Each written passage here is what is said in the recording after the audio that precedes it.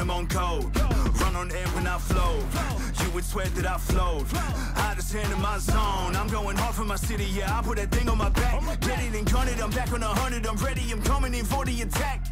I'm on beast mode, God level, cheat code, new age, hero, good verse, Evo. I'm on the move, I'm on the move. I'm putting in work, I go berserk, got something to prove. Cause I got power, I got the energy for all of my enemies. I'm on the way, I'm saving the day, no one ahead of me. I'm on the right here, right now. This is the moment we running it. This is the moment we running it. We doing this for the love of it. Give me a ride. Now it's all the light. Watch me come alive. I want the world in my palms. I want it all. Yeah, this fire lives in my soul. It drives me to my goal. There's no distance I won't go. Cause the climb's all that I know. And I face it all on my own. So my name will be known, yeah, my name will be known. Right here, right now. This is the moment we running it. This is the moment we running it. We doing this for the love of it. Give me a ride. Now it's all the light. Watch me come alive. I want the world in my palms. I want it all.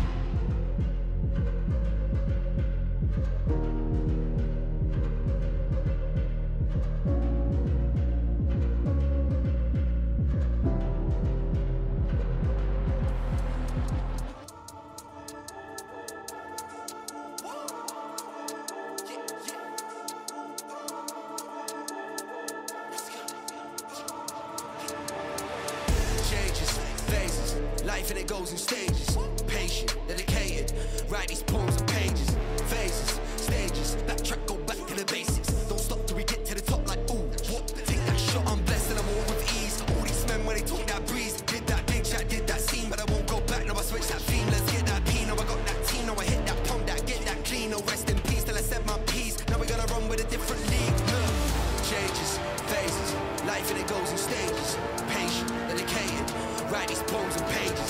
Phases, stages. Backtrack, go back to the basics. Don't stop till we get to the top like ooh, what? Take that shot. Been through phases, hit them with a flow and it's so contagious. Bet I'm a vet and I roll with the greatest. Shoulda, woulda, coulda, got me running my paces. Getting my space and you're gonna feel mad cause I can't sit still like I'm running around tracks. And I ain't gonna stop till I go to the max. I can't stop, don't stop, won't stop. Back big moves, take notes. Could've been huge but I say no. Me and you ain't in the same boat. Been around and about but I lay low. Stay so gonna break ground when it ain't seen. Not the best, no stress cause I'm better than a beam. One shot, level up to the top, no cheat. Putting in work, this life ain't free, no. That's changes, life in the blink of an eye through phases. Been around the world, big tours, big stages. Hidden with a source and I don't stop pacing. Don't stop making, won't stop chasing. Got a big dream, won't stop till I make it. Take it, this one here's for the haters. Face it, can't stop, won't stop blazing. Changes, phases, life and it goes in stages. Patient, dedicated, write these poems and pages. Phases, stages, backtrack, go back to the basics. Don't stop till we get to the top like ooh, what? Take that shit.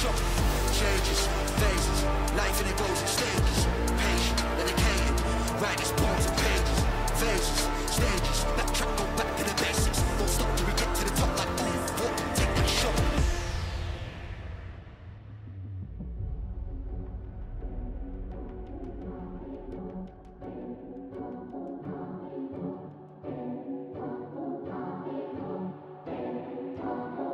Time's up, the dream's over, the door closed, it's disclosure, the fire out, the pace slowed, nothing left on the desk now in caseloads. I missed my opportunity, there goes the opening, arms reach and slip to loss of dopamine. I lose hope more than any other focus grip this old road. I'm at liberty to trudge, so it's the same old souls, same old goals. Just stick to the script and sick of what's been written and sold. This isn't it, I can't let this empty sink, but oh, the code's cryptic, no momentum to stop it. I swear my prayers on repeat, all I need is one, is a solid. I'm on my knees as I plead, screaming my speech and a promise. One more chance, like who's gonna really take it from me? I get my hands up to any challenge to stand up in front and convincing myself before I sit on the shelf. It's in my destiny, the best of me to reach for this belt. I swear they're testing me, but they don't want the rest from the bell. There's only one thing left, light 'em up. We're gonna light 'em up. Light 'em up. We're gonna light 'em up.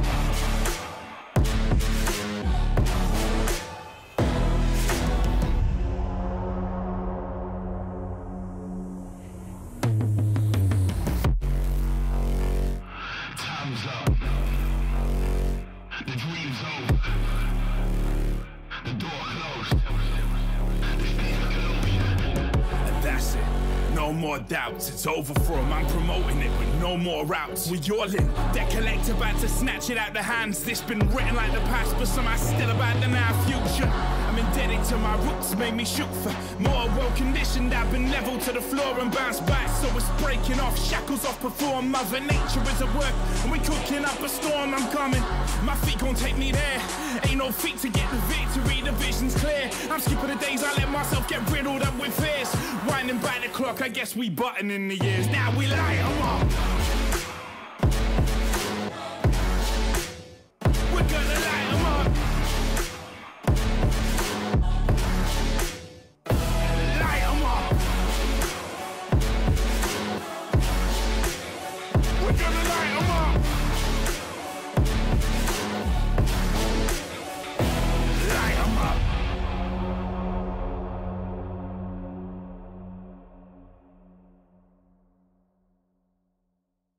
Play the ting now. What you saying, cuz? Play the track, play the track, play the track.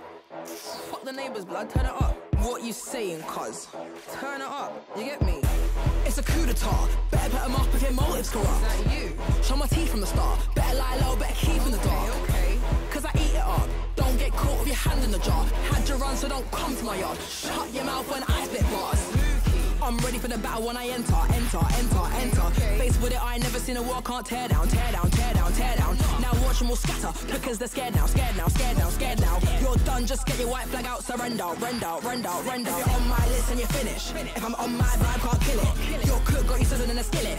At the end of the road, got you swinging. I'm concerned that thing like I bring it. Like a virus that needs clinic. It's time to repent for your sinning.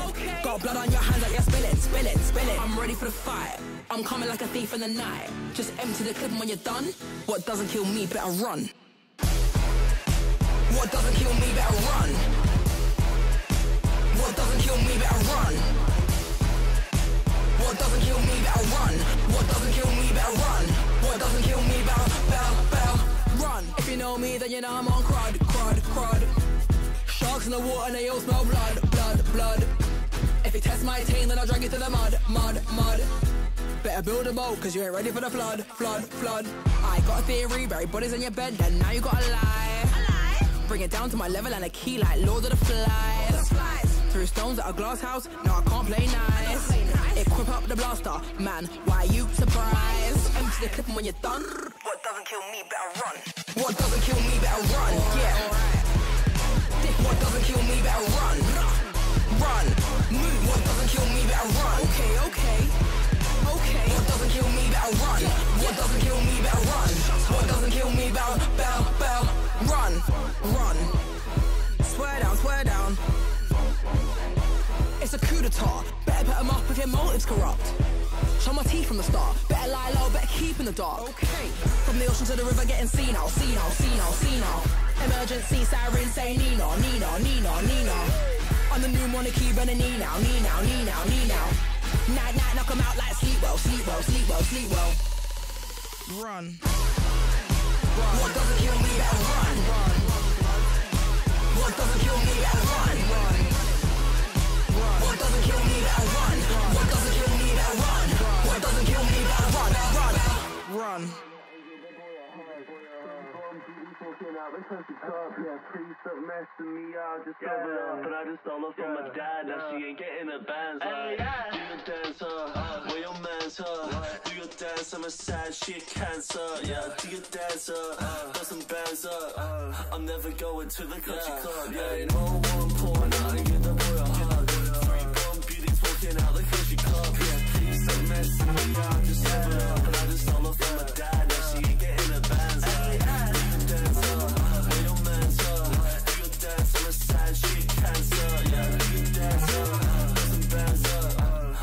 Going to the country club, yeah, never doing bands, never riding on the bus, never looking at your man, so he wishes he was us, and my lady has no trust, so let me tell you that's the crux, they all looking at solutions in the bottom of a cup, she on track, she spent a couple racks, some tats and a fifth, make it lane, let's smash, I'm on her ass, I love her ass, let me see a little sass before I give you the pass, let me see a little sass before I give you the pass, or while you rolling the back, or while you rolling the joint, I think I'm missing your back, I think you're missing the point. I haven't seen you in a minute. Let me see you in a minute. I mean,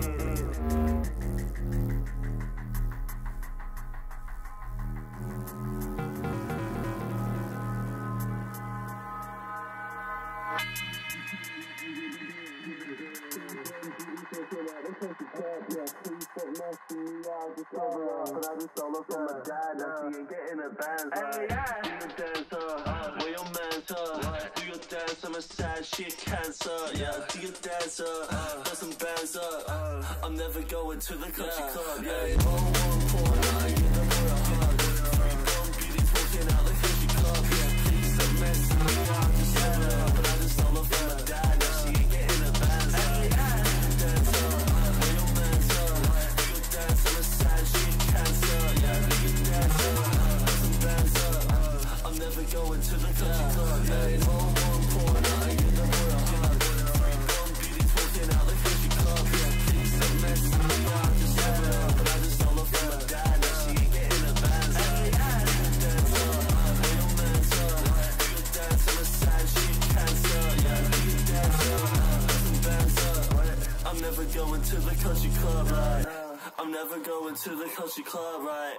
I'm never going to the country club, like. And your man's, yeah, he wishes he was us, I'm never going to the country club, yeah.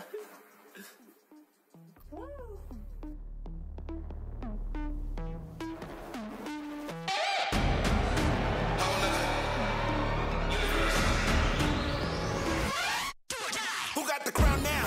Heart of the city, I'm the man now. All of the villains, woo, stand down. Pardon the many, many men down. You better run down. I got the cloud. I'm in the clouds too. Ain't no coming down. You better run. Don't mean to be blunt. I'm already a weapon. I don't need a gun. And you don't want none. See, the new #1 is up for the hunt. I'm annihilating any violators. Man, I see so many I can buy a hater. Man, I'm in my prime. I retire later. Do it now before I'm dying later. These are words I live by. Do or die. This is not suicide. No, it's do or die. I don't run. I don't hide. No, I just do or die. No dive in the fire. Yeah, you better run for your life. You better run for your life. You better run. It's dangerous. This is do or die. Go, go, go, go. I don't really know how to go slow. Oh no.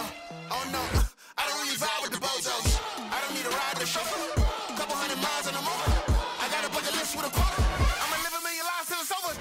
I'ma live it to the fullest, even when I'm dodging bullets. Especially when I got a grenade in my hand and I got the pin and you know I'ma pull it. Boom!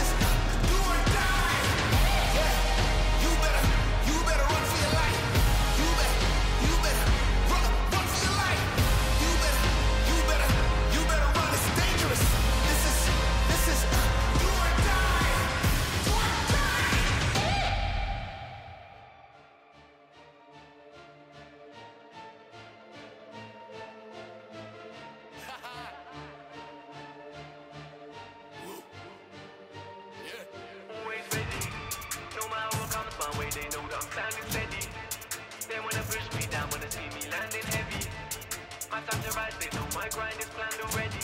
Hard times I've had so many, just know that I'm always ready. Man, I've been through this and I've been through that. Man, I've been through trials and errors. Done seen through tricks and I've seen through acts. I've been through times of terrors. Got courage that rise through life and times. Play life like I'm on checkers. Running new heights in life, you'd find I've come out of violent messes. Ain't the same man that I used to be. Say that I'm mad, not news to me. I make their own plan, that's mutiny. I play the rap game so beautifully. Everybody can notice that all my focus goes on being the best. People wanna see me stressed, but what they should already know is I'm always ready. No matter what comes my way, they know that I'm standing steady. They wanna push me down when they see me landing heavy. My time to rise, they know my grind is planned already. Hard times I've had so many, just know that I'm always ready. No matter what comes my way, they know that I'm standing steady. They wanna push me down when they see me landing heavy. My time to rise, they know my grind is planned already. Hard times I've had so many, just know that I'm always ready. Know that I'm building it up and I'm doing it solo. This is the realest of stuff, got the game in a chokehold. No situation I don't know, bouncing my back like a pogo. Man in the sea moving so slow, ain't a rhythm where I won't go. Facts they know is my rap so cold, been told my flow so crazy. Act so bold, no raps and O's, not about that, no don't chase me. Ain't been lazy, on my way up cause this music made me. How could you blame me, one of the greats in the game. Better get used to my name, I'm always ready. No matter what comes my way, they know that I'm standing steady. They wanna push me down when they see me landing heavy. My time to rise, they know my grind is planned already. Hard times I've had so many, just know that I'm always ready. No matter what comes my way, they know that I'm standing steady. They wanna push me down when they see me landing heavy. My time to rise, they know my grind is planned already. Hard times I've had so many, just know that I'm always ready. I remember this.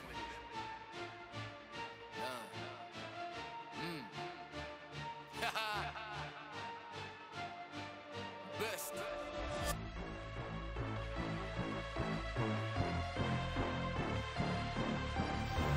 I've been living behind all the scenes, cause it's easier when they don't believe. Keep it quiet, keep it hush, keep denying, but the fire that's inside is igniting. Keep control, I'm like a bomb that's ticking. Hit, explode, I won't be so forgiving. Cross me twice, no I won't let it go. Hit you from your blind spot, hit you where it's gonna hurt most. Words unspoken, I'm not afraid to say it now. Set in motion, what I've kept underground. Don't crack under pressure, I'm built like a rough machine. And if you don't know what I mean, I can strike like a viper. Feel it calling, always up to something. Give me that power, watch it get louder. Feel it rubbing better. Start here running, go by it like a spider. And I'll strike like a viper, like a viper. Rosy cheeks on a pretty face. Promise I'm nice, but that goes two ways. I can scream, I can howl, it's performing. Don't wanna let it out, just take this as a warning. Me and my sharp tooth digging in honey. I'm all self-made, not just lucky. Cool girl with a temper. Hit you from your blind spot, hit you where it's gonna hurt most. This has been a long time coming, building up my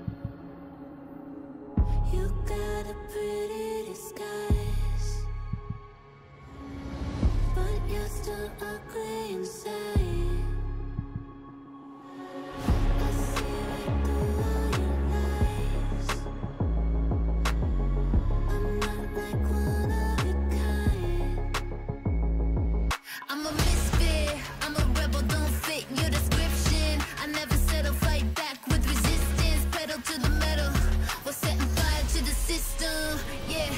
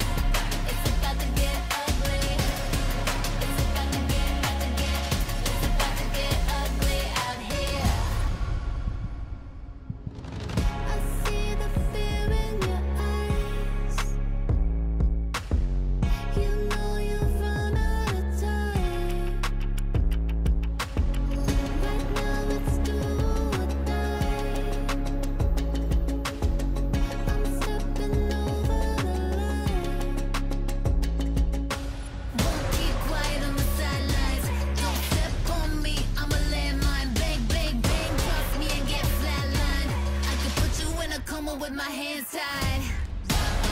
Start up the riot. Start a riot. Start a riot. La la la, feel it, ignite it. Light it up, light it up. Light it up, it's going down. We gonna burn it to the ground. So rah, start up the riot. It's about to get ugly out here.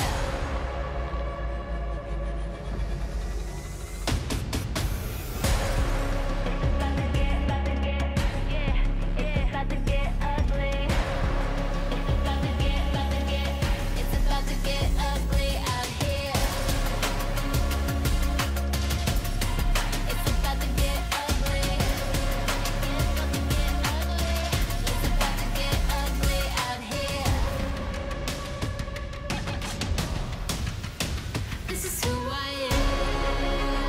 You ain't gonna change me. You ain't gonna break me down. You gotta face me. This is who I am. You ain't gonna change me. You ain't gonna break me down.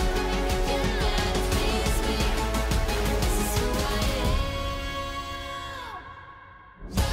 Run, start up the riot. La la la, feel it, ignite it.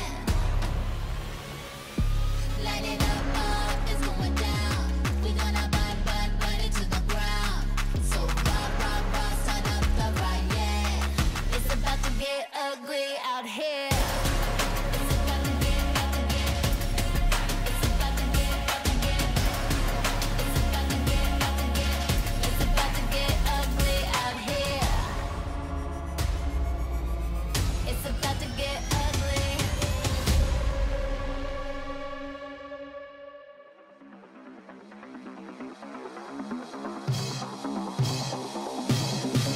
Let's go. Ain't no other like we. Running things so easy. Cross the country like ski. That's you, that's me, that's we, that's we. Ain't no other like we. Running things so easy. Cross the country like ski. That's you, that's me, that's we, that's we. I'm a diamond, one of a kind. Cut 10 face like a Gemini.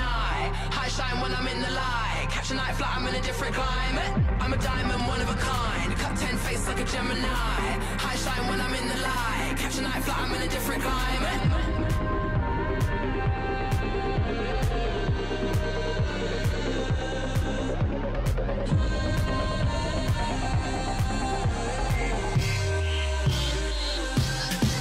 Let's go. Ain't no other like we. Running things so easy. Cross the country like ski. That's you, that's me, that's we, that's we. Ain't no other like we. Running things so easy. Cross the country like ski. That's you, that's me, that's we, that's we. Quick kick, ponder rhythm. One on one, I go and get 'em. Can't come for me, fam, I send 'em. Now I'm born on a team, that's treading. No one on a team. Let's go. I'm a diamond, one of a kind. Cut 10 face like a Gemini. High shine when I'm in the light. Catch a night flight, I'm in a different climate. I'm a diamond, one of a kind. Cut 10 face like a Gemini. High shine when I'm in the light. Catch a night flight, I'm in a different climate.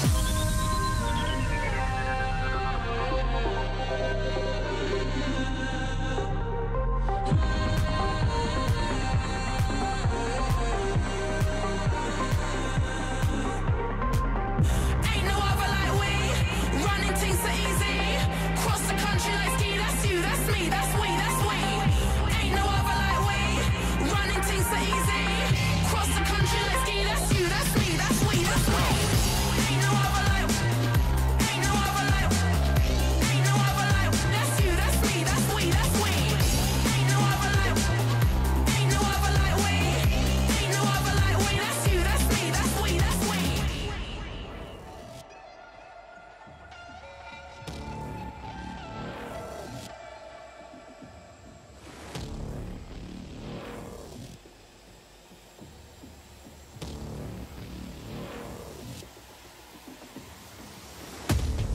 We coming for the whole thing.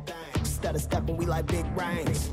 Rose gold for the whole team. Top flight, we do that. It's a mismatch, they running up. Get back, you ain't tough. One punch, they fold enough. Life hard, I'll show you some more than just a one and done. Front line till the war's won.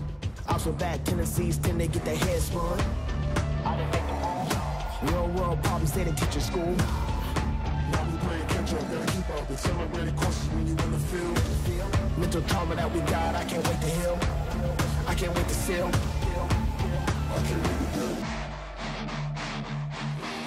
Winning hit different, we don't got a choice. Negotiation for a better life. It's more than what you bargained for. Trust and believe in the process, hard work, it forces what you doing it for. You see the needle, keep pushing it forward. A lot more that you gotta endure. A lot more that you gotta endure. A lot more that you gotta endure. We got a lot more in store. A lot more that we gotta endure.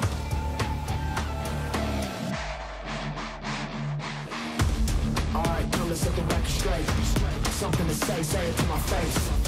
In the 90s, we sketch your face. Everybody got a stick, now they wanna spray. Say it with your chest, it's how we was raised.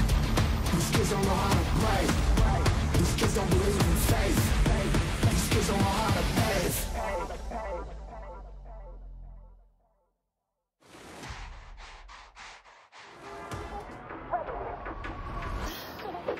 You wish. In the dojo. You want them head high. In the dojo.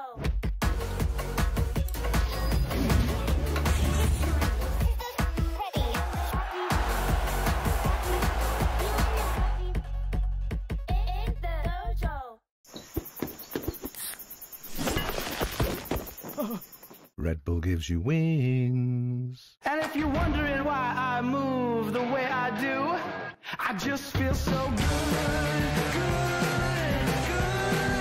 I just feel so good, good.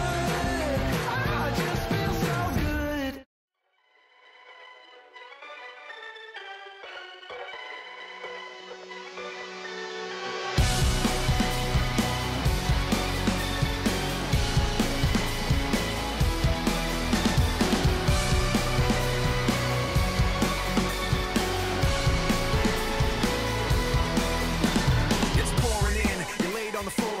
One knock at the door and then we both know how the story ends. You can't win if your white flag's out when the war begins. Aiming so high but swinging so low, trying to catch fire but feeling so cold. Holding inside and hope it won't show. I'm saying it's not, but inside I know today's gonna be the day you notice. Cause I'm tired of explaining what the joke is. This is what you asked for. Heavy is the crowd. Fire in the sunrise. Ashes raining down. Try to hold it in, but it keeps bleeding out. This is what you asked for. Heavy is the crowd. Turn to run, now look what it's become. Outnumbered 10 to 1. Back then should've bit your tongue, cause there's no turning back. This path once it's begun, you're already on that list. Say you don't want what you can't resist. Waving that sword when the pen won't miss. Watch it all falling apart like this. This is what you asked for. Heavy is the crowd. Fire in the sunrise. Ashes raining down. Try to hold it in, but it keeps bleeding out. This is what you asked for. Heavy is the crowd.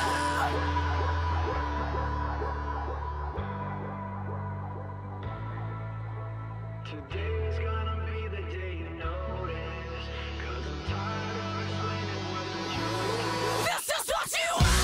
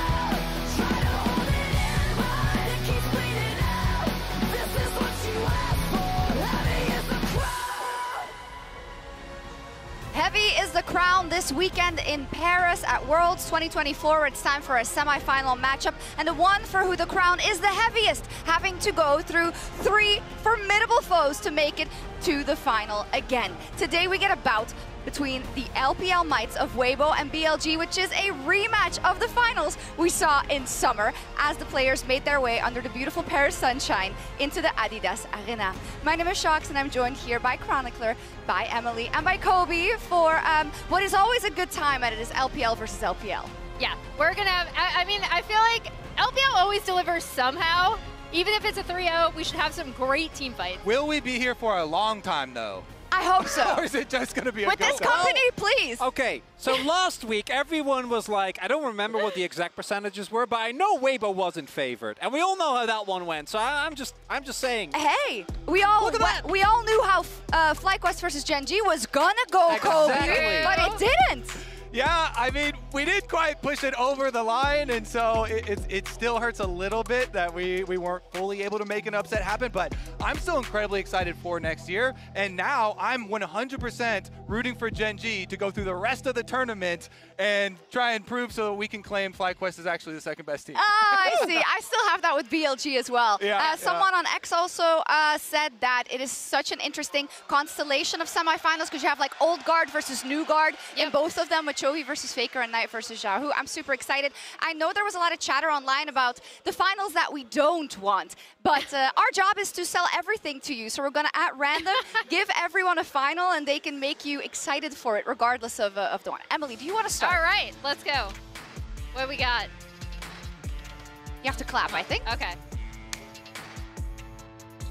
All right. It is the rematch of last year's World Final. The one you think you don't want, but you secretly do. You want to know why? Because it's Danny versus his old team, right? Will he get the final word over T1, or will T1 just smash him once again? I'm looking forward to finding out. Also, Breathe will have to pull off the Shy performance like what the Shy did last year, right? Or it establishes this T1 roster as one of the greatest core of 5 of all time. She got me, I think. That's good. Really? That's good. Yeah. Kobe Not looks so like, much. she's just like, no. All right, Kobe, So, you Like I said, pick I one. want to see you want, Gen G in Kobe? there, of Okay, course. pick one. How do we start this thing? Well, you've clapped a lot. No, you broke it. This is the same Emily one. already got that one. Yeah. Let's do another one. Okay, here, I'll Go go again. What are you getting? Gen G, I feel one like time. Oh my What? God. Is it broken? Kobe broke it. Kobe. How about now? All right, which one do you want to defend? I mean, I want one at least with Gen G. Okay. All right. Actually, this is the best one. This is the best one. Everybody wants to see Knight versus Chovy. True. Best mid laner in the LPL versus best mid laner in the LCK. Also, it was a banger at MSI. When you see the two teams play against each other that are the best in the world, are you satisfied with just one tournament of it? No! You want another set! We got to give BLG the chance for revenge. We got to see the best two teams again clashing for World Finals. Both those players want to make their case for being, best in the world. They're going to need a World Championship trophy to do that. Very convincing. I'm already Very sold. I'm convincing. already All out right, on let me mine. go. Let's see. I hope it works. BLG T1. Ooh. Now Okay. that's Kobe. I mean, sorry, but isn't that the one you would want? No, I'm It's going to stick with the one I got. I actually really like mine. No, there's so many storylines that would go into this. This is also actually a matchup that we would love to see many times over, especially in such a high-stakes match. You would have Bin versus Zeus for 5 games in the top lane. That sounds amazing to me. You have Elk versus the Deathless King, Gumayushi. You have, of course, Knight having to do it versus Faker, having to go through him to make it. It would be a beautiful final as well. All right. Well, we already know, but let's roll the tape, right? We gotta Which make one? this There's honest. there's only I wanna one get my option clock. There's left. only one option left, and now you might think that this is not what you want, that this is out of the It four. is what I am but thinking. that's not true. The true connoisseur of League knows that this is actually the coolest. You just have to dive below the surface. Obviously, Griffin, both on Tarzan's side and on Lance and Chovy, like that's cool. But for me, the core is in the mid lane. Xiao, who, as good as he is, as many consecutive years of top performances this man has governed, still will not be the first thing on people's mind when you think about who is the second best mid laner. And guess what? Chovy doesn't win this Worlds, he might go the same way. For both of these players, this is the chance to finally claim that title. And I can't wait to see if that's actually going to be the final. I love it. So wherever we're going with whomever we're going, it's going to be awesome. They're all good. They're all equally good. Yeah, except for... Yeah. Anyways, don't forget to lock in your pick'ems if you forgot. You still have a little bit of time, 24 minutes to be exact. And let's dive into our matchup of the day, a rematch of the LPL Summer Finals between Weibo and BLG. And let's check in with our global power rankings powered by AWS to see where they end up. I think Weibo came into this tournament at 11. Now they're at 7. So I think they're fairly ranked. It's warranted, particularly given their quarterfinals, because pre-quarterfinals, I think there were still a lot of doubts given how shaky they looked. But this team has, throughout the tournament, just been iterating and iterating, and they have looked better and better. Yeah, climbing up those standings. I mean, Breathe performances, Xiaohu some really good performances. I don't think Xiaohu's ever going to get Aurora again. But yeah, we'll see about the individual matchups. We will indeed. And who better to introduce us to this matchup a little bit more in depth than Lore, who is standing by with Wendy from the LPL in our Verizon Game Day interview. Welcome back to Paris. We have LPL versus LPL matchup today, which means I have Wendy with me again. Thank you so much for joining me. How are you doing? Yeah, a great day. Can't wait to see the match. Yeah, I can't wait to see the match, and I can imagine that it's a bit bittersweet for you guys. Having LPL versus LPL means that one of the teams is going to go finals, but one of the teams is going to go home. So tell me about the overall sentiment from the LPL fans when it comes to today's matchup. What are they excited about? Definitely, first of all, I must say we're so proud of the two teams because they just be able to stand on the stage of the semifinals, and one team is going to represent the whole LPL region to reach that grand final. But I must say the two teams, they're really familiar with each other because they faced against of each other so many times back in LPL, and this summer in best of fives, they have already played twice, and I must say the result is not that good for WBG because BLG won all the games, but we know what happened last year, so it's really hard to tell because from the very beginning of the Swiss stage until now, we can see the two teams, they have grown a lot of them, and they have so many parts they have made the improvements on, so can't wait to see what's going to happen today. And that's what is interesting because BLG entered the competition as one of the tournament's favorites. Weibo Gaming, on the other hand, not a lot of expectations, I want to say, but they ended up in finals last year, as you said. So when it comes to today's matchup, which player do you think can surprise the most on each team? I always feel like in League of Legends, mid laner plays a very crucial part. And for today's game, we have Knight and Xiaohu, definitely the two players. I feel like they're the players just got the most titles in LPL. They're kind of the representatives of the LPL players. But I must say, the two players, they just won that the World Championship title so hard. And I must say, they're going to just try their best in this Special 5. And also the top laner as well, because last year we all seen the Bing and the Shy, but this year we got Breeze. But from the Swiss stage, we can see Breeze really pumped up so much for all the games, can carry the game to help the team. And definitely for this meta, there are so many lane swaps, and WBG really did a super good job in this to try to restrain maybe Bing's performance, Bing's laning phase, because we know Bing can really perform so proactively in the game. Top laners, unsung heroes of League of Legends once again. Anything can happen. I'm so ready for today. Thank you so much, Wendy. And I'm glad she brought up the top laners. I'm also glad she brought up the record that these two teams have against each other, right? Because they've matched up against each other a lot over the past 2 years. They're very familiar with each other. And as Wendy said, and we're going to be able to see here, it is heavily BLG favored, right? So they are, it's 9 games to 20. It's 2 to 7 in series. However, one of those two was the World's 2023 semifinals from last year, which was very, very unexpected in Weibo Gaming's favor. And I do want to say, this Weibo Gaming team is, I would say, better than last year's Weibo Gaming team. I do think they're more put together. I like the way they play the map better.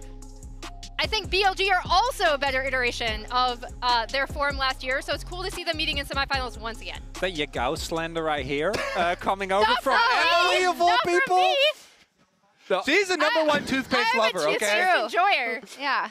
Her breath always smells amazing. Yeah, and sounds amazing too. It sounds amazing too. I do really think that, particularly, I've seen that exact graph before, and that was with Hanwha, Zeka versus Jovi. Yep. And especially, the one thing that for me is the biggest hit for Weibo is that the player that allowed him to win that semifinal is not here today, right? Which was the Shy, who had one of the best series that he'd had in years. Yeah, I mean, the key a lot with these things and these histories is that recency bias, there's a reason people have recency bias, because the most recent performances, especially in League of Legends, where you actually have the exact same roster, you know, and the patches are more similar, those ones are like even more BLG-sided. So yeah, it is definitely looking their favor. It's why they say you're only as good as your last match played, right? And it is true, especially in League of Legends. Someone who plays well very, very often is Elk. And he's featured in our edition of Draw My Life with Emily. Yep. So it's time for another Draw My Life. This time it is Draw My LPL Life Elk. Zhao Elk Jiahao began his pro career on Mighty Eagle and then Lingang Esports in 2018. Known then as Jomung, he joined WE in the middle of the 2019 season.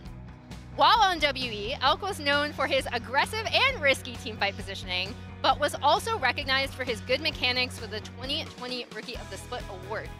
In 2021, Elk and WE narrowly missed Worlds. Elk then joined Ultra Prime in 2022 for an unsuccessful year, and then joined BLG in 2023. BLG last year became one of the strongest teams in China, and in 2024 spring, Elk finally won his first LPL title, and he earned Finals MVP. On BLG, Elk has not only become a world-class bot laner, but a leader for his team. He's someone who's willing to tank difficult questions in interviews, in addition to pulling off amazing outplays to keep his team in the game during teamfights. And I want to call out something he said in his Finals MVP interview, where he basically said, "I think my hard work along the way paid off. I want to thank my old self that had been through bad results, faced doubts, and never gave up. It's been a tough journey." That was translated by you on Twitter. Thank you so much. And yeah, he's been through a lot to get here, as has Breathe, actually, his ex-teammate. Indeed, we'll talk a little bit more about that matchup as well. I know that Lore was able to catch up with Elk after his last match, so we'll listen to what he had to say in the Verizon Game Day interview. You're going to face off against Weibo in semifinals. What do you think of their bot lane and also the dominance of champions like Ashe, Kaisa, and Ezreal right now? We have really faced against each other so many times back in LPL, so I'm really familiar with their bot lane. And for the matchup, maybe it really depends on the momentum on that show day. And for the bot lane champion choices, I do feel like maybe for this meta, the utility champion is more popular in the bot lane. For example, like Ashe, Kalista, and Ezreal, those champions are more good in all the team fights. We just need to do our farming by ourselves and try our best in the team fights. Now, talking about Weibo a bit more in particular, what do you think of their evolution from the time you faced off against them in the LPL into what they've been able to showcase here at Worlds so far? So I do feel like for every single World Championship, even all the strong teams, we really need to make a restart from the very beginning. And we have faced against WBG so many times back in LPL, but for World Championship, everything can happen. It could be really different. And we have the similar storyline with WBG. Like from this stage, we were really have a very tough time. Both teams, we really have so much pressure on our shoulders. So I'm very happy we really break through all the limits. I'm very happy we can qualify and to be able to face off against each other in the semifinals. And facing each other in the semifinals means that you have a guaranteed LPL team that is going to be in World's Grand Finals. How does that make you feel? Definitely, I feel so happy that one of the LPL team qualified to the grand final of World Championship. But from the perspective of BLG, last year we lost to them in the semifinals, which is the most crucial match for the whole year. So this year we really would like to take the revenge. So what I like to say to WBG, my bros, bro, you have been to the grand final last year. So this time we're going to carry you guys to see what's happening in the grand final. Time for another team, maybe. Thank you so much for the interview. Thank you so much, Wendy, for the translation. Yeah, he's right. That's amazing. Let someone else take a crack at it. It makes sense. I also like how he's, again, talking directly to one of his former teammates, right? Because there was a WE team where it was him and Breathe along with his former bot lane partner Missing. And Breathe has been a huge part of Weibo Gaming's success at this tournament specifically, and I think overall they're really good at setting up for Breathe, specifically on the Gnar. Love the title. Fantastic. And it's really important to note that it's very easy to just be like, just ban it or like pick it away early, but particularly on red side, you are really hamstrung in terms of how much space you have in the bans, and in best of 5, you want to try and adapt as much as possible. Being forced to either pick a really early Gnar in the first rotation or ban it away, I think actually might end up being a big factor if Weibo can stand up to BLG here today. Yeah, and I think it is going to be very difficult for them to stand up to BLG. Yep. And so I've actually pulled a clip because we've been talking about the most applicable thing to analyzing this series is the most recent stuff. So what's more recent than versus HLE, the BLG team fight that they had? It's okay. So it's this okay. is, I wanted to pull something that was like fair. This is from game number 4, where actually BLG are significantly behind in gold, over 4,000 gold behind, down 2 towers, and yet I want to highlight how smart BLG are, because a lot of people highlight their individual players and their team fighting, but really their map movements and their setup for objectives is so good. So notice, even behind in gold, they have pushed the top lane already before the dragon even spawned, and then swapped Bin over here down to the bottom side to go for a flank, because the key to winning this team fight is going to be killing Viper, the flashless AD carry. So as we go through this one, slow-mo is going to be really cool, because you'll see Shun is a player that doesn't get highlighted too much, but on Kindred, he is able to position over here to bait Peanut's Poppy ultimate and then Q back and still smite this dragon to get them to soul points. Then BLG will focus on the team fight. Meanwhile, we mentioned Bin up here. He's sneaky as ever, playing on Fog of War, looking for the flank. You see Zeka even trying to check, where is Bin? Where is Bin? Because they know the key is flanking Viper. There's the dodge on the Poppy ultimate into smiting the dragon.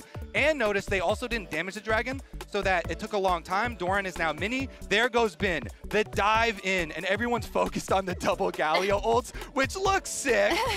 In those double Galio ults, yes, BLG lose the first person of the team fight on, but Bin makes the call to re-engage. He gets his counter-strike back, and everyone follows up. Now, here's where you gotta pause, because it's not just a dive comp. Shun is actually going to be the star again. He takes on 2 members here because he knows he has Kindred ultimate to delay while the rest of his diving team takes out Viper, takes out the heart of HLE, and so he buys time with his Kindred ult. He 2v1s Peanut and Zeka, buying time for the rest of his team, who after, job done, killing enemy carry, then are able to wipe the team fight. And that was down 4,500 gold. It just goes to show so many things that BLG do well. Their team fight setup, their objective team fight, their objective setups, and their actual mechanics. So it's going to be very tough, I would say, for Weibo. I love that you said ripped out the heart of HLE for Maurits here next to me. Yeah, they did. Yeah, it's very interesting, and it's also why I love watching these best of 5s, particularly in the knockout stage, so much, because there's so many intricacies and there's so much snap decision making. Yes, exactly. Snap decision making, which is so beautiful that we were all looking at the double Galio ults, right? But every single person is doing all these little intricacies to make sure that the fight is won. Well, the most mind-boggling thing to me is that you can argue that isn't even the best team fight that BLG fought, because we had the elk fight later. Everyone likes it. I would also say Knight does so much work in that team fight. Yeah, Knight's Galio was actually insane in that fight. It is crazy indeed. Now, we brought it up before already. The shy isn't there. And I think what I can really get out of a lot of the storytelling around this matchup is that Knight's going to be better than Xiaohu, and Azael did a whole presentation on why Knight deserves the respect, and I agree with that. He definitely does. But Xiaohu, who here needs convincing? What is this? Oh, that's beautiful. Okay. In defense of Xiaohu, basically. Because I think some people aren't giving him the respect that he deserves. I have a lot, okay? That's a lot. Big full, though. I will. There's so many pages in here. There are. We're going to start with some beautiful pictures. He's been around for a long time, of course. Yeah. That works on different teams. Weibo RNG, you all remember, of course. That was like the pre-Showmaker punch. That's the level 1. Yeah, it is. Tons of fans as well. Now, how many times have Xiaohu won the LPL? 1, 2, 3. She's got the receipts. 4, 5 times. Tied tied with Knight. I was gonna say, you know who else is one? Yeah, okay, good. I don't have you I'm yet. not That's convinced fine. yet. I'm not Okay, convinced cool. yet. Back to back. Strife. Okay, this guy gets flamed more than anyone else. This is the RNGG2 game from a couple of years ago. Oh, that smug mid laner. He had to listen to that for ages and ages and ages. Even when he was winning, his own team would flame him. This is from winning a match versus Mad Lions at MSI, and Ming is just saying, what the F are you doing, dude? Oh my They God. flame him nonstop. Ming. An honorable mention for this one, if the team lack a top lane, he can play top lane. If they lack a mid laner, he can play mid lane. If they lack money, he can be sold immediately. Which player would not fold after something like this? Thank you for that translation, Linda. Yes, thank you, Linda. But he didn't fold. He won MSI 3 times. I know. How many times has Knights won MSI? Once. It's only one. Exactly. And you're going to say, oh, we got carried by the Shy, you got carried by Uzi. Exhibit A. Kingzone, Dragon X, 2018 MSI. What is this? What are you seeing? They're about to win. Game. Yeah, The the game's game's about to gonna end. end. The game's actually pretty much over. But the anti-Kadril, Xiaohu, runs mid, flashes in, channels the entire Malzahar ult. I didn't Wait, know. you don't have to cancel it? Nope, you don't. He did it. He kills Khan, and they end up winning that MSI. I mean, praise I'm from getting team more members. convinced. Yeah. I don't know. I'm still. Cultural impact, single-handedly making an entire TikTok trend worldwide. I mean, Kobe, I know you're the hardest person to convince. Also, this blind Ori, just here at Worlds, a blind Ori. That was sick. Some would argue it's better when he can't see. I'm not one of those people.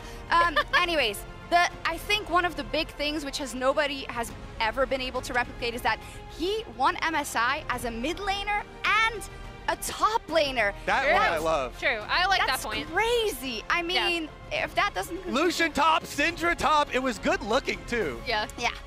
And here we have just a bunch of stats. I mean, just to say, the You guy's have a so GOAT. many more pages. Yeah, the guy's a GOAT, right? And I mean, the caveat here is, of course, that Knight has done a lot of this in less time, but I still feel like Xiaohu... No, you have me. You had to. Yeah. There we go. Knight is also really good. It is. And he's going to have to go through Xiaohu. He will have to. So it's time for today's featured matchup presented by Mercedes-Benz. It's Xiaohu versus Knight.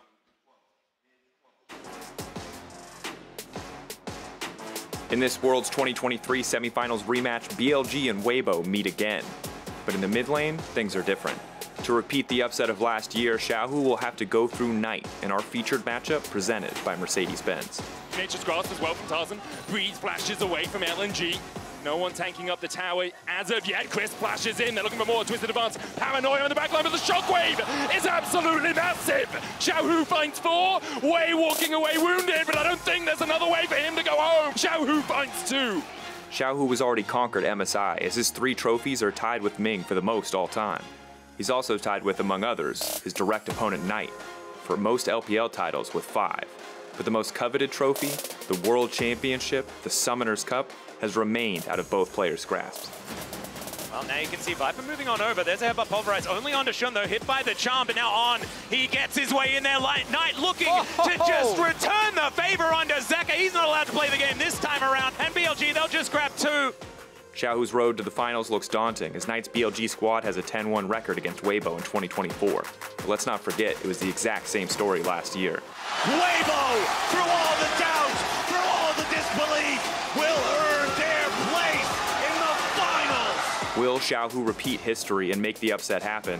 Or will Knight finally make his first ever Worlds Finals appearance? Only one will continue their quest to win it all. Yeah, even with all the kind of caveats about Xiaohu, Knight is phenomenal, right? And it would be absolutely deserved for him to find his way to his first final, Emily. Yeah, and I think El kind of said it best, where he was like, you guys got to go through, as we see Knight prepping, giving the thumbs up. You know, you guys got to go through last year. It's our turn. And Knight, most notably, as you already pointed out, was not on that team, right? It was Yagao, and Knight was their massive offseason pickup that they were like, we are going to win Worlds. Like, a Worlds win is what this team wants, and they do not want Weibo to stop them there. They absolutely don't, and I think all the LPN fans, because we can't forget that Weibo was even kind of lambasted for even making it, right? They were like, oh, surely you're not going to do this again, when I think you deserve it fair and square. You deserve to take a shot at BLG. But how much do we really think these two teams have evolved? Taking into context, again, that it isn't necessarily something you saw in the summer finals that you'll see today. We saw it even last week, right, in some of the series. Some teams do not play the same, play better or play worse. For me, the biggest difference is I think both teams looked quite shaky in different ways, but particularly the expectation in Swiss. Yeah. But when you compare the level of the two quarterfinals, that's where I do think, as Kobe mentioned, that's the most recent series we have to go off of. Even though Weibo was clearly a lot better, and frankly, I think should have 3-0'd LNG. They had the worst trade deal of all time, which made this series go to a 3-1. The level of performance shown by BLG should mean that this is a one-sided series. And it is in practice not often what happens, but that is the expectation that I think we should have, because what BLG did against Home Alive in terms of team fighting, in terms of resilience, is absolutely incredible. Yeah, I think for Weibo, you kind of pull on some of the magic and some of the individual things, like the Aurora. You don't think that's getting through. You guys mentioned the Gnar as well. Yeah. Like, really trying to squeeze them out. Yeah, and I think the big thing for me is the one window I can actually really see for Weibo is in a lane swap, as Wendy already mentioned, or their level 1 preparation, Oh my right? God. The crowd's already getting so hyped. Because I think when you mash them together, like 1v1, looking at, to your point, the skill they've displayed thus far at this tournament, how many times BLG has been able to best Weibo over the past 2 years, I think a lot of options that Weibo had are matched by BLG's players very well. I feel like that's already an introduction to your prediction. First, I'm going to see what the fans had to say about it in our MasterCard fan prediction of the day, which, if things are normal, should be a little skewed towards BLG, I think, as there are many, many LPL fans here. Yeah. Oh, so close to 69.9. Nice. Anyways, and the fans are winning a little bit more again, 78%, because it was plummeting. I think, is this fair, or should it be more skewed for BLG? I think this is fair. I think that BLG should clearly be the heavy favorites. What is it, 70-30 feels very apt for what we expected. I don't think that, given what we've seen in terms of top-tier performances from Weibo in given moments, if they do end up winning, I think people will point to that. But this should be a very BLG favorite matchup. I kind of want to look for some magic then, because when we were heading into FlyQuest versus Gen G, it was way more one-sided even than this. And so if you're looking at Weibo and you're going to take inspiration and start really cooking, the meta is quite open. So maybe there's some really fun draft stuff that we can see. You know, this tournament, I think, gives a lot of hope for upsets. And as you said, last year as well, you know, people can always kind of like draw on past magics or something. Yeah, I mean, I think in addition to champion picks, I would really still look at lane swaps and level 1s as places where they can be really creative. In particular, get Bin versus Breathe. Even though Breathe has laned well against Bin as recently as the LPL finals, like, get him out of that lane, make sure he can't kind of dominate a matchup, and set them up for success really early. So you're saying there's a chance. I wonder if your predictions will reflect the MasterCard fan predictions. Do you want to start, Maurits? I'm going BLG 3-2. So I predicted Weibo last week, and I felt confident about that, given what LNG had shown, what Weibo and the level that they had shown, even though it was a bit messy. This time around, even though I given them more games, I really don't think they should win. It's going to have to not only be Weibo playing to their peak, but also BLG really struggling for them to win this. So I think giving them games is fair, but I don't think they're going to win. Yeah, I mean, I am going BLG 3-1 for all the reasons I said. Basically, I do think Weibo can take a game. I don't think BLG are always a clean team. They almost dropped that game 3 in the finals, but yeah, BLG favored still. You saw mine up there too. I went 3-1. I mean, I gave Weibo one blue side game. I think they should be able to scrap out. Yeah, I think with everything we've looked at here, it feels a little bit similar to last year, I'm going to say, right? With Weibo being the absolute underdogs in this matchup, of course, not being able to overcome BLG in those summer finals. But this is different. This is Worlds. This is the pressure cooker in the Paris arena. We've seen bigger stars fumble, right? And Forjao, who it is going to be an amazing chance to show that he's still got it and that he can make it to those finals overnight. Knight, who is so destined to get there, to get a chance to fight for the World Championship title. Let our semifinals begin.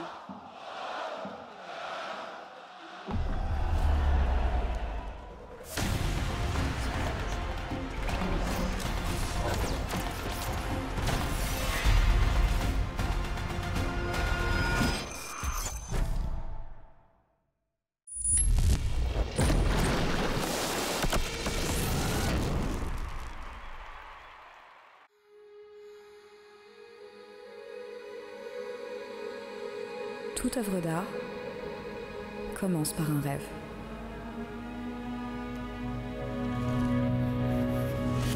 Petit à petit, ce rêve finalement devient réalité.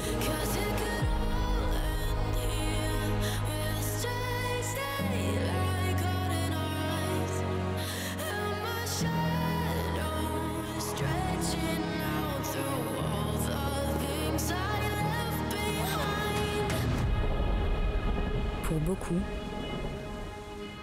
c'est le voyage d'une vie.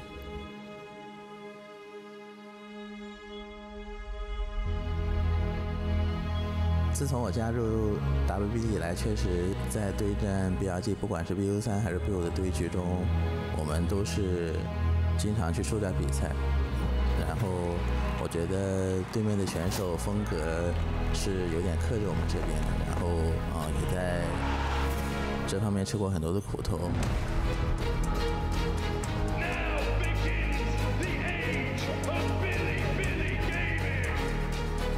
很重要的比赛里面相遇，说明我们两支战队都是非常有实力的 LPL 战队。Weibo, through all the doubt, through all the disbelief, earned their place in the finals. It's in my blood, it's in my veins. 去年输掉半决赛之后，就觉得非常失落吧，然后也有一些遗憾。 我希望我们 LPL 带来一个冠军，弥补去年的遗憾。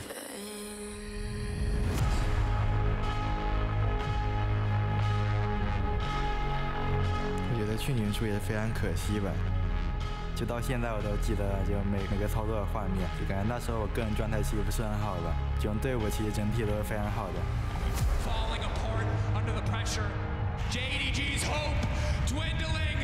去年输掉比赛一瞬间，我觉得 LPL 冠军对于我远远不够，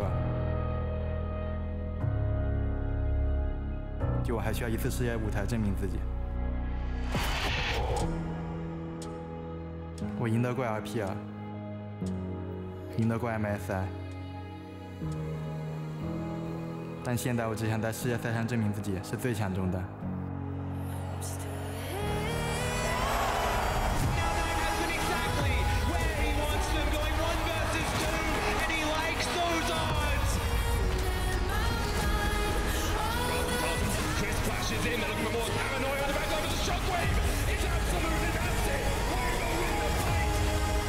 跟 BLG 其实交手过这么多次的话，其实我们对于应对他们，其实还是有自己的一些想法的。我认为我们这次面对 WBG， 送他们一个9比0。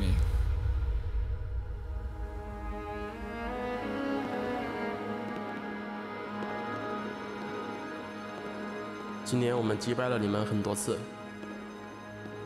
这次也不会例外。虽然你们在 LPL 击败了我们无数次，但是最重要的胜利会属于我们。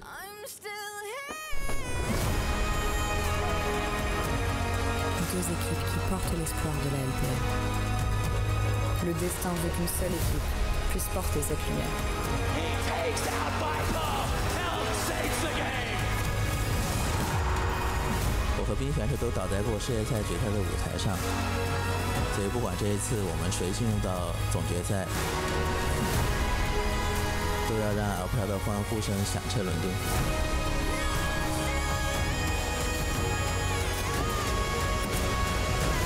Une seule équipe peut poursuivre son rêve.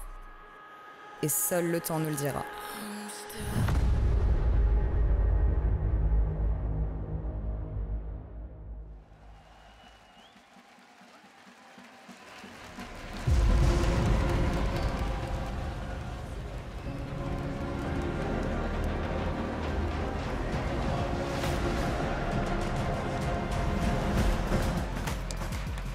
Bonjour Paris!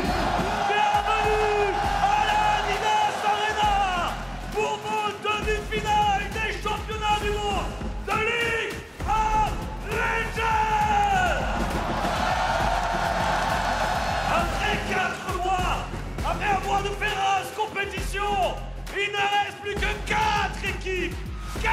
équipes qui peuvent prétendre soulever la coupe de l'invocateur. Aujourd'hui, le match, les deux derniers représentants de la LPL. D'un côté, ils sont de nouveau en marche vers la finale. Et de l'autre, les champions en titre de la LPL. Mesdames et messieurs, pour vos demi-finalistes, veuillez accueillir Weibo et Billy.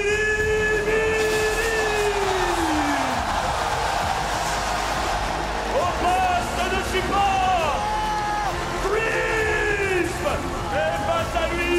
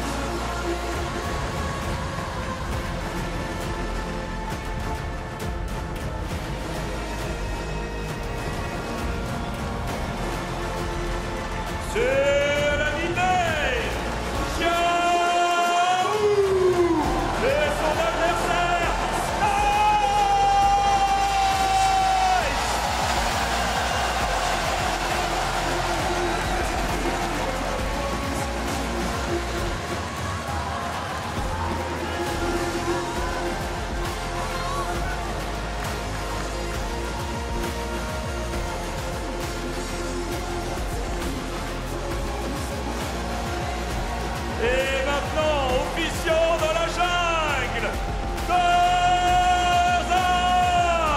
En face de lui, Sean.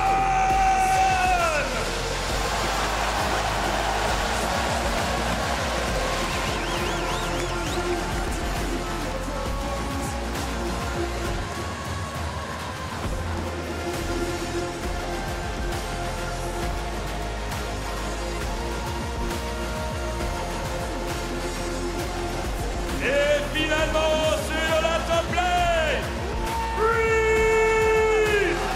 Et en face de lui,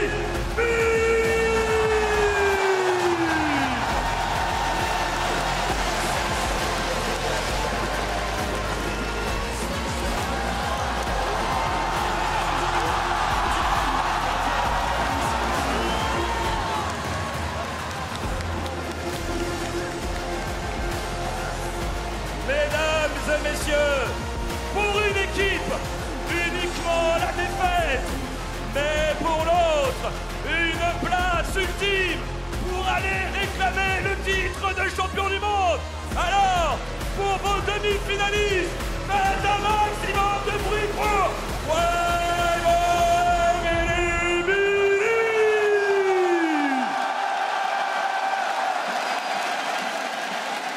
Ladies and gentlemen, welcome back to Worlds 2024. It is time for the semi-finals. The LPL and the LCK are destined to meet for the Summoners Cup a week from now. But today, we're going to find out which one of these LPL teams gets to carry their region's banner forward to that final fight. Exactly. It's going to be massive stakes on the line for both of these teams, both so hungry for a chance at that world title. But for Weibo, it is very much an uphill battle. 8-1 this year against BLG. They now have to climb an absolute mountain, take on Titans, if they hope to get themselves once more into that final spot. Yeah, I believe it's even 10-1 if you count their best of 3 in spring, and it's 8 straight wins here, with those 2 wins in a row, in that last best of 3 they played, and then back-to-back 3-0s. BLG has been dominating Weibo. Well, we talk about climbing mountains, but the journey of 1,000 miles begins with a single step. Weibo versus BLG. The semifinals last year in Korea told a similar tale, and Weibo was able to triumph. Now, getting into the draft for the first time today, let's see how it goes. Weibo on blue side, first banning the Sylas alongside the Rakan, while BLG responds with Aurora and Orianna. And I was really curious to see what this pick ban was going to look like, because draft priorities were so different for these two teams coming into quarterfinals. Like the Orianna was big, but the Silas on the opposite side for Knight was just as large. And now the question is, do we finally get that Yone red side back? I think they shouldn't do it. I think it's, you know, a reasonable assumption to leave it open and say that Xiaohu, we're not sure that you can actually win on this pick against us. It does guarantee that Knight would have counter pick in mid lane. It does guarantee that he can put that pressure on Xiaohu. And I don't think Xiaohu has really shown us that he is that elite level Yone, and BLG agrees. Exactly. The last ban of the first half for Weibo will be the Ashe, and the Maokai banned out for BLG means Yone is up in game 1. Especially when you're able to trade it for things like the Kalista with the Ashe taken away, mega priority on that bottom side, and you can also go for the Skarner. You're already setting up for a great play into this, what's going to be more than likely a dive comp, but it's been getting his Jack first rotation. It's going to be, yeah, exactly. There it is. As soon as you see the Jacks, you know they're not going to give over that Skarner. So the first 2 picks here, massive for BLG, and you can still counterpick mid on 3 if you'd like, and go towards things like even Knight's Ahri that he's so famous for. And I was also curious to see what the Kalista party was going to be like, because Light has already brought out things like the Caitlyn in this competition, and he's more than happy to go for an answer, but it will be immediately taken here. And now it's a question of, okay, well, Elk, do you want to go back towards something like the Ziggs that we end up running away with in the playoffs, or is it going to be something a little bit more standard? And also just really want to see, Chris, how are you going to perform in this Renata? Because I was not impressed by his Renata in the quarterfinals at all. He was trying to go for these very kind of like unexpected plays. He was looking for flanks even at time on the Renata, trying to get these ultis in from behind, and he wasn't doing a good job of protecting Light, which is going to be so critical. All right, over on BLG, it looks like we've got our mid lane answer to that Yone. Remember, this is the same thing that we saw in the 5th and final game between Gen G and FlyQuest. Gen G baiting FlyQuest into locking that Yone first on blue side, responding with a smolder of their own, and that's going to be Knight's recipe for success here in game number 1 of this semifinal series. I want to see what Breed's recipe for success is, though, into this Jax, because he's been most confident on things like the Renekton, the Gnar, and these kind of things, but already K'Sante banned away. I imagine we'll get one of those banned away on this following rotation as well, and it feels like you're already on BLG setting up for this big play for being in that top side. And when we look back to this matchup in the semifinals of Worlds last year, it was the Shy able to control Bin so well on that top side. Now with the Gnar taken away, how does Breed try to control Bin on his Jax? I think that's a big question, but also, how can BLG answer what we've seen drafted in the bot lane by Light and Chris? The Ziggs is going to get banned away, one of these neutralizing picks there that would have been pretty powerful for Elk, especially because they already have an AD in the mid lane. And when you look back towards the finals, it was Elk and On that were running this 2v2. They were crushing Light and Chris. Now a lot of key picks have been banned away here from Elk, so they're going to have to problem solve, whether it is going to be a lane swap to try to avoid that 2v2 or something a little bit unexpected to try to draft some power here. The Varus obviously is a strong laner. If you do this alongside another strong laning support, MF another option, those would be the kind of 2 ones that I think you could maybe go head-to-head, at least try to take that 2v2 on. All right, they're going to spend the whole timer thinking about it, but they will lock in the Varus there for Elk. Immediately, though, look at the numbers at the bottom of your screen. So far at Worlds, it's been a 6-pick champion, 1 win, 5 losses. It hasn't seen much success. And I think a lot of that has been, there's been so much prevalence of dive. It's very difficult to set up on the Varus and actually have a lot of these auto-attacking champions. But, all right, sorry, just get those auto-attacks off. But I do think if you have enough protection here with things like the Skarner, and also potentially something like a Braum for the amount of engage that is coming through, or, you know, disengage that you want, it could work out relatively well here. It would suck a little bit for the laning phase, but afterwards, I think you're in an okay spot. Poppy seems like a pretty nice pick here. Going to be interesting to see if that is actually jungle or top, though. Obviously, this is still a flex pick, and we have to find out from Weibo what that last lock-in is going to be, and that'll tell us what the lane matchup is going to be. It does mean you're heavily reliant, though, on Chris to be this big engage, so to kind of send in that ultimate with that. But, okay, it's actually going to be the Poppy top, and Nico support! Okay! Nico support from On, while we'll have the brand jungle for Tarzan, Poppy top for Breathe into Bim's Jax. I mean, this is going to be kind of a bit of a throwback to previous matches where Tarzan, I think, was playing these AP champions so incredibly well in the LPL. To me, yeah, specifically the brand, he was incredible on it. I think this guy is so flexible. It is one of the advantages that Weibo has, and I thought that advantage had kind of gone away because of the nerfs to a lot of these styles of champions. But if you can come out and win with a brand game 1, that does really change things up in Big Bang going forward. And I think that's the beauty of what we've seen in this meta, is that it feels so series reliant, so team reliant, what you want to try and bring out. And if Tarzan can pop off in the brand, it's going to be absolutely insane.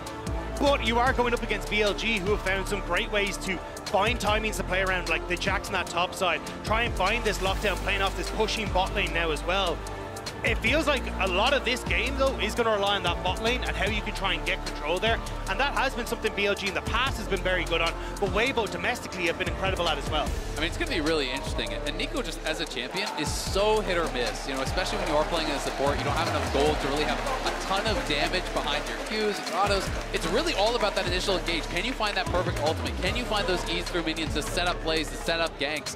Because if that gets flashed, if that gets avoided, all of a sudden you really have nothing left and no tankiness to kind of stand up and fight. And a huge amount of this is going to be Weibo trying to track on in the early stages. On is great at finding these windows to go and roam around the map, find ways to impact the game, but if you're not keeping track of this Nico, suddenly there's an extra minion in your lane and you're like, hang on, that's a bit suspect. So I think if On can pop off in the early stages and get BLG rolling, we've seen how strong their tempo's been, playing off of these tempo leads, and Weibo haven't been able to control them any time they've faced up when they start to play their fast-paced game. And especially when you're talking about trying to control things in this game. Very start of the draft, we're talking about, okay, they're letting Yone through, they're daring Xiaohu to lock it in. Can you win on this?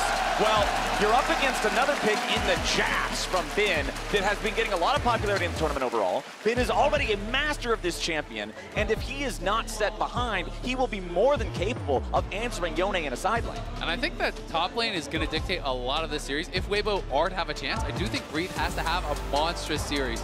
Bin has been good at Worlds, but Bin has not felt like Bin, where he is just so overwhelmingly powerful, where he feels unstoppable in every matchup, and when you give him Jax, it just feels like an execution sentence. He hasn't been that guy for me. Breathe has really been playing well also, so if he can really match that level or exceed the level of Bin, give them a naturally winning lane that Tarzan doesn't necessarily have to put ahead, that could be a way into the series. And it is crazy to say when you're like, well, Bin solo killed Zayas. He's actually had some individually great performances, but I would 100% agree with you, Zayas. It's when it gets to like team fights where decision-making hasn't been good. Yeah, and those are what makes a good Jax great, and those are the things we are enamored with Bin for, but his decision-making in these team fights, how he positions on the Jax, just hasn't been as good as we expected to be for this guy. And yeah, we just have insanely high standards. When I've talked to other pros about laning against Bin, this is one of the guys that people always talk about is so frustrating to lane against. Not because he does anything crazy or flashy, it's because he makes no mistakes. That's what everyone tells me when they're playing against him. He's not going to mess up. He's not going to miss the CS. He's going to play every trade perfectly, and it can feel kind of hopeless laning against him, where he's just creating these slow incremental advantages, and you don't really know what your recourse is.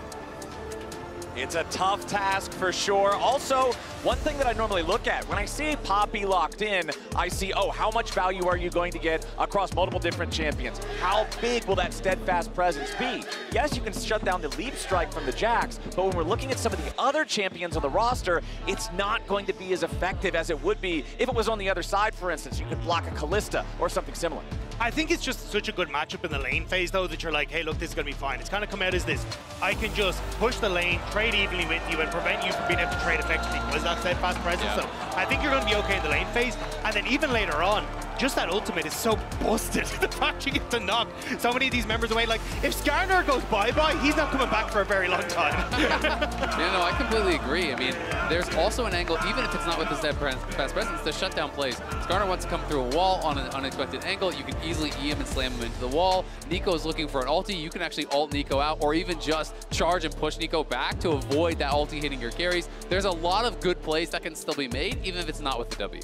All right, update for everybody. It seems there was a client issue. That is the cause of the delay on stage right now. However, we have already figured out what is going on. We're remaking draft with the same picks and bans, so running through that as fast as we can to hopefully get onto the Rift ASAP and get into this first game. Gentlemen, where are you expecting to see the early action mostly focused? Particularly, where are the junglers going to be trying to gank? I think it has to be bot lane. Like, the fact that you've got two range supports that are going to be battling out to try and get that control is so important. And if you can get this control 4 on, he loves to get out on the map, have influence there, and especially as we said with the Nico, you can have such a big impact. So I expect both of these junglers to immediately put their focus there and hope they can turn it around. I absolutely agree. I mean, as soon as you see the Nico locked in, you feel like, okay, if you're going to be fighting for prio in this lane, there's going to be blood in the water. There's going to be low health bars. There's going to be a threat of those ganks, threat of those dives. And I do think bot lane could be very explosive. But I do think for Weibo's side, you nearly need to play the counter gank. Because if you have this overextended Skarner, if you already have some of that committal, it becomes way easier then for you to try and play for the turnaround with Renata having that bailout, the handshake to try and keep people at a distance. Even just jumping into a brand makes things significantly easier for him to operate. So I think it's going to be a case of trying to play this smart as Tarzan, and he has been someone that has been absolutely fantastic on this brand. I mean, the man could plan so many of those Q flash E's, it was insane. So we'll have to see if we can have a similar performance here in game number 1. Especially into the Skarner matchup, since we know New Age Skarner wants one thing and one thing only, and that thing is health. It is the only thing he wants to build. Going up against Brand, there's just so much value there. It's so easy to set it up with an E into Q combo for an easy stun, stop him from being able to slam you. I'm expecting the damage charts to look pretty good for Tarzan at the end of this game. Yeah, absolutely. I mean, there aren't a massive amount of melee champions, but the Skarner is going to have a lot of trouble. I think the Jax as well. You know, if you are jumping in, the Skarner, the Jax, any CC comes out, it's going to be easy setup for that Brand to follow up. And when your frontliner gets full combo by Brand, that's pretty much the end of the fight for them. And that's where I think a lot of us is, can you get these flank opportunities for Bin? I think that's where BLG have been exceptional with these kind of picks for Bin is, hey, we get control, we get to set up for good TP flanks, we get to set up for him to always have an avenue of an attack that's not just front to back. And I think especially in a game where you are playing against a Brand, a Renata, these things that excel when they just have everyone running towards them, you need to find these creative ways. But we'll have to see how this early game goes, because I feel like whoever gets control of this bot lane gets to dictate the pace of the game and can try and take over. Do you guys think that means we're going to see more priority also over Drakes compared to how we've seen some previous games ignore them in favor of the Grubs specifically? Or is it mostly just all about the PvP? I think it's a little difficult because on one side you've got a Smolder, right, who's like, hey, I want to try and hands off. So even sneaking like one dragon away in the early stages in favor of like a grub trade, I think actually favors BLG. But you also have a Jax on the opposite side that if you can manage to sneak away like 4 to 6 of these grubs, works out spectacularly for him in the matchup that he's in. So I think it is definitely a difficult one, but if I was Billy, I would just play for the late game scaling on a Jax and a Smolder and say, I want to try and steal away maybe 1, maybe 2 of these dragons, especially with that bot lane push, and then just set up for hands-off gaming. We're just going to wait till 35 minutes and win. Yeah, I mean, if you can be trading objectives, you know, as a team with Smolder, I think you are always feeling really, really happy. I'm going to be so interested to see how quickly Knight can get those stacks. I'm expecting him to play Grasp. That has become very, very standard, it feels like, especially in these range versus melee matchups where you're stacking that additional HP. It's obviously really powerful for the trades in lane as well. But, you know, when we saw Chovy, as you talked about, Clayton, bring this out in this exact matchup against FlyQuest, he was at like 225 stacks about 20 minutes into the game. It was really fast. It was so fast, and that really puts the pressure on you. Ladies and gentlemen, welcome to the semifinals. We are finally on the Rift for game number 1 in this best of 5 to determine which LPL team gets to represent their region in the World Finals just a week from now. Weibo just defending in their own jungle as BLG doing a little bit of an invade here around the red. Yeah, it's not 100% guaranteed, but Elk is playing Hail of Blade, so I'm expecting lethality, and I do think this, again, makes sense when you are playing with a secondary AD carry in the mid lane that is going to bring a lot of that consistent damage. And the lethality builds are generally stronger in that lane, in that 2v2 anyway. So with the amount of poke that you're going to have as a lethality Varus, plus on here on this Nico, you know, getting some early points in that queue, can be pretty difficult, I think, for some of these supports to deal with. It also just makes it difficult for Weibo to fight for control over mid-wave when it gets to the mid-game. So it gives you the opportunity to just say, hey, look, I'm going to start moving on out and about on the map, influence, like, giving Knight a ton of CS on sides, getting Bin under control. So I think it's just a good call overall. Yeah, I agree. I mean, especially when there's a champion like Brand on the other side, like one piercing arrow plus, you know, a W or something like that from Knight can push him out completely, but we are going to have a lane swap. Yep, you're going to see the lane swap coming to life now as Crisp and Bin both hanging around the mid lane. And I like the point that you bring up, Azael, about the Brand, because you've got the Brand there, you've got the Renata in the support role. The only person who's able to shrug off these piercing arrows from the lethality Varus is the Poppy. And I feel like these lethality poke builds do feel so good against multiple squishy, viable targets. Yeah, I think, though, the problem for Brand right now is the quadrants he has access to, because yes, his top side is the 2v2, but Skarner's already stealing away those topside camps. He's going to be able to rotate back down onto this bottom side and even invade on jungle with both Elk and On to support him. So you can see the route that Tarzan's taken. I think he's going to try and very quickly sneak in to get his own camps, but Bin, underneath his own turret, should be okay here. Yeah, Bin using the counter-strike secures the minion that he needed to get himself level 2 as Crisp will just take a stroll through the enemy jungle as Light keeps the pressure on Bin underneath the tier 1 turret. Yeah, they could look to try to set up a dive here with Chris going up, and Bin knows it, so that's why he is backing off, playing this pretty carefully. You know, he is losing out a bit, but at the same time, you touched on it already, Shun was able to get most of those topside camps, and quite a bit of experience was grabbed by Bin. He's already halfway there to level 3, and his bot lane is farming plates down on this bot side, so going to be feeling pretty good overall, even though Bin does get set back. And now seeing the TP go bot, he can actually just walk back up to that wave. Yeah, and should be able to get a good chunk of it, but it's a very large wave that Breathe is going to be able to get. Already having level 3, has to flash to get towards those minions as well. So Bin actually maybe in a little bit of a dicey position if this poke continues to rain down. Yeah, Bin hitting level 3 now, has about 400 HP to work with as the plates continue getting knocked away in the bottom lane. BLG's duo having taken the first 2 already, and it looks like the minion wave is going to fall topside before any sort of additional aggression can come through, and BLG just continues keeping that pressure mounting. And you can see where Skarner's gone. He's already moving down to cover on this bottom side. Will get scuttled for himself. Maybe looking at a dive, but Tarzan has just started to move back up top side. Bin once more, though, should have Counter-Strike available. I don't think he's going to go for this. Yeah. All right, that ruins Big everything mistake. right there. Light and Crisp, 3 turret shots for nothing. Now we'll see if BLG can get something back on the other side of the map. Breathe, going to be under a little bit of pressure here. Nice and early, slamming it back into the wall. Sean needs a little bit more damage. Projectile in the air ain't going to be enough help. Barely survives the turret shot. Shun doing the same. BLG's dive barely fails. They really wanted Shun to try and tank that underneath the tower, but Elk just couldn't quite get the damage off, and it meant they end up getting stuck under tower. Now Nice should be able to walk away here. Let's get hit by the Q3 there from the Yone, which forces the flash over the wall from the BLG mid. Yeah, he's going to have to flash out. Would love to watch that dive back, because On pulled aggro first, you know, with that Q and held aggro, and then we saw Shun flashing in for the immediate E to stun him against the wall to try to set up for the guaranteed hits there from Elk. But it did feel like On pulled it maybe a little bit earlier than the rest of them were expecting, because the reaction was a bit slow, and it felt like a turret shot or 2 had already gone out before the Skarner really reacted and started off that dive in earnest. And to be fair, the start was brilliant, like using the clone to pull the wave to get your minions underneath the tower. It looked like it was going to be great, but I agree, it was a little bit messy underneath the tower. And I think all said and done though, BLG still coming out with a nice lead for themselves thanks to those turret plates. Also been able to free farm here against Light, and that top side means he's actually getting some CS, whereas his Breathe is only really starting to rack them up now.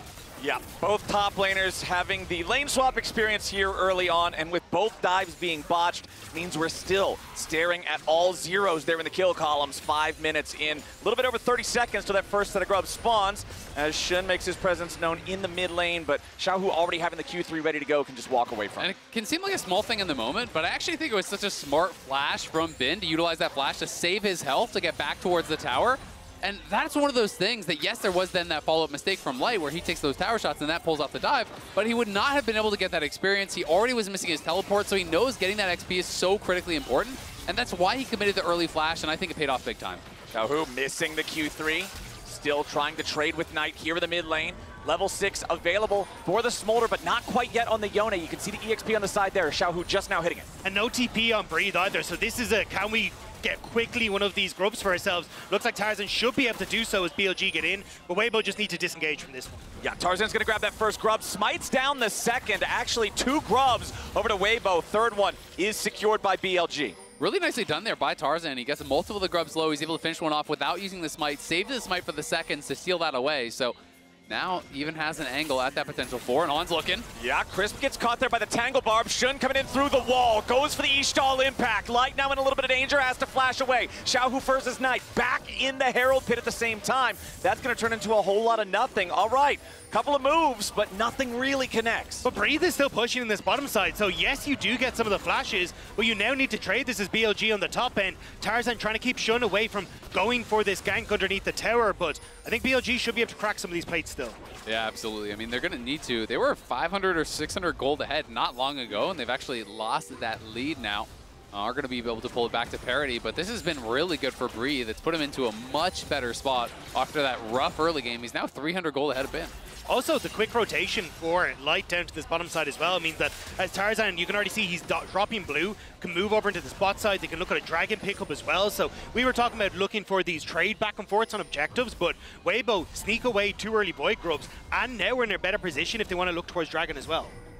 Feeling pretty good about it. Faded Ashes for the Brand, Berserker's Greaves for the Yone. The early recalls also pretty much exactly where they would want them here on these champions for Weibo Gaming that want to make sure that they don't fall behind in this early game tempo. Xiaohu again, every time the camera goes over to mid lane, jumping forward with the Soul Unbound, trying to keep the pressure on Knight. Again, answering that call from BLG. Can you play this to a victory? Exactly, and I think he's doing a pretty good job pressuring Knight so far in this lane. Knight, though, stacking up pretty well. Does have 52 stacks already, and you can see it's double tiers over on the BLG AD carries as they are looking to scale. So I do think everything's still going pretty much according to plan as far as BLG is concerned.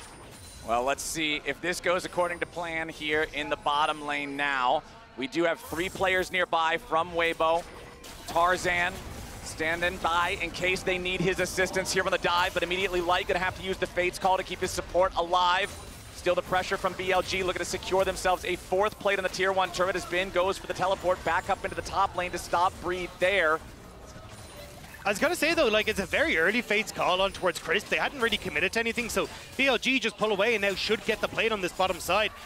Jungler not here though, Tarzan still hovering. I don't think they can really make a play though. Yeah, I think they just got a little bit nervous because I think Elk hit him with the ulti, and that's what actually prompted that out. Worried about that potential poke down. And BLG spending a lot of time down there, again, means Breathe is getting further ahead. Yes, Bin to TP towards top, but not before he lost an entire wave and another plate went over to Breathe. So Breathe is now at 550 gold ahead in that 1v1. And it's not really because of individual outplays, it's because of the lane assignments, because of where they're moving him on the map. And Breathe is just getting the better end of this situation. Well, BLG, they might not have made the dive work out, but they are going to use the extra manpower they had down here to secure that first Drake for themselves. On doing a good job interrupting some recalls there with the Nico. And we've still got a very close game in terms of gold. Yeah, it's just interesting because most of the gold advantage is actually on, right? You know, which is not really where you would want it, but Nico obviously, you know, can build some carry items here, so maybe more beneficial than it would otherwise be.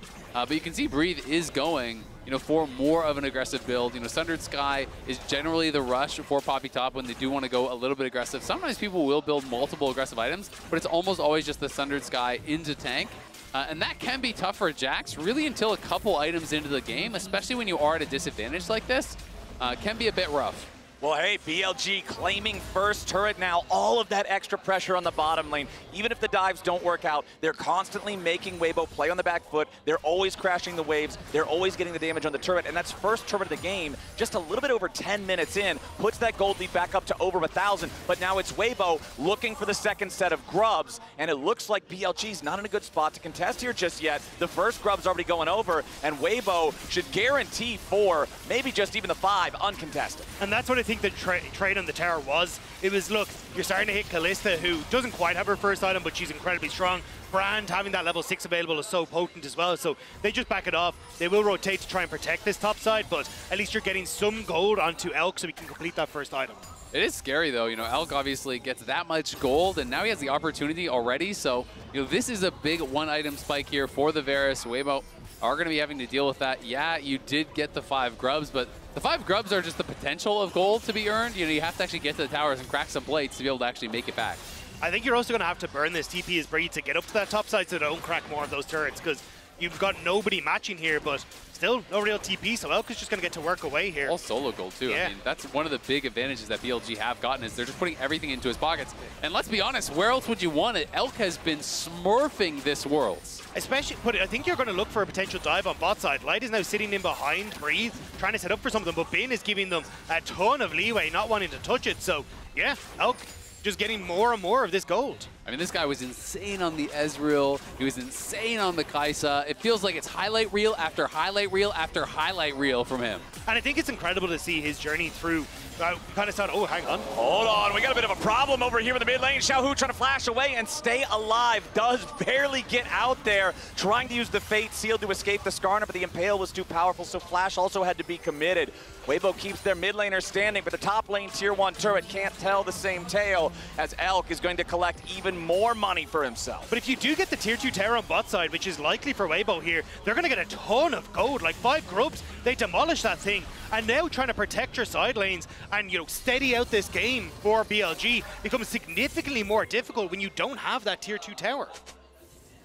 Yeah, it's going to make Bin's job incredibly difficult. I mean, he really has been the sacrifice this game, right? They're moving him around, covering lanes. They're not actually covering him on dives, so he's having to abandon the tower very often. Has not been any sort of 1v1 or outplays like that. It's just been the lane assignments, but Breathe is very far ahead. And Bin is going to need to wait to like 2-3 items, very likely, before he can really match up with Breathe in the 1v1. Yeah, you're looking at individual gold leads in this game right now. The largest one, 1.4K for Elk over Light, but Breathe over Bin is the second highest gold lead going the other direction. This Poppy is feeling great 13 minutes in. We've only got 60 seconds on the clock into the next Dragon fight as well. I'm curious if we get a scrap over. I think the fact that you're starting to get Elk towards that second item is huge, but after that, he kind of just falls off a cliff. Like, this is Poke Varus. It's not exactly the take over an entire team fight type of champion. So I do think if Weibo are able to play this without him play for team fights, it could be in a great spot. BLG now trying to protect this topside turret. Bin's TP almost up. Yeah, we've still got 35 seconds left on plates. Weibo would love to grab this fourth one from the tier 1 turret up here on the top side. Shun continuing to try to walk forward here, just force these guys back. The extra damage over time from the Grubs continuing to bleed away at those plates, but BLG have enough manpower nearby to just wipe the waves out before anything else can really happen. Nice little bit of damage coming out from Tarzan, but he can't go any further forward. Tarzan and Elk both chunked down to about half HP. It does cost the cleanse, though, off of Elk. You know, he was playing over vision. Onit's been doing a good job just kind of playing back and forth with him, so he steps forward, he hits that ulti, but they weren't really in position to actually follow up on it. And again, it's Xiaohu farming down in bot lane, and it's Bin who has committed his teleport. Yeah, Bin committed the TP to mid to force Xiaohu off that mid lane turret, but it meant that then you had to back away his Weibo because Bin could always rotate first to the top side. Now with Rift turret up and available, Weibo's still trying to go. Xiaohu can TP back in, and that's a Blade of the Rune King he's about to finish. Yeah, the Rift Herald not going to be completed by either side here. One thing I do want to note, remember that in a game of League of Legends, there are 30 turret plates every game. This game had 23 total plates taken. It has been absolute turret crushing from both teams here as the Herald started up by BLG, down to about half health. Weibo still hanging around, seeing if there's any way to challenge. TP coming in. BLG still looking for their moment. Nice shot there, the piercing arrow onto Tarzan. This is what you were talking about earlier, Azael, the ability to chunk the enemy jungler out and make it so difficult to then honestly contest a fight. Exactly, that's the thing. I mean, I think, you know, traditionally Lethality Varus, you know, isn't skilling as well, but when there's squishy targets that have no sustain, it's very, very difficult sometimes. You hit a Q or two on the brand, he can no longer fight. Xiaohu and Light are going to be able to sustain. They're going to be able to, you know, Blade of the Rune King, they're going to be able to heal some of that back up, but it gets very difficult, and I can see a world later on where Elk hits one piercing arrow on Tarzan, Mom gets called from Knight, that hits alone, and then all of a sudden you're at 30%. That's that. You got to leave. That's 30% more than I was expecting. Now let's see if we got the Rift Herald taken by Weibo before BLG can make their way over here. Shun is nearby. Might try to challenge for the smite, but it doesn't look like there's any chance. Not with Breathe hanging around. Easy, secure. Tarzan's got the smite, and Breathe can eject the Skarner. And this is the trade on the other side. It's about the push down in bot lane. Bin had shoved that in. He's denying this wave down here from the opposition. He didn't have teleport, so they were never going to fully commit to it. I think they're just trying to keep them honest and say, you need to keep the rest of your team here just in case we were to fight. So they're buying that time for Bin, allowing him to try to claw his way back in. And again, just kind of buying time for Knight as well to scale up. He's now set off to his side lane to keep himself safe, knowing that Weibo have to go for these resets. So as long as you're able to keep check of Weibo, you're in a good spot as BLG. But with Rift Herald now, they can open up on this mid lane, get another tower for themselves. Top lane tower is a stiff breeze away from falling over, and it means that then suddenly you're playing off of tier 2s and find it difficult to contest these upcoming objectives, and it can get a little bit more difficult for BLG. Yeah, I agree. It can really get tricky, and we'll see. One of the things, though, definitely working for BLG is the fact they took these couple early dragons, so if they want to play it slow, Soul is not forever. You know, Weibo 20 minutes away. Exactly. Weibo doesn't have a way to say, you must come and fight us, besides the Baron, which is, of course, way riskier than just being on a Dragon Soul where you're not taking so much damage from the objective. So if they feel like, you know what, we're not ready to fight, Bin's just going to go to the side lane. Knight's going to go to the side lane. They're going to keep pushing waves, keep farming and farming and farming until they feel they are prepared So it's going to be on Weibo to try to force their hand here a bit, I really feel, and put them in a spot where they're finding picks or they're forcing plays that BLG have to respond to. And that's where I think the downside of their composition is. It's really difficult for them to force plays. Tarzan isn't on an engaged champion. Crisp isn't on an engaged champion. You only need Light to fling Crisp in to start a fight, but if he's got to contest mid-wave, how the hell do you get in? So I think this is where it gets difficult for Weibo Gaming to push the game forward, and I actually think this is where BLG, having this Smolder kind of correctly identified, that Weibo are going to struggle a bit here. We are now 30 seconds past the point of this being the latest first blood at this tournament. We are 17.5 minutes into the game, still no deaths on the board, and Weibo are just looking to continue to farm more turrets instead of champions. It's been an objective-focused game as Weibo lead turrets 3-2 and now have a 4-man push up here towards the tier 2 and top side. Look, I'm not fully surprised. Chris was involved in the longest first blood ever in the LPL. Might as well bring it to Worlds as well. But Mom called, wave cleared, and it looks like Weibo going to back away here. Bin down again on bot side. This is what I'm talking about. They're just going to keep trading. We'll see if Breathe can do anything about it, but Bin likely to be able to just walk this one out and is going to be in a good position. That gold lead is going away that Breathe had. He's only 200 gold up now after the tier 2 gold all goes into Bin pockets. Elk's going to take the tier 1 mid as well. So the gold very, very close. It's really where they want it, and they've just been buying so much time. Like when you talk about a really, really slow game, the one champion that always comes to everyone's mind in pro play is, I wish I had a Smolder. Yeah. One team does. Smolder, Nasus, just put all the stackies everywhere, man. You know? It's 20 minutes in, you haven't fought yet. Who do you want? Smolder. Well, he's also about 50 stacks away from hitting that critical point. I mean, at this rate, we might have him hitting his execution threshold before we get an honest-to-God team Maybe that's fight. first blood. That's how they do it. That's I will cringe. Flowers just got the faraway look. He's like, not like this. That should not be the state of the game. We'll see. That's the spike they need for first blood, baby. If Weibo can accelerate this any bit further. One important purchase, always keeping my eye on these whenever I see them. The QSS picked up for Xiaohu. Does not want to get locked up, does not want to get punished. Nice damage from Elk. He just shot him straight to hell. Crisp is down. BLG with a nice pick from their AD carry to get on the board. I mean, that's 2 items completed there for Elk. He hits everything onto Crisp, and that guy is squishy. Deletes him off the map. It's a solo kill from a 2-item Varus, 19.5 minutes into the game for first blood. Of course. It was the only way it could have gone. You know? How did we not predict it? Insane. I did. Yeah. Okay. All right. Yeah. But yeah, I mean, this is exactly the problem now, is like, as you try to contest mid-wave against this Varus, it is incredibly difficult to do so. And it's just given time for Knight to really pop up. And when you look towards like Knight and Xiaohu, like this has kind of been the talking point for a lot of this series, is how important it is for both of these mid laners to kind of get one up, both seeking their first Worlds title, both trying to kind of take that mantle as the GOAT when it comes towards LPL titles, when it comes towards the opportunity to have like most successive finals in a row. It's 6 for both of them right now. There's a lot on the line here. There absolutely is, and I have really felt like Knight doesn't really get the respect that he deserves. Even in the LPL, you know, they did the official voting for the LPL. Over 300 people voted on this that work on the LPL. They're in the LPL community. Knight was not even listed in the top 10 players all time for the LPL, yet he is tied for or holding many LPL records. And I feel like the only thing he really is missing to finally get some of that respect is a world championship. And I think it's kind of a similar story for Xiaohu, right? Like, this guy was under the shadow of Uzi for so long, but so many of his accomplishments have come when Uzi left, when you look at those international titles, and he's been absolutely incredible. Also, just kind of falling prey to people like Clearlove and Mako, who people often look at as the best players in the LPL because they have some of those titles that Xiaohu doesn't. Okay, Shun tried to tunnel through the wall there, see if he maybe could have been able to catch Breathe out. We are at our 3rd Drake of the game, spawning now. BLG with a very slight gold lead. Everybody's got all their summoners ready to go. Neither Crisp nor Elk had to use one in that mid lane pick, and now BLG on the retreat. QSS gone. As Weibo pushes up. QSS is gone, so is the Fate sealed, and Bin is on the flank. BLG holding their line just fine for now. Not really under a whole lot of extra pressure, I would have to think.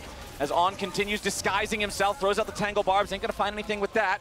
BLG continuing to just play this very safe, very careful. Another little bit of snot coming out from the Smolder there. The poke trying to whittle away at Weibo here a little bit as Mom roars in. Not a whole lot more to find. Breathe still taking a little bit more poke damage now here too. Weibo still hanging around, but not winning out in these smaller trades. But Jax is now trying to circle in around them. That's why Weibo were so hesitant to try and engage. The Jax had disappeared on bot. Now he's on, pushing that wave once more. And Weibo, they need to make a call, but the lack of engage again is hurting them. The poke from BLG is insane. And it's 220 stacks on Smolder right now. This champion is about to tick over to superpower as BLG continue just shooting the poke back at Weibo. Shun now going to trade a little bit with Xiaohu, who has to reset. There with the soul unbound. Now you're going to have a TP coming in from Weibo, ready to keep this one going. Breathe has made his way into the fight. The Dragon's down to half HP. Breathe jumps in, tries to tackle on, but it ain't going to do a whole lot just yet. Ben still looking for the angle. Nice ejection onto the Skarner. They're trying to control the Drake. Breathe still in the front line. Drake to about 1,000. It's going to be slain by Xiaohu as now Weibo continue their push forward. BLG falling back as the hostile takeover doesn't do a whole lot. You've got Ben in the back line, but he ain't going to be able to do anything in a 1v3. Weibo take him out, and they want even more. A shutdown over the light as the Callista claims a second. Shun, Elk, and On all trying to escape as Tarzan's looking to burn down the AD carry. Elk will continue whittling away. And the Leandries takes his soul. Weibo, 4-4-0. Weibo needed something desperately in this game. It was starting to slip away from them. But not only do they get the Dragon, they can turn over towards the Baron as well. This is such a massive swing. It's huge for Weibo. Ben had the flank, but he got absolutely nothing done. They just turn on him. They kill him off incredibly fast. He got no damage done, and they're losing the fight on the other side as well. On was never able to find a way in here, never able to even use the ulti. The Nico got nothing done, and they weren't able to create that space for their AD carries to get the work done. And that's why I was actually nervous for Weibo. This fight lasted so long. Elk's ult came back up off cooldown. And I was like, okay, well now Ben has a flank, but Weibo played into this choke incredibly well. Breathe jumping on towards On meant that On couldn't actually go forward. They get the knockout on the jungler. And then Xiaohu has been criticized for this Yone, but it was crucial here. He forces Elk back, keeps people out of position, and it means that they're able to turn around back on towards Ben and deal with him. Exactly, and by the time Ben actually arrived, Xiaohu is snapping back. Tarzan is still there defending him, and BLG has collapsed on the other side. Weibo don't have great ways to engage, but they just force their hand. It's Breathe, it's Xiaohu going into the back line, pushing back these AD carries. Well, they don't have the formation around them, and On was so low on health and so out of mana, it felt like before the fight even started. I don't even feel like there was a backline in that fight, considering Ben was on the flank, and then Shun just gets poppy-yeeted all the way back into his own jungle. No chance for BLG to try to fight back, and there's your team fight damage. You can see tons of damage meters spiking up for both sides, but it's still Weibo coming out on top. It's Weibo now with a 3,000 gold lead, and Baron for the next minute and 45, pushing towards the tier 2 here in the top lane, while Xiaohu splits over in mid. And this is desperately needed for Weibo, because trying to get access to these towers is incredibly difficult. As Fate's Call used there, Elk has been focusing down Crisp so often, trying to pop this support. Yeah, just looking for these squishy targets, and Tarzan has been playing so far back, he hasn't really been able to get to him. There they go! Flash for the counter-strike. They're going in after Xiaohu. The Impale doesn't find the target. Xiaohu's getting away, but Ben looks to keep on chasing. The second counter-strike will not find the stun, but Xiaohu has already used the Soul Unbound. He has to reset his position. He's going right back to where he started. I don't know if you even needed the Pop Blossom there. That felt excessive, but the point was made. Now Light trading with Night as another piercing arrow flies through the sky. Chris tries to keep his AD carry protected, but BLG aren't done. Skarner throws a rock, but it misses, and BLG will settle for the single kill. Yeah, they're going to be able to get that kill onto Xiaohu.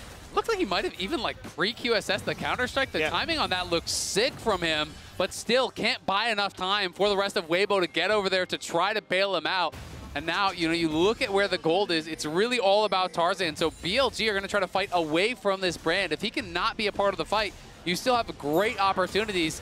And Knight now, 260 stacks at this point. He's going to go past that. Once he gets towards the rapid fire, that is where it becomes a bit of a nightmare. But crucially, the Baron is now gone. That Red Bull Baron power play, you can see 20 seconds left on it. They don't crack mid-tier 2. They don't crack top tier 2. And this makes it easier for BLG again to just try and slow down the pace of this game. get Bin into a position where he hits level 16, ticks over towards more items, Knight continues to stack, and that is perfect for BLG. I just feel like as long as BLG can hold their battle lines, not overcommit to a fight, not give an easy angle for an engage, Varus is going to keep poking. Yeah. You know, we're going to have Nico continually poking. We're going to have the rapid fire eventually completed, and Knight is going to be continually poking. And it's going to be so frustrating to deal with that on the Weibo side because you don't have that rally, you don't have the Alistar, you don't have the instant go button.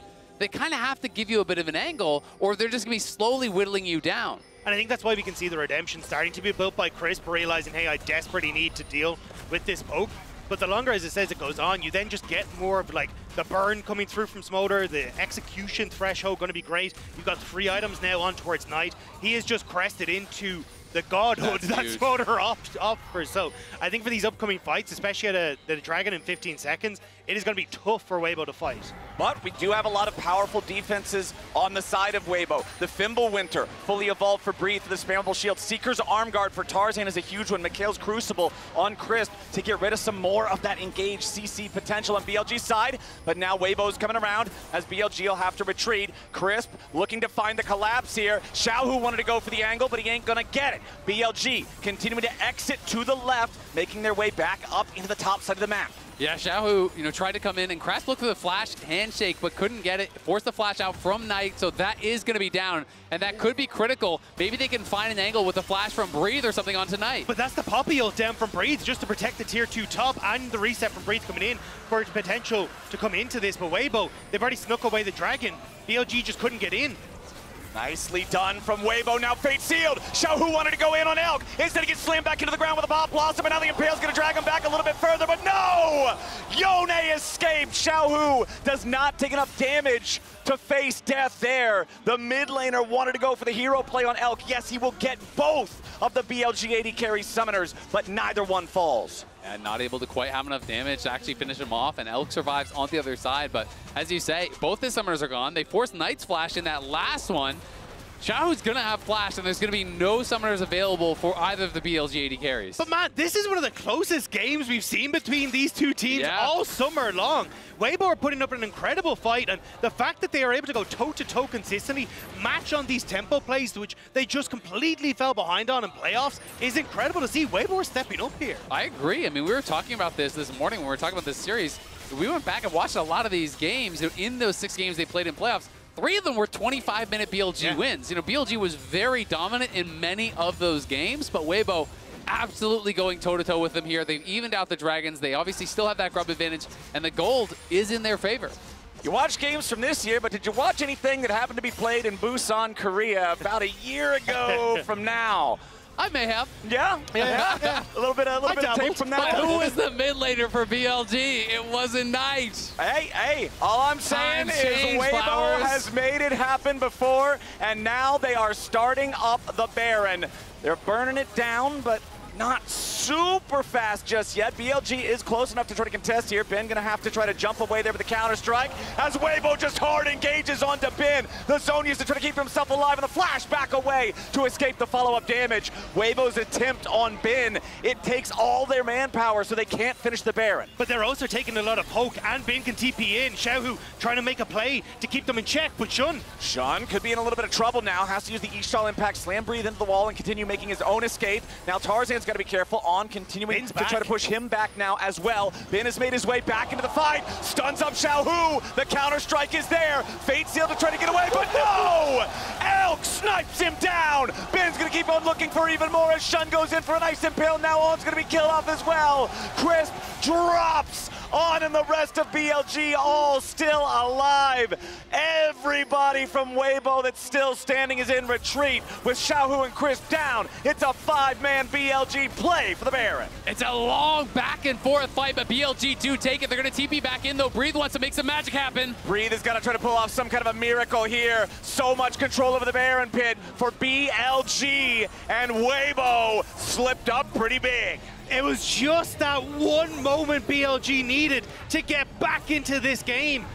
You try and take the Baron, they try to turn on towards Bin, but he's just so slippery, and that Seeker's arm guard was clutch, because as you start to move in, actually this is later on, but afterwards BLG, they just know they've got the poke and the chase down. Bin TP's in for a great flank onto Xiaohu. They managed to finish him off with a great hit from Elk as well.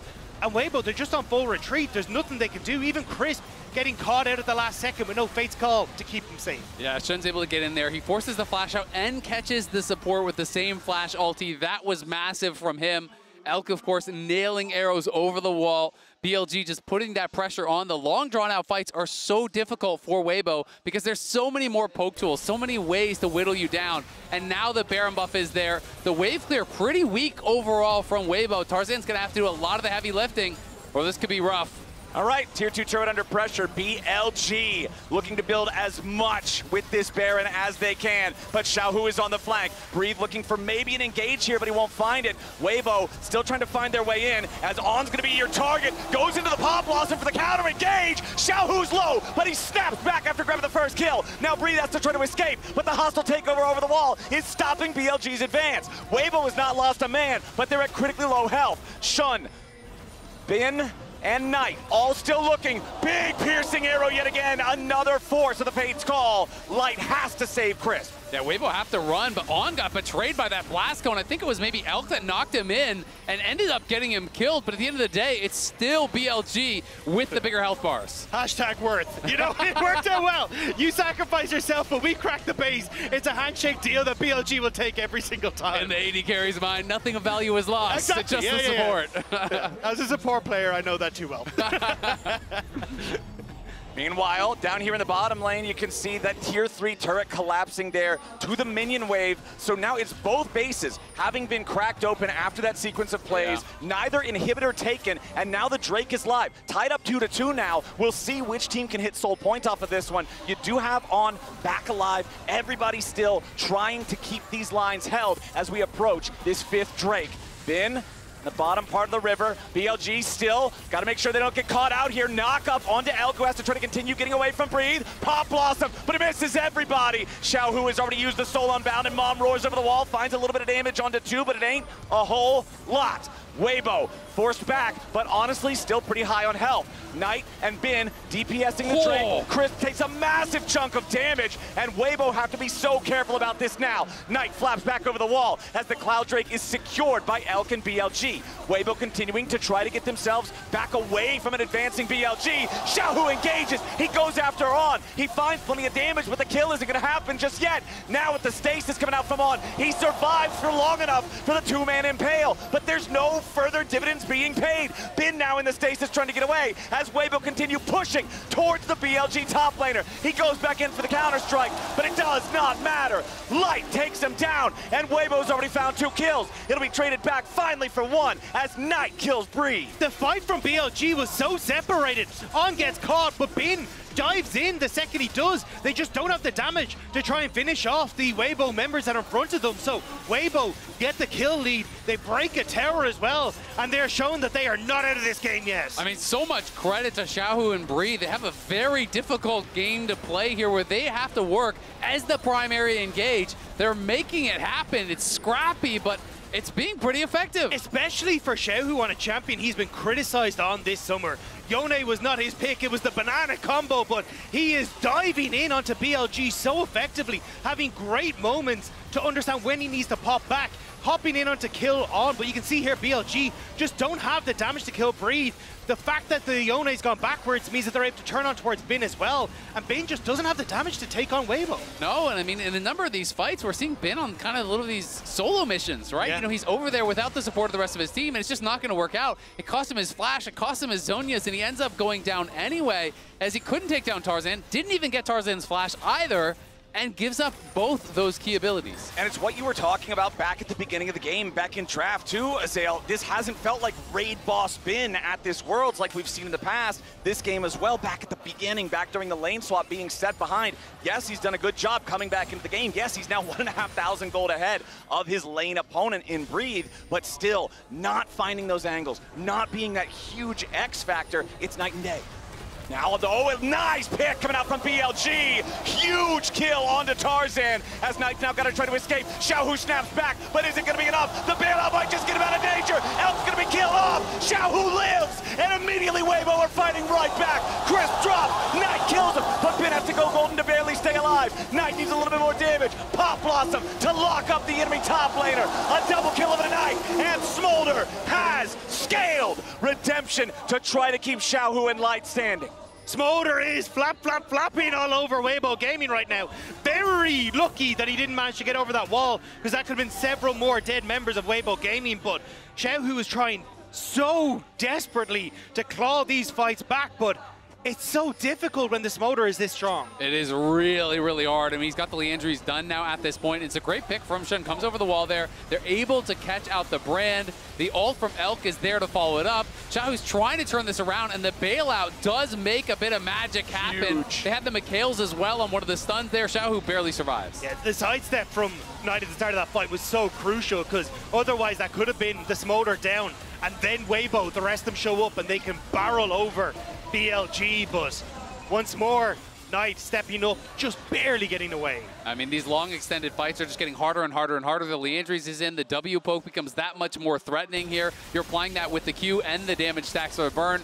Weibo said, we've had enough, we need to fight, it's not gonna get better. Okay, we're going to Baron yet again. Knight and Elk with the poke for the side of BLG, but Xiaohu forcing the flash over the wall from On, who has to try to regroup with the rest of the team. He's down to 40% HP, he's not looking too good. Weibo still with health bars topped off, but Bin is pushing in the bottom lane the entire time. Weibo, if nothing else, has to get the teleport out of the Jax. Baron down to half HP, BLG still poking. Shun goes in, finds a slam into the wall, and now the damage is gonna focus on Breathe and Crisp. On still staying alive defensively as Tarzan secures the Baron. BLG is trying to keep everybody close by. A nice impale over the wall comes out from Shun to lock up Light. Now they're gonna be able to find the kill on Xiaohu. Now they're gonna finish another one there on Light. Weibo may have claimed the Baron, but what about the game? Tarzan's gonna try to keep running as Bin has broken the base in the bottom lane by the time Breathe and Crisp can respond. Weibo barely get back in time to stop Breathe there. Yeah, barely in time, and now Dragon Soul's gonna be spawning here in 20. Xiaohu's dead for 40. Light's dead for 40. They just want to try to end the game right here, right now. BLG know that Xiaohu and Light, so much of the damage on Weibo, dead for the next 35 seconds. BLG making their push. That mid lane inhibitor still vulnerable from the tier 3 turret that was taken earlier. BLG is gonna knock that one over, and the first super minion marches down the bottom lane. Breathe, trying to get past them to cut the minion wave and save the game. Just buy enough time. Breathe, still walking away, but the mid lane wave is crashing the Nexus turrets. Now Tarzan's under pressure as Ben zones them off. BLG trying to force the end of the game. 5 seconds left on the mid and 80 carry of Weibo, but it will not matter. BLG take game 1. What a back and forth battle here between BLG and Weibo. At the end of the day, it is another BLG win, but damn did Weibo make him work for it. That was not what I expected at all coming into game number 1. Weibo showed up big, and BLG, I think they're sweating after that one. It was a battle back and forth, even if it was a slow burn to get going.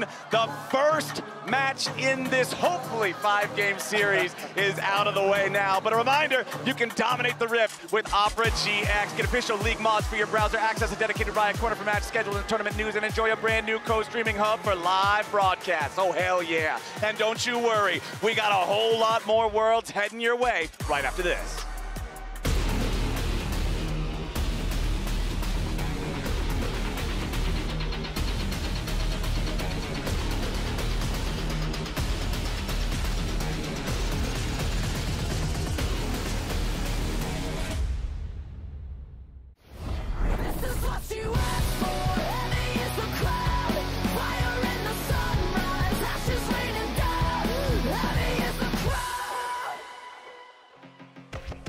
Dominate the Rift with Opera GX. Install any official LoL Esports mod from GX Store to unlock bonus content and features. Browse the collection and choose a mod. Open GX Corner and scroll to the Riot section with a brand new co-streaming hub. Set your language and choose a stream. Only on the browser for gamers. Only on Opera GX.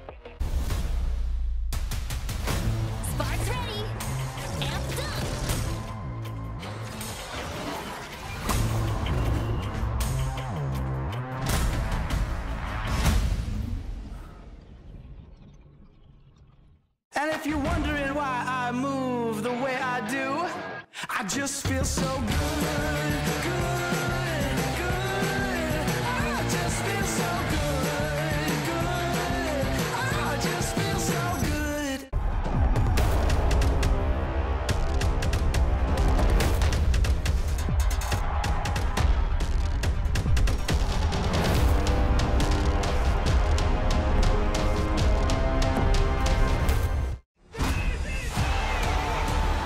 数不清有多少个这样的时刻，闪现向前，焦灼，欢呼，沮丧，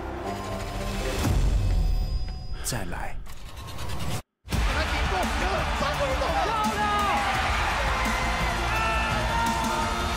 没什么比这一刻更好。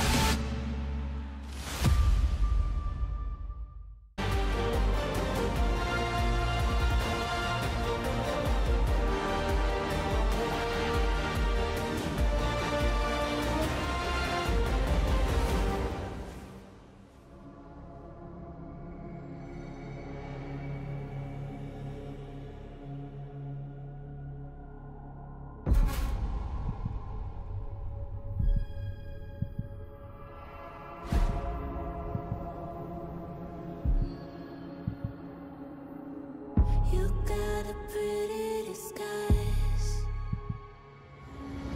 but you're still ugly inside. I see right through all your lies. I'm not like one of your kind. I'm a misfit, I'm a rebel, don't fit your description. I never settle, fight back with resistance, pedal to the metal. We're setting fire to the system, yeah.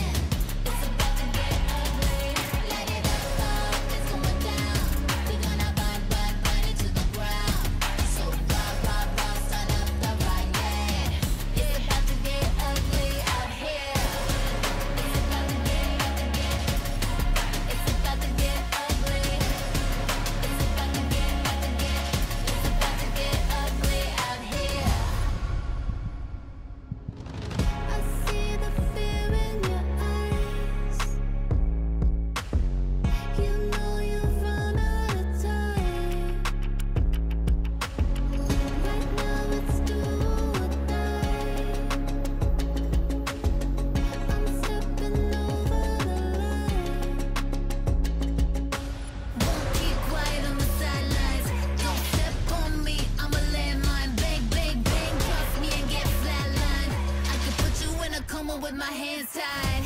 Start up the riot. Start a riot. Start a riot. La la la, feel it, ignite it. Light it up, light it up. Light it up, it's going down. We're gonna burn it to the ground. So rock, start up the riot. It's about to get ugly out here.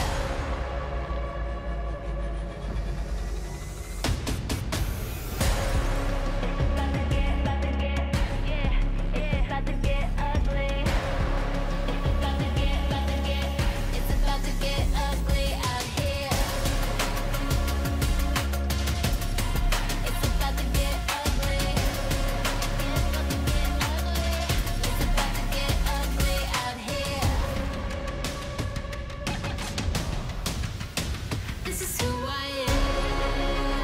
You ain't gonna change me. You ain't gonna break. This is what you asked for. Heavy is the crowd. Fire in the sunrise. Ashes raining down. Heavy is the crowd.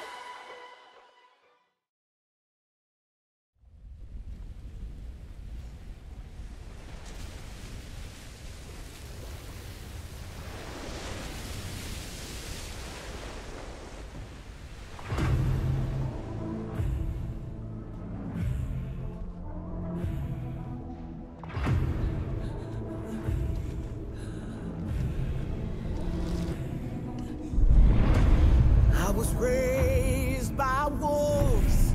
I was born to lead, and I started love till there's no more mouth to feed.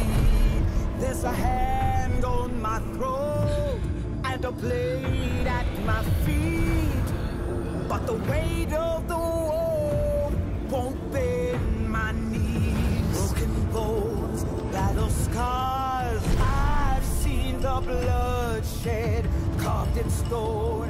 When it's my sword, they won't forget. No peace till I lead them all. Lead me with my demons, hear my voice call. No fears or sorrows underneath these bones, just blood, sweat and tears is all I know.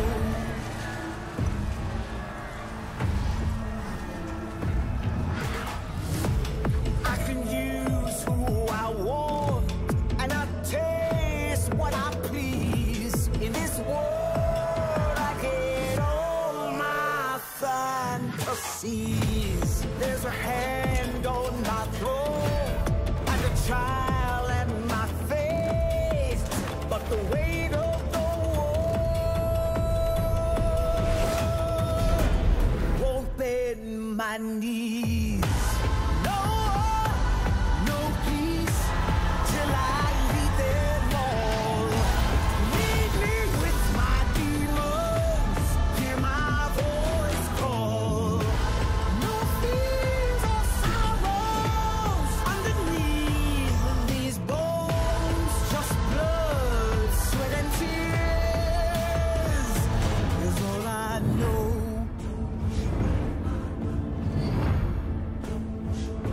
It's all I know.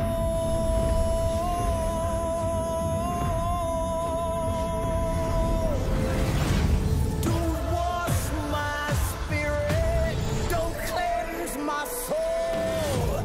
It can't break my courage, and I won't fall. 'Cause that's all I know.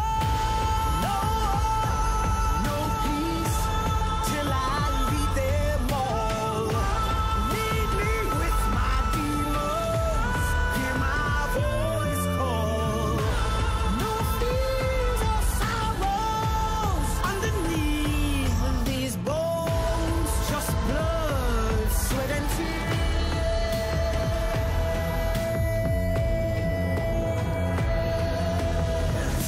is all I know.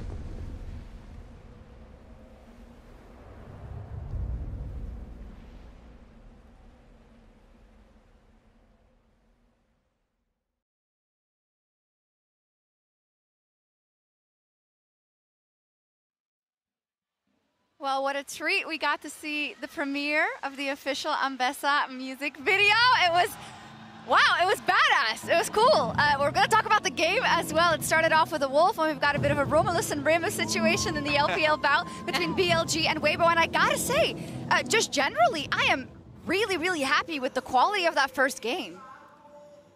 Coming in, you know, coming You're surprised. in. No, yeah, because I didn't have a lot of faith in Weibo. I think that BLG also took a lot of risks with that first draft. And in the mid game, it looked like it might not have worked out. But by the end, I still don't know if they're going to take the risk again.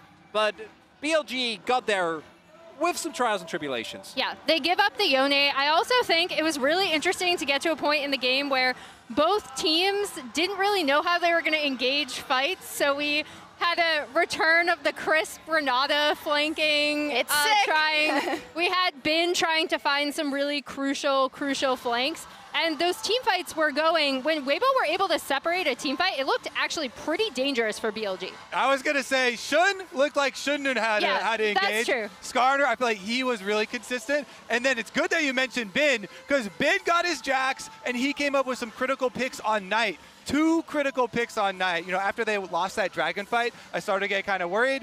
He finds Knight in mid lane to buy them some time, and then teleporting back into the Baron. Yeah. On Xiaohu, excuse me. I was so hyped after that one. But I know. I will say, I feel like I lied to you guys because this is the latest First Blood we've had all tournament, and it was between 2 LPL teams. Yeah, it's incredible, but we'll see here. As we see he didn't actually catch this live, but he just goes on crisp, and that's it because he just backed, I think. Yeah, so yeah, he's dead. you got to flash those. Yeah. He could have flashed that. It's a Verisal. You have to also at that point, Elk had finished Edge of Night and Opportunity, so he was doing true damage, unfortunately for Crisp. Yeah, he was. Weibo was still in it though, but then you said it already. Bin on his Jax thanks to the reliable Cisco network. It was the Jax that could come back after Weibo started the Baron, and for Xiaohu, it was a snap back to reality, and oops, there came Gravity, aka Bin. I really like the initial setup though, because you have so much Baron damage here available as Weibo, but they get caught off guard by the fact that Bin has his stopwatch available, and the resulting fight does not go their way. Yeah, so Bin teleports back in, and there you see Xiaohu. He realizes that he got pinched, but he doesn't like immediately flash over the wall. He doesn't, you know, ultimate over the wall. Bin finds him yet again, and those are 2 really big picks in this game that he got onto Xiaohu. Yeah, and I also think you can see the power of Shun here as well. He was at the top of that, right? Kind of soaking up a lot of damage and then get some crucial engages in the back half of the fight. The big thing for me, we're looking at this, right? This was a risk in draft. They gave away the Yone to Weibo on the blue side. I am wondering if that happens again, because I think I would, despite the fact that Smolder was smoldering, I would like to see Knight on something else. He's good at Smolder, but something with a little more agency. And they also like paid the price for giving so much money to Elk early. You know, the lane swap where Elk was happy to take bottom tower. They rotated Elk up the top side. He got top tower gold as well. And so you see a lot of damage coming from the poke lethality Varus. Absolutely. I have to say the aura on Bin is just, it's unbelievable. Let's see again what he did in the walk-ins where he's next to Breathe and he's just, what a guy. What a guy. Yeah, I mean, I love this from Bin. He's always been the confident player. I remember interviewing him all the way back in 2020 where he took the Omni Stone, no TP Camille, and I was like, oh yeah, how did your team trust you to be able to do this? And like, he was like, why wouldn't they trust me? As if like, he is so good. There's no reason why they wouldn't trust him. Enhance that. Oh, no. Do you know what the worst part is? Is that Brief was actually set up really well in this game, and I don't think it was necessarily a Brief performance. It was just a team difference. But they actually did do the lane swaps as Emily requested. Brief had at some point a 900k gold lead, or 900 gold lead rather. That would have been too much. On the Poppy, which is also a good counter matchup, but it just didn't really seem like he was able to have the same impact, even though he did play very proactive. And this is why I'm super curious to see what happens in Game 2 with Weibo selecting blue side again. I'm wondering whether BLG decide to give up that Yone, because it was looking a little dicey at times, despite the loss. And then on the flip side, Weibo did follow a pretty good blueprint, right? They lane swapped. They made sure that Breathe was in a good position. This is something that Weibo's been very good at doing. However, when it did come down to the team fights and some of those map movements, BLG came out ahead. They did. They win the first game for BLG. Sometimes they choose not to, but they absolutely did in this one, dealing the first blow to their way brethren. Let's see what happens in Game 2. All right, let's see how it goes down. Game number 1 was a slow burn at first, but it burned so bright once we got there. Trading blows back and forth, objectives for objectives. Again, 23 out of 30 turret plates at the beginning were taken in those first 14 minutes. It was a close battle. Yeah, it really was. And I mean, at the end of the day, for me, I think Weibo played really well with the restrictions of their composition. I feel like if they had just had some form of hard engage to start out fights, they would have been in such a better spot to, you know, really be able to kind of seal this one up. And I think it was, hey, look, Tarzan wanted to go back towards what has been his comfort from summer. This brand was exceptional for them in multiple different opportunities, but it did end up leaving them then a little bit wanting. because you'd already gone for the Kalista, you wanted the Renata paired alongside it, and it meant that you just had no engage really coming from anywhere. I mean, it's really interesting, right? Because I do think, you can still go towards that, especially if you're not going to lane 2v2. Maybe you go with Tarzan playing the Brand, but then you bring in an Alistar or a Nautilus or something like that, because they're not laning 2v2 anyway. We're just in this lane swap situation. Of course, there are strengths and weaknesses to whatever they do go for, but it is going to be Weibo back on blue, and I have to expect BLG probably just leave Yone up again and try to force Weibo to actually beat them with it. And so that's why I'm really interested to see, does Weibo actually ban it on blue side? Do they pick it if it is left up? What is the evolution coming in game 2? Time to answer those questions right here, right now, as we jump into Champion Select, powered by Omen and HyperX for the second time in this series. Same size as the first time around. Yone. It's Silas, Rakan, and Yone banned out by Weibo. They have to pay part of BLG's red side taxes, as it's the Aurora and the Orianna continuing to be banned against Xiaohu. And Azale, you called this morning. Yeah. 10 a.m. we were talking. He was like, you know what? They're going to leave open the Yone, and immediately they're going to lose, and Weibo's going to have to ban it. Yep. And it was exactly what we've seen. So we've got the profit alongside us today. I mean, they're going to make a ban the Yone, and they got to pay for it too. So it is rough there for Weibo. Now you're just in like a lose-lose situation, because they've just said, okay, yeah, you were right. We can't play it. Our bad. I apologize. Okay, now let's restart. Which is unfortunate, because Xiaohu actually looked pretty good. You just felt like you needed a little bit more of that supporting cast to help him out, but now going back towards the Kalista as well, and Bin going towards the Jackson. But that's one of those things that often happens in a series like this. Even if it's not the fault of the pick, if the pick loses and you weren't supremely confident in it coming in, are you really willing to risk going down to match point on another Yone game? And I think clearly most teams are never willing to do that, so we're going to have a very different look, though. It is going to be the same bot lane. They're taking your option, Rob, like you were talking about, drafting engage from the jungle, but keeping that lane dominant 2v2. And this specific engage from the jungle, remember, was that third and final ban on BLG's side in game number 1 in the first phase. This is what I'd like to see from Elk, though. The games that we got to see from playoffs, Ziggs was so strong when Elk could get his hands on it. He ended up having a ton of pressure in the lane. They could rotate him around the map super effectively. They started knocking down turrets right, left, and center. And Weibo were left dizzy trying to keep up on the map. Yeah, absolutely. And I mean, this was a second phase ban from Weibo last game, so now it's open. They're going to grab it in that first round. And I always have to correct myself, because when I talk about Ziggs, I always say it's, it's a mitigation pick. You're going to try to just nullify a lane. And then I remember every time I watch the LPL, I was like, well, actually, Ziggs plus anything turns out as a kill lane in the LPL. They just kill you, clear the wave, take your tower, and then you have to thank them for it. It's kind of different how these guys are able to play on the pick. And even when we saw it against Weibo, they were like, here, we don't want that to happen. We're going to try and focus down on this bottom lane, look for some of these dives. And still Elk was able to get the turnaround kill on some of these dives. So this is something Weibo are going to have to be so scared of. They really are. And I mean, if you were in a situation with Weibo, last game, they opted into a lane swap. If you lane swap away from a Ziggs, your tower is kind of just dead. Like, it becomes very, very difficult. So it's going to be an interesting game, and that already has shifted things so much. Yeah, we are going to see the Brand banned out again, though, by BLG's side, respecting the fact that they could still lock that in for Tarzan. They do not want to deal with that in the jungle again. The Gnar are going to stay banned against Breathe, but over on Weibo's side, banning out that Smolder, since they already know they have the AP threat, they don't want to allow that premier AD mid lane. I mean, I just think the Brand ban is so weird, because Tarzan already has his Maokai, right? Like, unless you actually think Maokai is going to go top lane, which is so rare, you have Renata, so it's not going support.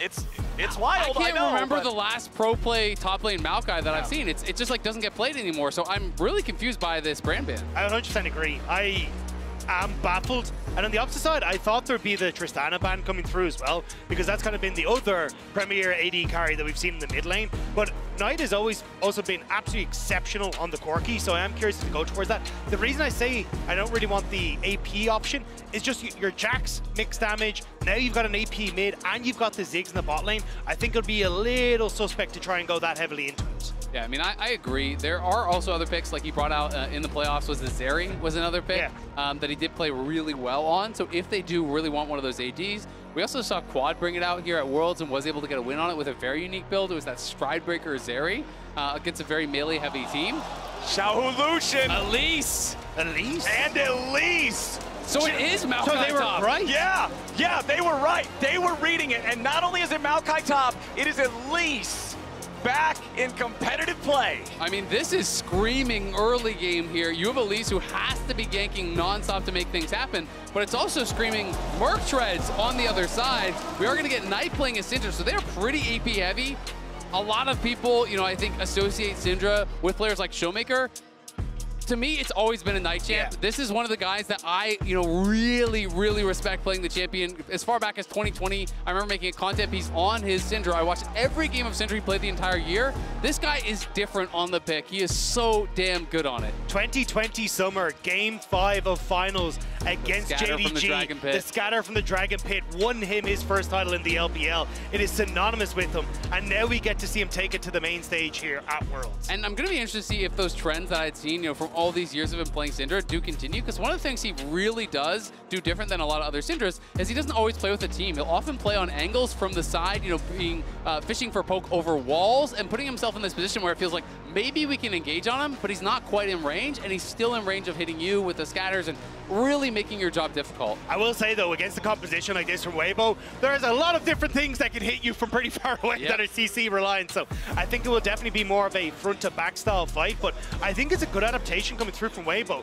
You have champions like Skarner that want you to play into them, champions like the Jacks that kind of want to find these flanking angles, but you have so many different avenues to cover with this composition, and you've just got like Xiaohu back on comfort on this Lucian to try and go toe-to-toe against Knights.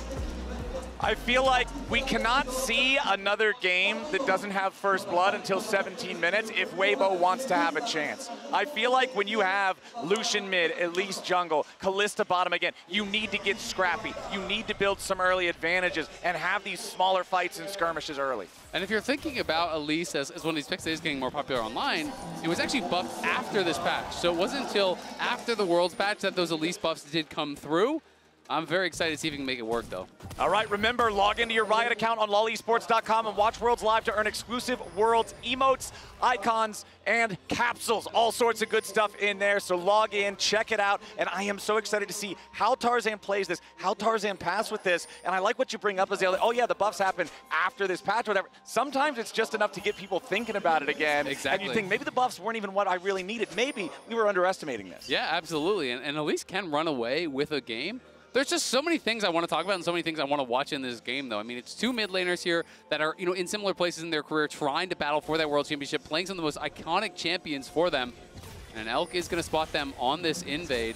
But Brief Tarzan, you know, that top side is screaming out Merc Treads, and Ben could be really difficult to deal with when he does get those early Merc Treads. But this is a full-on brawl. It's going to be a 10-player fight. Yeah, Xiaohu has to dash back over the wall. Weibo still in the enemy jungle, but the big chicken is already going to be controlled. Light trying to get away, but the crash down comes out from On! And BLG's already got first blood! It's about to go from bad to worse as Breathe has to try to escape, and the bombs keep bouncing in. Nice sidestep to get away from the rock, but they aren't done yet. They force the flash out of Xiaohu. He's burning down to the Ignite, but he will not die to it just yet. Weibo trying to strong-arm their way into the jungle of BLG. They don't even get the big chicken, and they get hit right in the mouth. They get clothesline from the flank. Bane in a great position, wandering down. Elk there as well. Now you've got Xiaohu who has to reset to try and come back out onto the map, burn his TP. No flashes for so many of these carries, and it's an insane start. Yeah, exactly, and I really want to draw your eyes to the pressure they put on Xiaohu. That decides the fight. As soon as they push him out, he has to dash over the wall. It's just a collapse in. Ben gets the stun onto Light, and then there's the easy follow-up with the flash crash down there from On. It's all about pushing the Lucian out, creating this temporary 5v4 where they can focus down the enemy AD carry. And this is just insanity for a World Semi-Final here. 10 men fighting over Raptors at level 1. That's LPL, baby. That's what I was going to say. It's the LPL semifinals, and you know how much this means for both these squads. Weibo trying to get back to that World Finals, for BLG trying to right the wrongs of 2023. And I was thinking, when I saw this Elise pick, I was like, man, I haven't seen that in so long, but maybe I missed something. No, the last Elise in World's main stage was 2019. The last at play-ins, just 2020. But now, a potential dive down here in the bottom lane could be turned around as Ben, On, and Elk want some damage of their own. They put some hurt onto the enemy jungler, but it's going to be On who's mostly in trouble. First kill goes over to On, taking out Breathe, but a 1-for-1 trade already as Tarzan has to continue trying to run away. Xiaohu rotates over, but BLG with less men, trade even. And they had no mana on Elk, so the fact that they're able to push them off there is perfect. He now gets to move back, pick up all of this CS, and just getting that turnaround again with Weibo trying to play through this strong early game, but it's been a disaster thus far. I mean, it's going to be so tough for them, but when you play Elise, you don't get to just sit back. No. If your first gank doesn't work, guess what? You better hope your second one goes better because you got to keep the pressure on. This TP really made it difficult. The CC onto Tarzan, he wasn't able to get in spider form and actually repel any of the initial CC, so it's crash down into the Q stun, into the counter strike. It's everything locking him up and pushing him out really before the fight began. And the fact that both kills go to the support as well is kind of heartbreaking on either side. You can see the Weibo coaching staff not looking too pleased with the results of things, but it's still Elk getting a ton of CS on that bottom side. He's going to move back to this bot lane, being able to rotate up to start getting some of the CS on the top side as well. And you can already look at the gold that's opening up on the top of your screen as well. I'm just really interested to see how this 1v1 is going to go. We just haven't seen top lane Maokai in so long. You know, how is the extended lane going to go against Bin? Especially, as I said, when he gets Merc Shun, though, looking for Xiaohu. Yeah, Xiaohu slammed into the wall. Remember, he has no flash to try to get away. And Shun turns him into scorpion food with some help from Knight. BLG, 3 kills before 5 minutes. Great gank from Shun, just clipping Xiaohu as he dashes back, and it's easy follow-up from Knight. Even the fact that Alm was there to cover Crisp, so he couldn't even get any sort of bailout or anything, or some way to try and keep his mid laner alive. Yeah, and this is just critical on helping Knight crash that, so there's no way Chris can actually hold the wave and freeze it for Xiaohu. Means it's a clean reset for Knight. The wave will be pushing back towards him. You know, Bin had that wave that he collected at his tower and is going to be escorting in, and Breathe does not win this extended fight, but Light showing up, of course, means Bin is going to have to back it up. Exactly. The Jacks can happily back away from that one, not under any serious threat. Down 1,000 gold, a little bit over that. 5.5 minutes into the game for the super early comp of Weibo. Feels so tough to play. 20 seconds now until that first set of grubs spawns. Especially when so much of it is in Knight's pockets. We all have played against a Fed Syndra. You hit this certain point in the game where it doesn't matter if they hit their spells anymore. They just kind of miss a few skill shots and then press R and you die. And it becomes so difficult, especially when you're playing something like Lucian, because Lucian can't sit back. Lucian has to be confident, has to be playing in the face of their opponents to be able to really get that damage done. So for these mid-range, short-range AD carries, which is really both of them, it's going to be tough. But this is what I talked about when BLG get this Ziggs. They move around so well. Gonna have to fight Weibo here, though. Weibo coming up to challenge for the grubs. BLG trying to get themselves away, flashing out of the range of the handshake. Weibo securing grub number 1 as Xiaohu's ready to join the fight. El taking a ton of damage. Calling coming over the wall as Xiaohu wants to dash after him. Last auto attack ain't gonna find the kill as now On's gonna try to get away and Breathe. Barely tries to kite it out. Shun needs a little bit more damage to try to take him down. And a lot of damage on Bin's gonna be the first kill as Breathe survives. Xiaohu kills Elk. 2-0 for Weibo in the grub battle. Great fight set up from Weibo. As they move in, they turn on towards Elk. They're able to get over the wall with a ton of pressure. Now Knight alone under this tower, but Weibo collapsing. Shun tries to turn around back onto Tarzan, but he used the E-Shawl impact on the large Krug instead. Tarzan, with his teammates behind him, feels confident moving further forward. Knight goes for the scat of the week. Yes, he hits Xiaohu, but he's not close enough to pose any real further damage threat. Yeah, it is really, really rough. And look at the waves. Every wave, it feels like he's just pushing towards them on the minimap. We can see that got pushed in by Breathe. Bot lane wave is already shoved up. Top lane wave is already shoved up. It's a full court press, it feels like, for Weibo right now. They are really ramping up the pressure after that one fight. Honestly, they needed it so badly. Things were looking awful for this team that really wanted to get the gears turning early, but the grub fight turns it all around. They got that first grub. The other 2 still alive in the river right now, and you're going to see Tarzan make very short work of those. It's also the fact that if this game actually starts to extend into the later portion of the game, you're incredibly AP heavy on BLG, so getting things like Banshee's Veil is going to be crucial, but the Cocoon on towards On lets Xiaohu play really far up here because he knows he can't be locked down, and On, even when he goes for it, ends up missing on towards Xiaohu. On the top side, Breathe has already got the majority of BLG chasing him, but watch over the wall. Another great Cocoon from Tarzan ends up hitting onto Elk, which sets up then for the piercing light over the wall from Xiaohu to finish him off, and it's just these small interactions from Tarzan that really set up a cascading effect in that fight for a Weibo game. I mean, he played the fight very, very well, and you have to be able to be confident like that, to look for these aggressive moves on the Elise to really try to stay ahead of the pace of the game. He's not going like the full-on old school, like Sork Boots rush, run around the map, just do nothing but gank.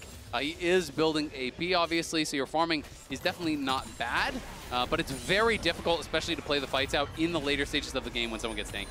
Aggressive Fates call from Light, throwing Crisp in. Nice handshake accuracy there on Elk. He wants to use the satchel to get away, but the spears are already inside his chest. Beautifully done in the bottom lane, but answered back in mid as Bin makes a rotation to knock down Xiaohu with the help of Knight. The face call was a little lackluster, but saved by the handshake, and now Light going to be able to get a ton of damage onto this bot lane turret. But as you say, Bin at least getting that turnaround in the mid lane on. Okay, On could be in some trouble here. Another nice handshake. Some spears in the rel means more damage even coming out, but the TP is available for Elk to try to reinforce his support if he needs to. Crash down for the extra shield, but it ain't gonna matter. Light on a killing spree on the Kalista as Weibo takes the kill lead. And Light is just dancing around on there, dodging the Shattering Strike, dodging the crash down as well, making it look easy to get that kill. Elk decides not to TP in to bail him out, just walks back to lane. It makes me wonder why Weibo kept batting this against LNG. Like, Light has been such a good player on it, but now Xiaohu putting some hurt onto Shun. But I think Light has been exceptional for Weibo, and getting to see him strut his stuff on this Kalista is definitely worth watching. And the show is kind of on the other foot now, because when you look back to last game, it was Elk who had this massive gold advantage on the Varus coming out of this lane swap. He got so much plate gold. He was really the beneficiary of that early game, and this time it's Light who's in this commanding position, who's going to be able to get to an early Blade of the Rune King and potentially put them in a position to tie up this series. Especially when you're looking at, a minute 40 until Void groups. He gets the reset, he'll have Bork and the boots already completed, but TP again behind Elk. Weibo are not letting the Sigs have a good time. They are putting a bullseye on his back. Elk will try to escape, but the lockdown of the Maokai, the damage of the Elise, it's an easy kill for Weibo and Breathe. And Weibo are doing a great job, not only in this game, but the series, of matching what BLG want to set up with. When you look back at playoffs, it was BLG pushing in with the Ziggs, turning around the ganks, and getting into a position where they could outrun Weibo on the map. But it's Weibo who are taking control right now, and BLG who are struggling to answer. Shun looking for the Ishtal impact through the wall to block the escape of Crisp and Light. Bone plating already coming out there from Crisp. Hostile takeover to clear some space and make it so Shun can't land the Impale. Crisp and Light both escape. Yeah, Crisp played that really, really well. Just walks up in the face of Shun, pushing him back, using that hostile takeover, prevents having to use a flash, prevents having to use a cleanse or anything like that for Light, which are much more valuable resources. And this is going to be the TP pushing out here from Bin down towards that bot side as Breathe was able to take a turret plate. He has just been pretty active on the map, and he is on much more of kind of just a playmaking champion. You're going to be frontlining, you're going to be looking for picks. It's not about the side lane, so it's okay if he's not keeping up in farm as long as he's active on the map. Yeah, and I think this is impressive to see from Breathe as well, because he's had a great Worlds. Hadn't had the great of regular split, but even over the course of his career, he's been more the Riven guy, the Aurelia guy, the guy who wants to try and take over in these and be the carry. Taking a step back here onto something like the Maokai, having access to the map. Like, this is Breeze really showing up here. I think it's really cool. We are going to have a TP down. We'll see if they can pull off the dive. Yep, Breeze's your target. Maokai can be tricky to dive, though, if you don't have the coordination in place. Twisted advance already. Try to get himself back into a good spot, but it won't work. Impale from Shun seals Breeze's fate. They put the money on Bin, and with 4 men here in the bottom lane, BLG are going to bulldoze this turret. But at the same time, Tarzan on the other side will secure all 6 grubs for Weibo. Yeah, they're going to get all the grubs, and they already took down that first tower on the top side. It's a 1.8k gold lead here for the Kalista. Bin going to collect some gold back on that bottom side, creates an advantage for himself. And it's really just going to be a tale of 2 lanes. Who can get more done with the advantages that their team have given them? There's still so much confidence in Bin that he can make it happen, especially on his signature Jax.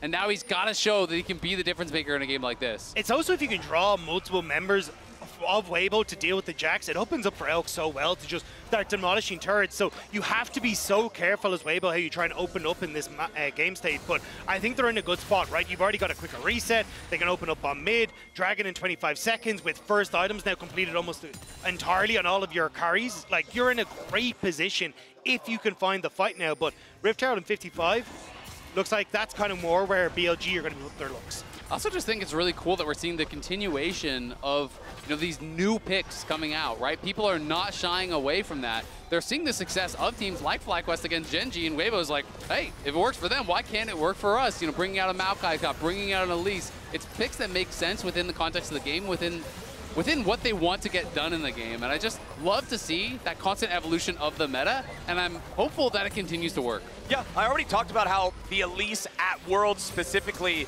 is 5 years ago for main stage, but if you're looking at Maokai Top in Tier 1 regions, this is the first time all year long that has actually been played in that role, and Breathe and Weibo are doing pretty good with it. Tier 2 turret gonna fall there in the bottom lane. It's a 1,500 gold lead for Weibo. It's a 2,000 personal gold lead for Light on this Kalista, and it's easy for now that second Drake of the game to go over to Weibo as they pick it up, no contest.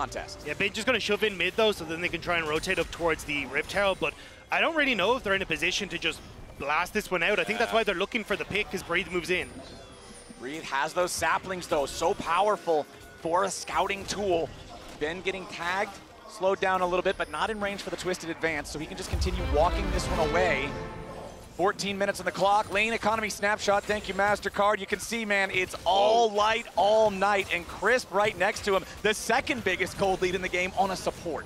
But Light is just going to be able to keep this pressure up now. He's moved in towards mid. You've spent your timing window as BLG on that top side, and now On is already getting forced back, so you're just getting these waves in order now for Weibo to look towards Rift Herald. The cross maps are not coming through for BLG. No, they're not. I mean, it's been difficult, right? Because they feel like they are behind tempo, they are getting pushed in, they're worried about the Elise, so they're not able to fully shove out these waves, and it's making it difficult for them to actually make the moves towards these objectives.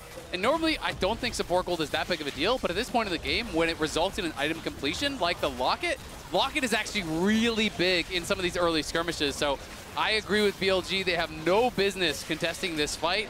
And the question just becomes, you know, which side is going to scale better? Because BLG is very AP heavy, which is definitely a weakness. But at the same time, you have Elise, you have two short-range AD carries on the other side. And it's really going to come down, I think, pretty heavily to execution. Yeah, I think the only one who really benefits is Breathe, because you can go for that something like a Spirit Visage, which then is super nice for getting that extra healing off of your passive and just becoming an absolute monster in team fights. And for BLG, a lot of them, their fight will be front to back, apart from, say, like Bin. But if you can actually just have, you know, Breathe stand in front of a Ziggs bomb or even a Scatter the Weak from the Syndra, it becomes way easier for Weibo to operate, although they are a very short composition that still can be in range of a lot of that threat. And they're still going to have, you know, that difficulty on the engages, right? Because again, it's really going to be on Breathe, it's really going to be on Tarzan to be able to start up these fights, to have the confidence to go forward, find those picks. You know, Xiaohu and Light, you know, could even go towards things like a Ma later on in the game and have a lot of value there. Because if Knight positions aggressively and is trying to get those 100-0 plays, and you're reliant on a lot of the AP damage from Elk as well to reach backline, hey, if you can't 100-0 them, maybe the sustained damage of these double AD carries can really shine through. And especially if it's a Cloud Soul that Weibo can pick up, having that like Maokai ultimate into his speed up, being able to chase down people, can make things significantly easier for Weibo to start some of these fights. So you can already see the opportunities for Weibo to close out this game. It's just how do BLG disrupt that so they can enable a Ziggs to tear down turrets, so they can look for picks around some of these key objectives on these carries as they look to face check. And Weibo are feeling confident with their current state of the game, nearly 2,000 gold ahead. Crisp gonna step up, try to secure a little bit more vision here in the enemy jungle. That tier 1 and tier 2 turret both being destroyed in the bottom lane does give Weibo a little bit more bravery stepping into enemy territory, knowing there's not a place for their opponents to easily fall back to if need be. Bin versus Breathe up here on the top side. Teleports coming in from both teammates, as you're going to see Xiaohu arrive first, but as soon as Knight shows up, he's got to fall back. Nice use of Scatter the Weak to interrupt the culling, but the fight is already over at the cost of both mid laners' teleports. Yeah, you can see the extended fight. Bin would win in that 1v1, but Breathe just has to buy time in this situation. He buys enough time for Xiaohu to arrive. He's able to push them back, and there's not really anything cooking on either side. I do think Xiaohu's teleport being down is better for BLG than Knight's though, because you want this Lucian to be able to play through a side lane and being able to put pressure down.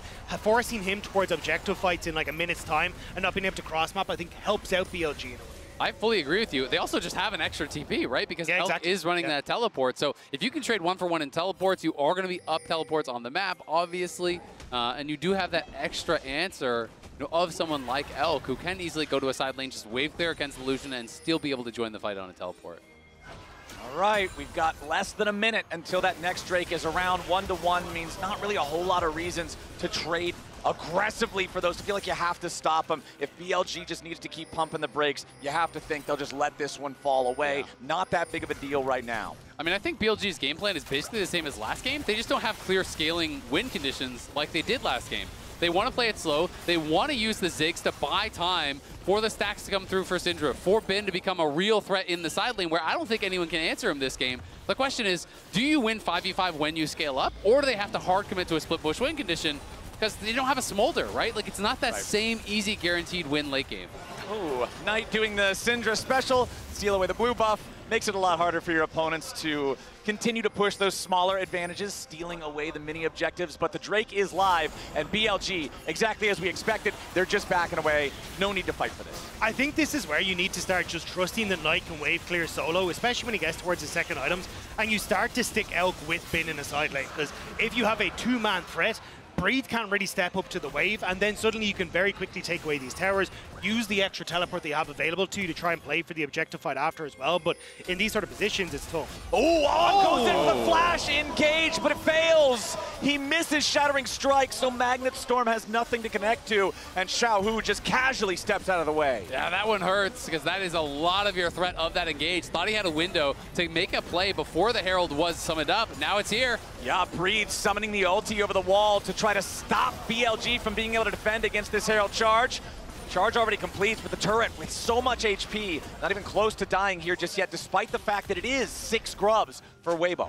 And it's a lot of Weibo grouping up on this mid lane tower, so you still have Bin, who's just kind of farming his way up on the side lane, starting to get closer and closer to that 1,000 gold lead, but BLG, the wave clear is insane. Yeah, Light forced to cleanse and flash to get away there. Knight doing a good job, max range, scatter the weak to put pressure on the Fed carry. And this is where it is tough for Weibo because you don't have as much of a side lane threat in Breathe, which is why having Xiaohu kind of answer for Bin, or sorry, answer on the side lane is your best bet. I'd rather see Xiaohu not match Bin though, and have Breathe just wave clear against this Jax. So then you have another point of pressure on the map that you can then release Xiaohu from to move mid, to draw members of BLG away so they can't just wave clear on turrets all day. Crowd is getting into it, man. I mean, I'm loving this second game much more than the first at this point in time, just because we have so much more trading. Because there's kills. There's kills. Yes, because there's just kills. Just admit it, you're a play-by-play. I enjoy the kills in League of Legends. It is a PvP game, my friends, and we are seeing some good PvP here so far. 3-1-2 on Light, who does now have his Rage Blade completed. This Callista is an absolutely massive threat, but at the same time, there's always that double-edged sword. He's got so much of the lead, so much of the gold. If he gets popped at the very start, if you do have a good rel engage followed up by Syndra and Ziggs both pressing R at the same time, Weibo feels like they'll crumble. Exactly. It's really tough, and that's why I think Weibo are going to be really careful around these missing summoners from Light. They're not going to be looking for any sort of risky plays until those are back up, and even with this big gold lead, you look over on the other side for Elk, he's at a pretty strong point in the game too. Does have those 2 completed items, but the MR is starting to come through. You can see Light has that Hex Drinker. I do think we're going to see both these AD carries with full Maw by the end of the game. But I think it's great to see people finally taking notice of Light. He's been to the main stage with LNG back in the day, but never really got towards the playoffs to just show what he's really capable of.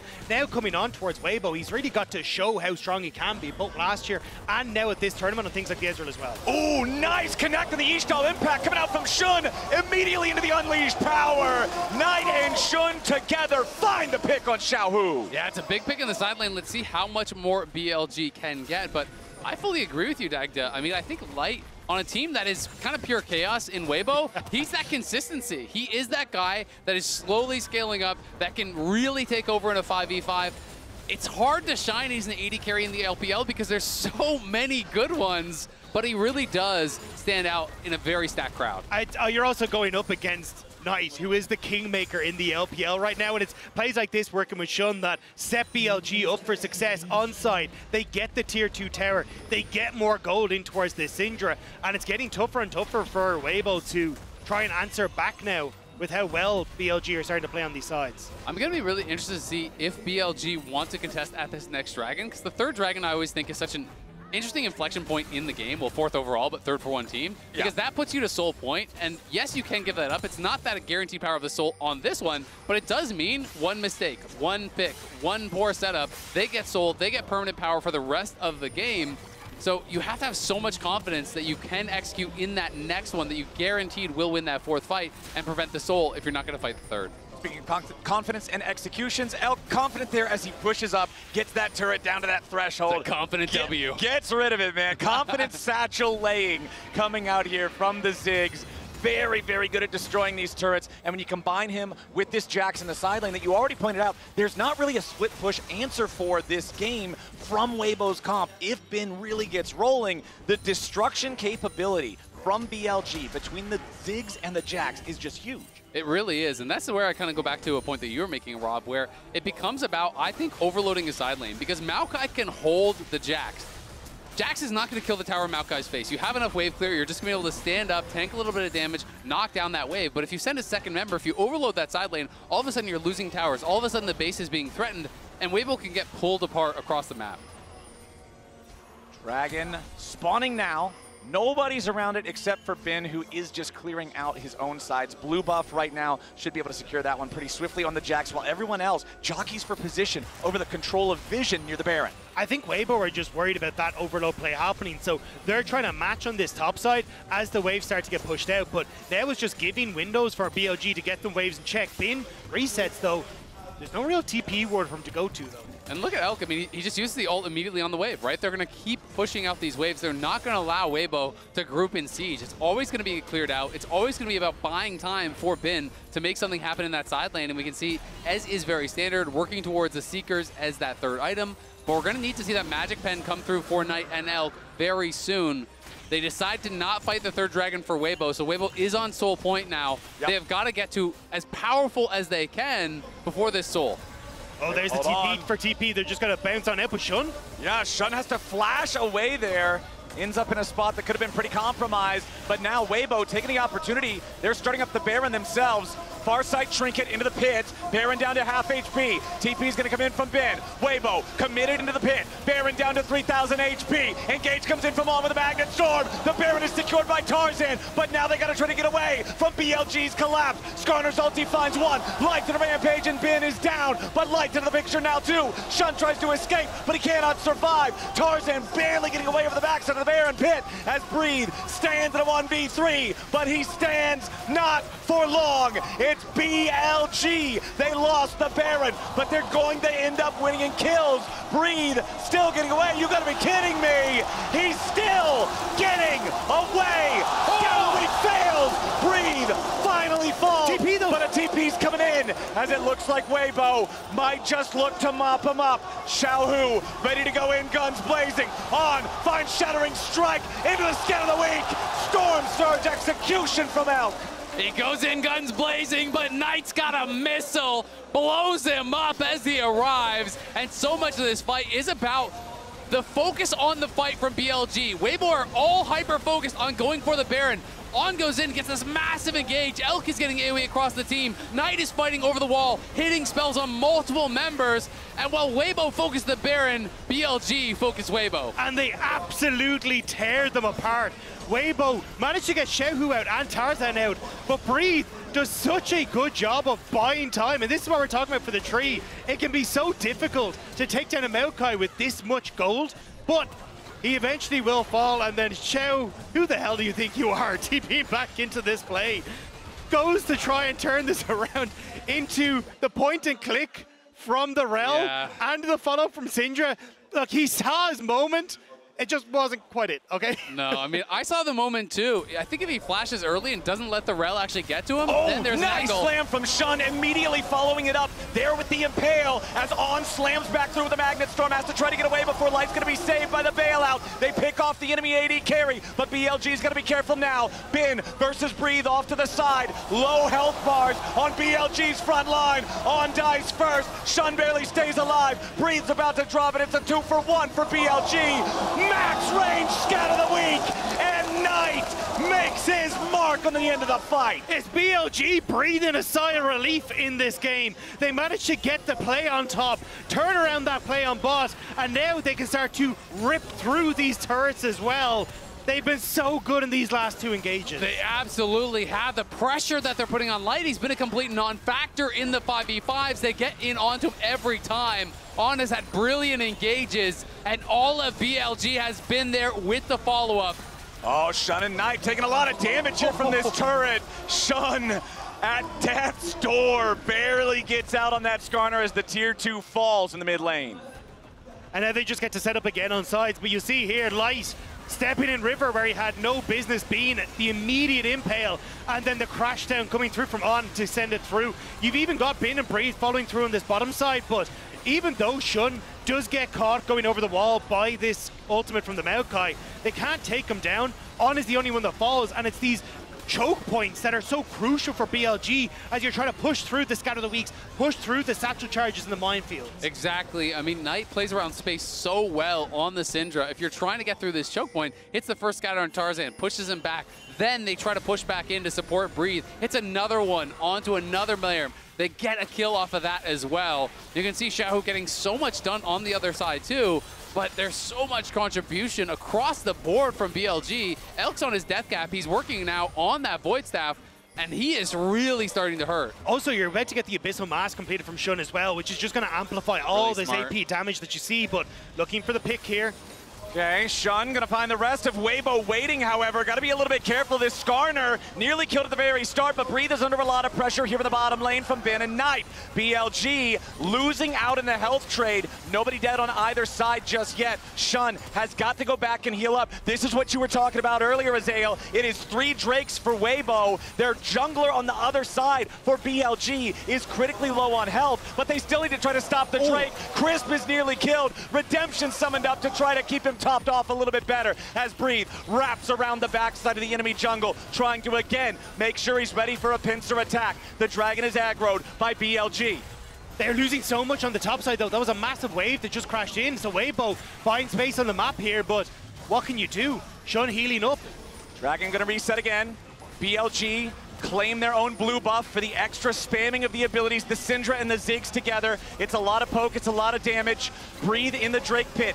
Infinitely tanky here on this Maokai. Happy to just absorb these blows for a little bit. The bouncing bombs again, connecting onto Crisp. The vulnerable enemy targets in the back line. Crisp down to 20% HP. Bin jumps over the wall here with a counter strike. Look at a lock up. Breathe, beat him down. He flashes over the wall, but On's got the kill with the ignite. Hostile takeover, low value. Shun goes into the engage with the impale, but he ain't gonna find the mark that he's looking for. Nice. On dies, light out plays. He's taken out 2. Weibo trying to continue the fight as Knight kills the enemy jungler. There's no junglers left. Light is struck down by Knight Syndra, and Crisp will be the last man to fall. And ace for BLG. Light is snuffed by Knight. BLG win the fight, and they're gonna take the game. It's the full team teleport party over into the mid lane.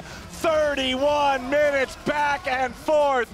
BLG with Elk and Bin ready to just demolish these turrets. Knight flawless on his Syndra. 7, 0, and 8 to take BLG to match point. You have to put respect on the Syndra when it is in the hands of Knight, working so well with Shun. And even though it looked like Knight was about to make the play of his career, it is shut down where it stands. Best Syndra in the world. This guy is just different. He plays these fights perfectly. Beautifully done by BLG and Knight to secure themselves match point. Don't y'all go anywhere. We'll be right back with more semifinals right after this.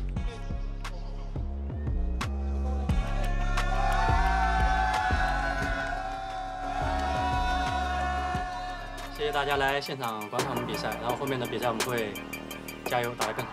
感谢所有线上还有线下观看我们，还有一直支持我们的粉丝，就谢谢你们吧。然后还有感谢到了就是来自巴黎线下现场的所有观众们的热情，然后我们也会继续加油，我们4强见。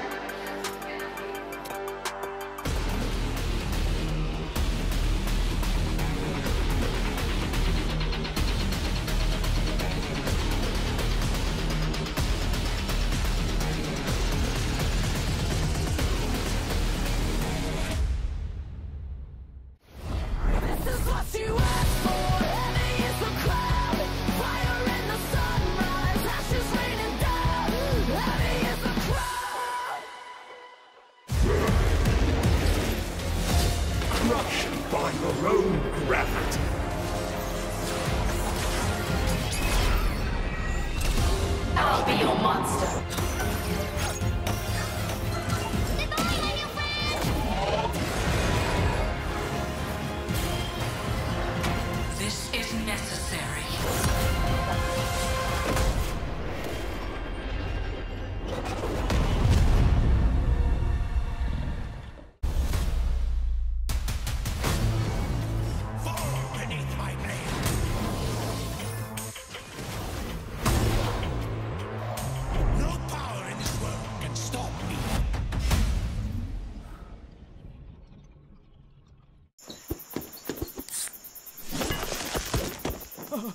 Red Bull gives you wings.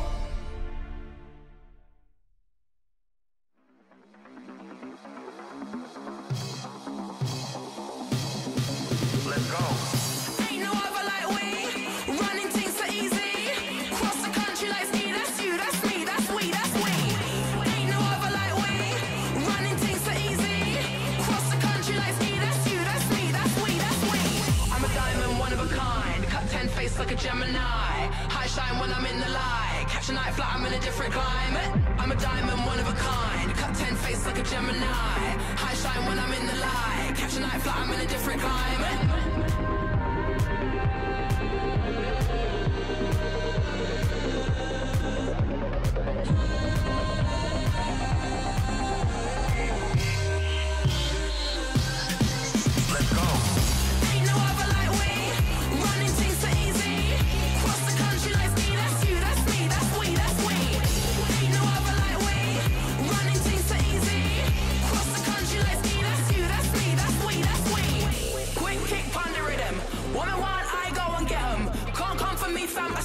Now I'm born on a team that's training.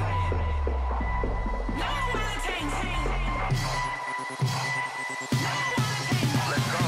I'm a diamond, one of a kind. Cut 10 face like a Gemini. High shine when I'm in the light. Catch a night flight, I'm in a different climate. I'm a diamond, one of a kind. Cut 10 face like a Gemini. High shine when I'm in the light. Catch a night flight, I'm in a different climate.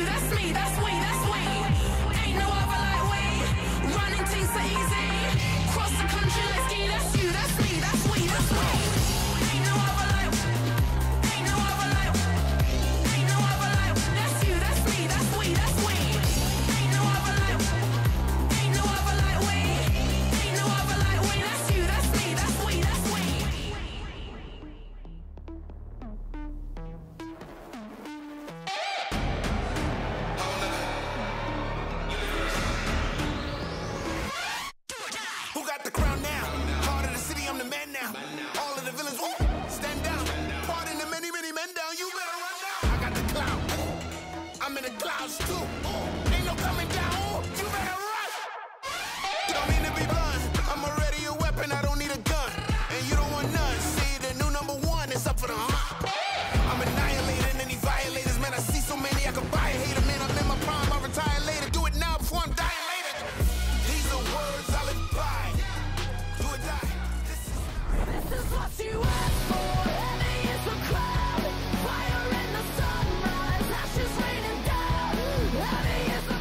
Weibo still in the enemy jungle, but the big chicken is already going to be controlled. Light trying to get away, but the crash down comes out from On, and BLG's already got first blood. Yeah, Xiaohu slammed into the wall. Remember, he has no flash to try to get away, and a lot of damage on Defense gonna be the first kill as Breathe survives, trying to continue the fight as Knight kills the enemy jungler. There's no junglers left. Light is struck down by Knight Syndra, and Chris will be the last man to fall. And ace for BLG. BLG win the fight, and they're gonna take the game.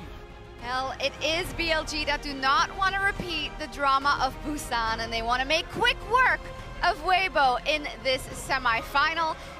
Again, though, Weibo started off well, doing pretty good, but it was BLG that came into it. Also, thanks again to Knight's Syndra, which I know you didn't like the draft that much, but it slapped. It was a heavy AP draft. It was. I'll say that. It was very heavily AP. It started off well after it started off very poorly, right? Yeah. Because the thing that set up was the fact that, again, Weibo do this invade. They're actually able to get Light off of this. And at this point, I'm thinking, oh my gosh, this game is doomed.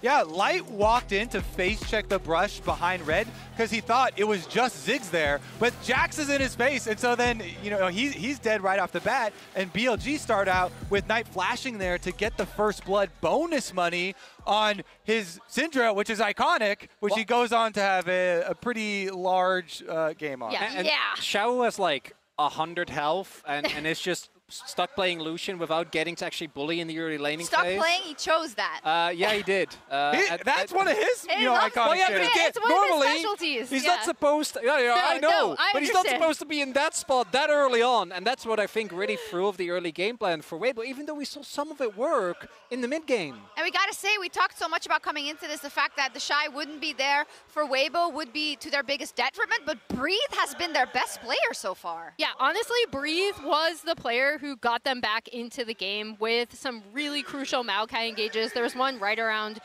Dragon, I think, that was like the stellar standout one for me. I thought he played this Maokai really, really well. And again, no, it's not the Shy, but the Breathe is trying so hard, and especially with this top lane Maokai pick that they pulled out was really, really fun to see. Yeah, it was, there's some chatter that they knew it was coming, right? And the bans were adjusted accordingly. Still, though, you saw how strong it was. It was insanely strong. It's going to be something to think about in terms of the drafts. But let's take a look at the Baron in our HyperX Reflex replay, because there was a lot of good, there was a lot of intricacies, and there was also a Xiaohu TP at the end. Yeah, we'll get to the ending later, because initially I like this from Weibo. They definitely, even with the heavy AP build, I think get outscaled. So they have an opportunity to take away the Baron here. The problem is then actually getting out. And you can see this fight is all over the place, so there's not really an easy and clear way out for Weibo. But they actually get out Xiaohu. Tarzan makes it out as well. And here you look and you go, okay, it's fine. We get the Baron buff. Yeah. Xiaohu is one of your big split pushers, has the buff. And could someone take it from me, because Breathe buys so much time, and it was a bait. He baited his teammate in. Yeah. Okay, how does he play this correctly? So there's a world where he could have gone for poke damage, not just dashed in immediately, right? He could have slow played it. He dashes in and then flashes after the auto is already buffed, so Rel just flips him back and just doesn't get to play the game. Ah, no. Look at that damage. Yeah, Maokai did almost as much. I see it. Wait, if I'm my goat, I'm just gonna. Oh no. Wait, Oh no. I'm just gonna. No.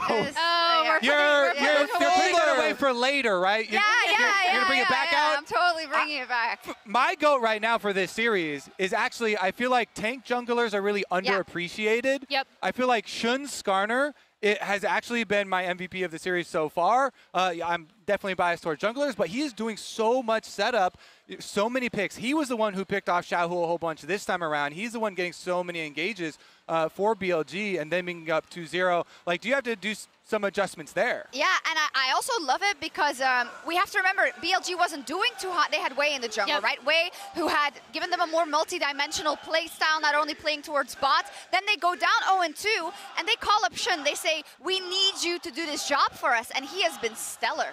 Yeah, and you can see it from some of their draft priority, right? How they have been focusing heavily on the red side, making sure that they're able to get Bin's Jax and then the Skarner for Shun. I think the other thing that's really interesting that you saw, again, people said they expected the Maokai to be going in the top lane on this draft. I think Rakan and Ashe both being removed has been huge based on how we saw each of these teams qualify. And then the Yone ban coming out of Weibo on the blue side as well to set up for this, I thought was super interesting. I am curious to see now what changes going into Game 3 if Weibo just throw all of this out, because we already know, presumably, what BLG are going to do with their first rotation. Yeah, Weibo's still blue, as expected, Maurits. Yeah, no surprise there. There are two things. One, I think you are not going to give that Skarner over again, but also they've been holding on very strongly to this Kalista-Renata combo. I think it's time to try something else, right? I know that it's an insanely strong pick, but we do see that you're just not able to, even if you do get the lead, in game number 1 they didn't get the lead, didn't really work. In game number 2, even with a 2k gold lead on that Kalista, the moment Jack shows up in team fights, he's just sitting there going like, well, I can't play the game. Yeah, is that also a thing? Like, why is that Jack still being given over to Bin, right? Because it doesn't matter if you put him behind. It's happened in almost every single game. Even going back to like Swiss, right? It doesn't matter. Yeah, I could see the pain of your, G2 eyes, the first game of that G2 series. What? I don't know what you're talking about. What he was able to do with the Jax. I mean, he's great on the Jax. So let's see if he gets it for the 3rd game in a row. All right, everybody, welcome back. It is time for game number 3 here in this LPL versus LPL semifinal. BLG up 2-0, despite both games being close. But gentlemen, we were just joking about it. In the future, nobody remembers how close it is if it's a 3-0. Yeah. They just remember BLG punching a ticket to finals, which they are now 1 game away from doing. And they have now won 10 straight games against Weibo. And that is something that has got to get in your head. There have been close games amongst those 10, but still, at the end of the day, every single time, it's BLG coming out on top. But I think this really is the learning point for BLG. We talk about T1 learning from DRX and saying don't underestimate your opponents. Last year, they underestimated Weibo, and Weibo were able to fight back against them. Now it's BLG taking that learning and saying, no, we deserve our spot in finals. We are the best team in the LPL, and now we just have to take 1 more game off of Weibo to prove it. So adjustment being made. Yone not banned on blue side this time by Weibo. Instead, they're actually going to be banning out the Kalista. So do they go Yone? My guess is they don't go Yone, and they're going to have a plan to try to deal with Knight's Yone. That, I think, is like the 3rd evolution of this kind of Yone conundrum. But it doesn't give me a lot of faith. I was going to say, I think it's the fact that they banned the Kalista instead is, hey, look, we just don't want to take the Kalista so we can actually go for a bit more of an even lane matchup. Also, the fact that Light has already brought out some things like the Caitlyn and try and change things, yeah. But I think that's where it's like, hey, let's just try and go back to bodying bot lane, because that was the thing that was successful for them in LPL. But as you say, they're going up against what has been a pretty nice combo for BLG. It's a really strong combo, and I don't see why Knight just doesn't go Smolder on 3. And then you have the exact same problem that you had in game number 1, right? And this is my concern. The question is then, okay, does Weibo say, well, game 1 actually we fought pretty well, but we lost because we didn't have enough engage? Do they draft some sort of additional form of hard engage or some way to really make the fights happen on their terms? Because I think that is going to be something that they do really require if they want this game to look very different. And with Ezreal and Maokai, you have that primary form of engage. You also have an AD carry who can both stay alive, but also reach backline with that ultimate. And I mean, this just feels like a really obvious AD slam, but it's not going to be the Smolder. No, it's going to be the Kais instead to get that good matchup in the bot lane. And I think that is kind of to say, hey, look, we need something that's going to be able to match Light, because Light has been incredible on this Ezreal. And as this game starts to go on, there is so much CC going the way of BLG. You're going to be able to unlock this Ezreal for a lot of those fights. But I think that's honestly where Kais is going to struggle. I look at not a huge amount of frontline dive to try and set up. Like, Skarner kind of likes people to play into him. You need something that's a bit more focused on further dive, but I just don't really know how you're going to get it. Yeah, I'm not sure. I mean, it's going to be interesting, right? And we could obviously just draft hard engage with support, and I think that does fix a lot of the issues. So far, there has not been a lot of support bans. It is just the Rakan, but like Rel is up, Alistar is up, Nautilus is up, Leona's up, right? Everything's up. So you can just grab some sort of hard engage champion. I think that plus some sort of high consistent DPS champion for Knight would round out the composition that BLG have quite well. And I do think Jax is a great answer for side lane Yone later on. You can outscale. Counter-Strike, obviously such a strong answer to all of the auto attack damage that Yone does really rely on.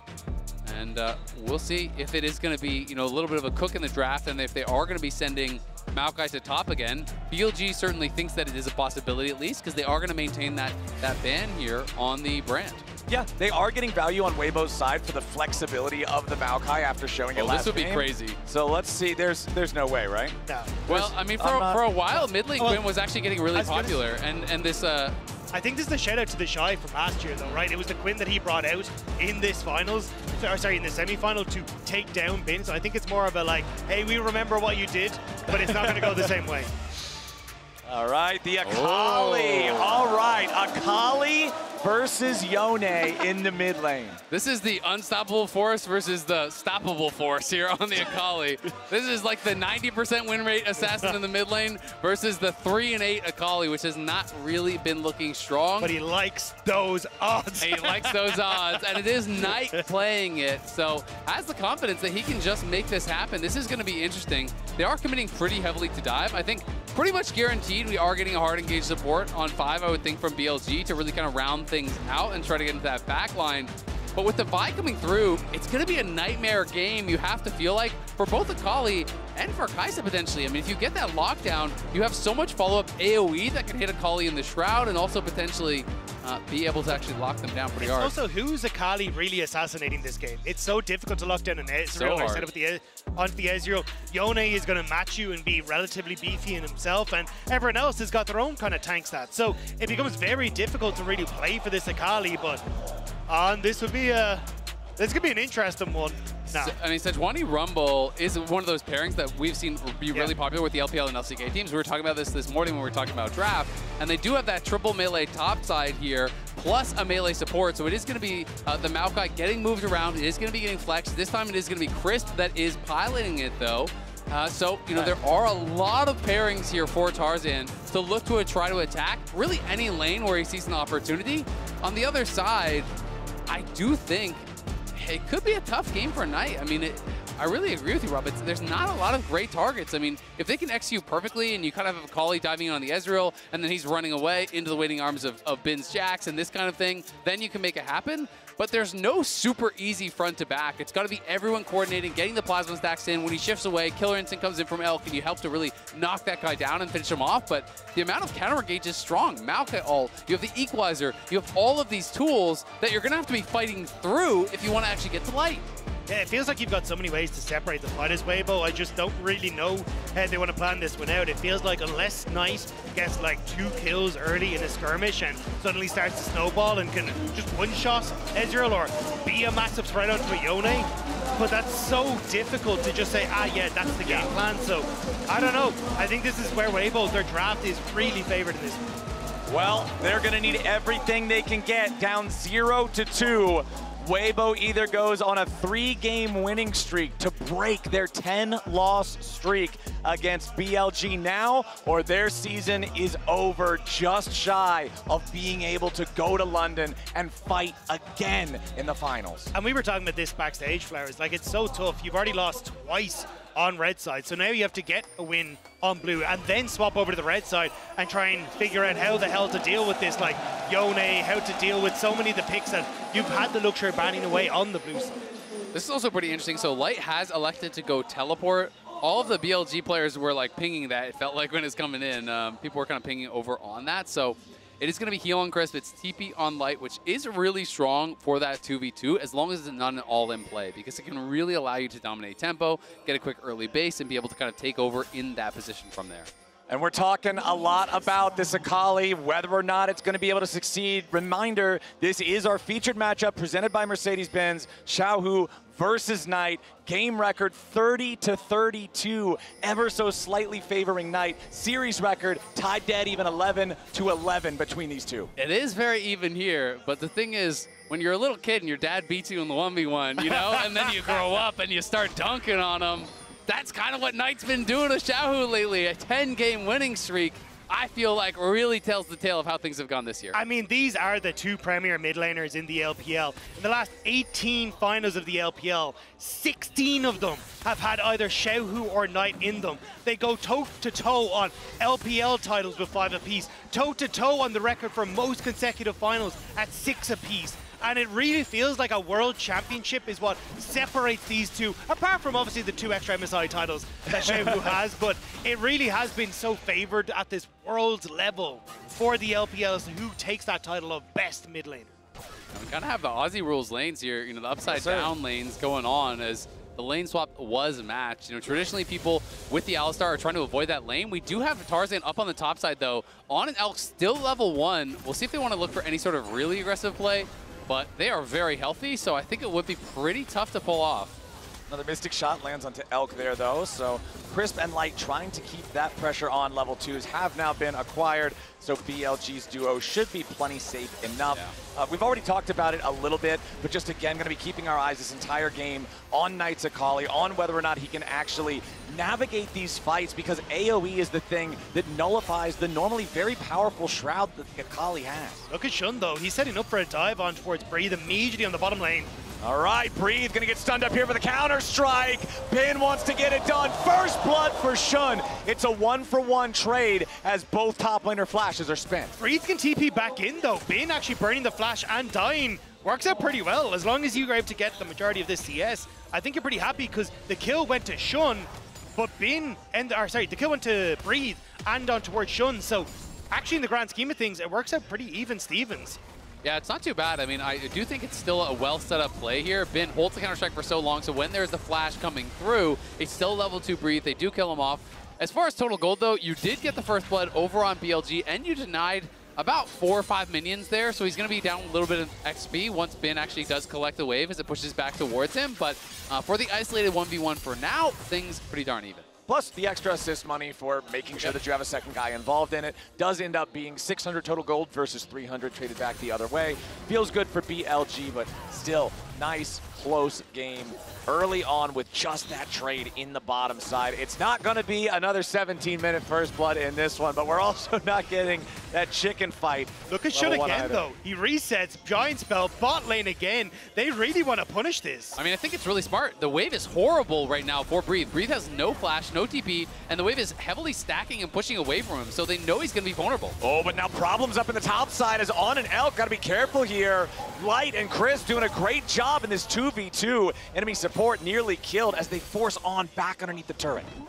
Still trying to see if they can put the pressure down. This wave is going to crash as well, so they might be sitting ducks underneath here, especially if Light can get a couple of those Mystic shots to land, but both junglers now just fighting on this bottom side.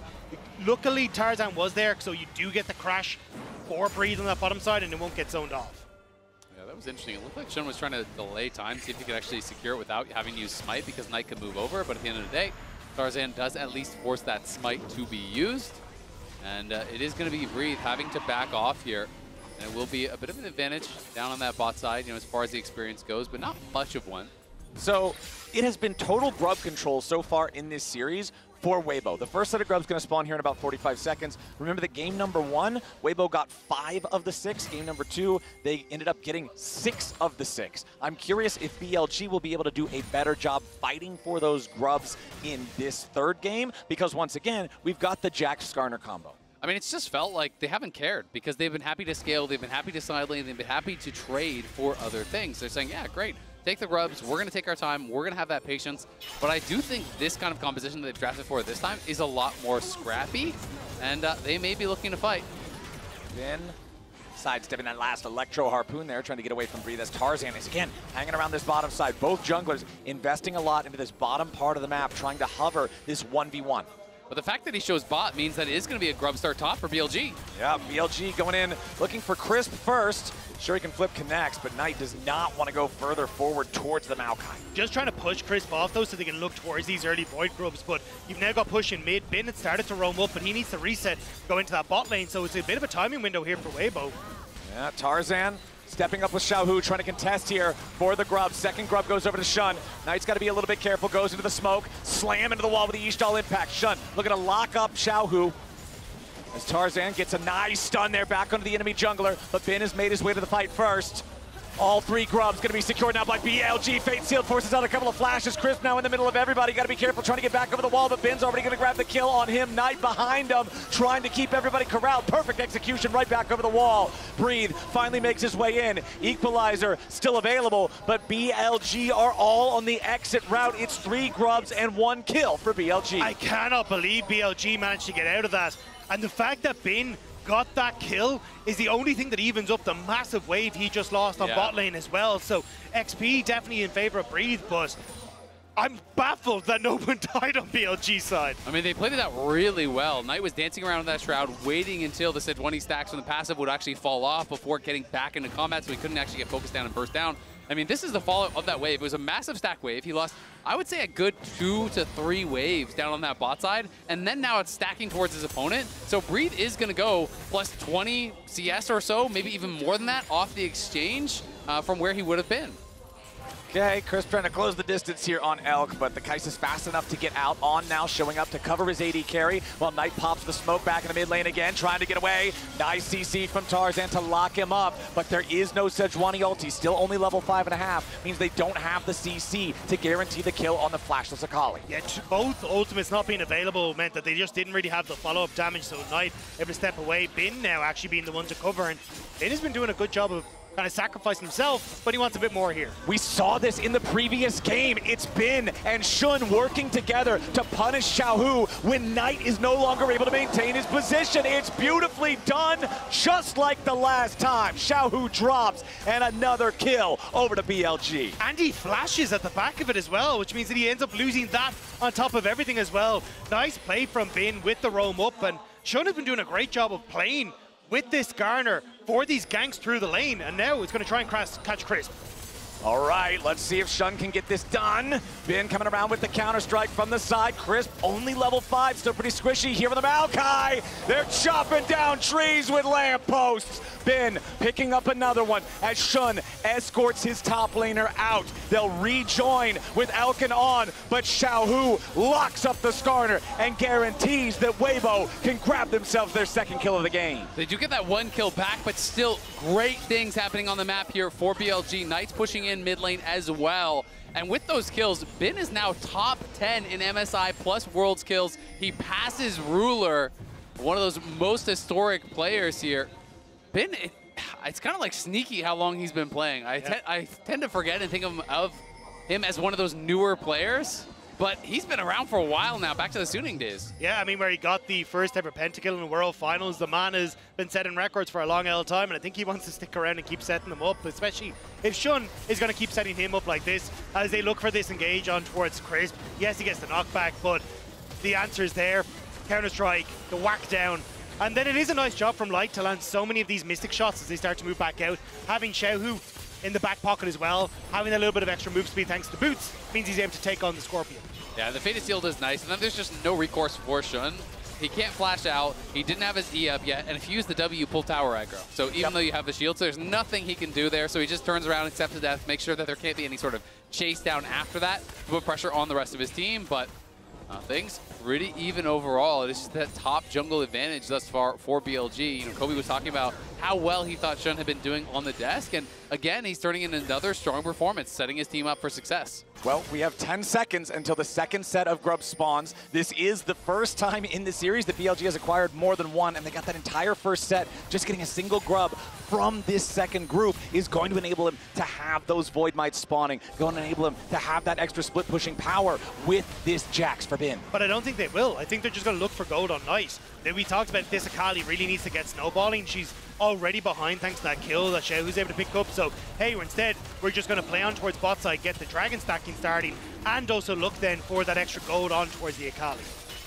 Yeah, we'll see how much he's going to be able to get, because after they grab the dragon, Shun could even move down towards bot side if they do think that there is some sort of an angle, but it looks like they don't expect that there will be, and Breathe had it warded out either way. Yeah, I want to go back to your point you were making on Shun, though, because it's incredible to see how strong he's been for BLG after he was subbed out. Wasn't the intended starter, yeah. Exactly. It was Wei who came in. He came in halfway through summer and was like, no, this is the guy that we want to work with. He's going to add stability. We can just play through our 3 strong lanes. But coming into the Worlds, they were like, no, we want the guy who's able to come up with the creative plays, the guy who can play the Kindred, the guy who is piloting this Skarner so incredibly well here. And it's really made you forget about a bit of the rough start that BLG had, because they swapped in Shun, after a couple of those losses. And he has been a guy that's bringing stability now, which is not really what you kind of associate with him. He was more that explosive player, go dive bot, go create these spicy plays. But he has been great for them on the Skarner.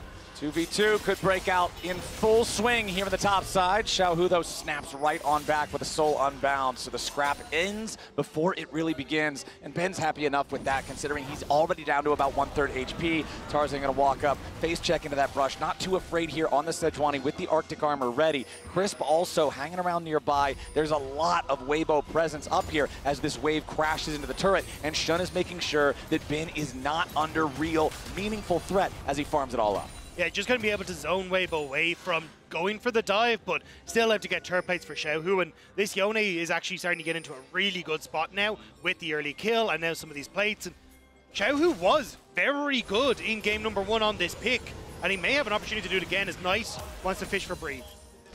See if he can find him here. The Akali, a level down though, not quite at the point where Breathe is. Has not been able to have as much time here in the side lane, so Knight just thinks better of it, backs away. Yeah, I mean, especially with the steel cap boots, they're kind of thinking, hey, maybe we can look for the Akali up against Breathe, but we already said Breathe got a ton of that early CS and a big experience lead, so he's under a lot of threat going up against the Akali, who's still only just about to tick over to level 10. So at this stage, I think side lane gameplay is the way forward for Weibo. And it's so interesting because BLG, I generally think of as the masters of playing this sort of style, of playing through sides in the LPL. I think that they were the best to do it.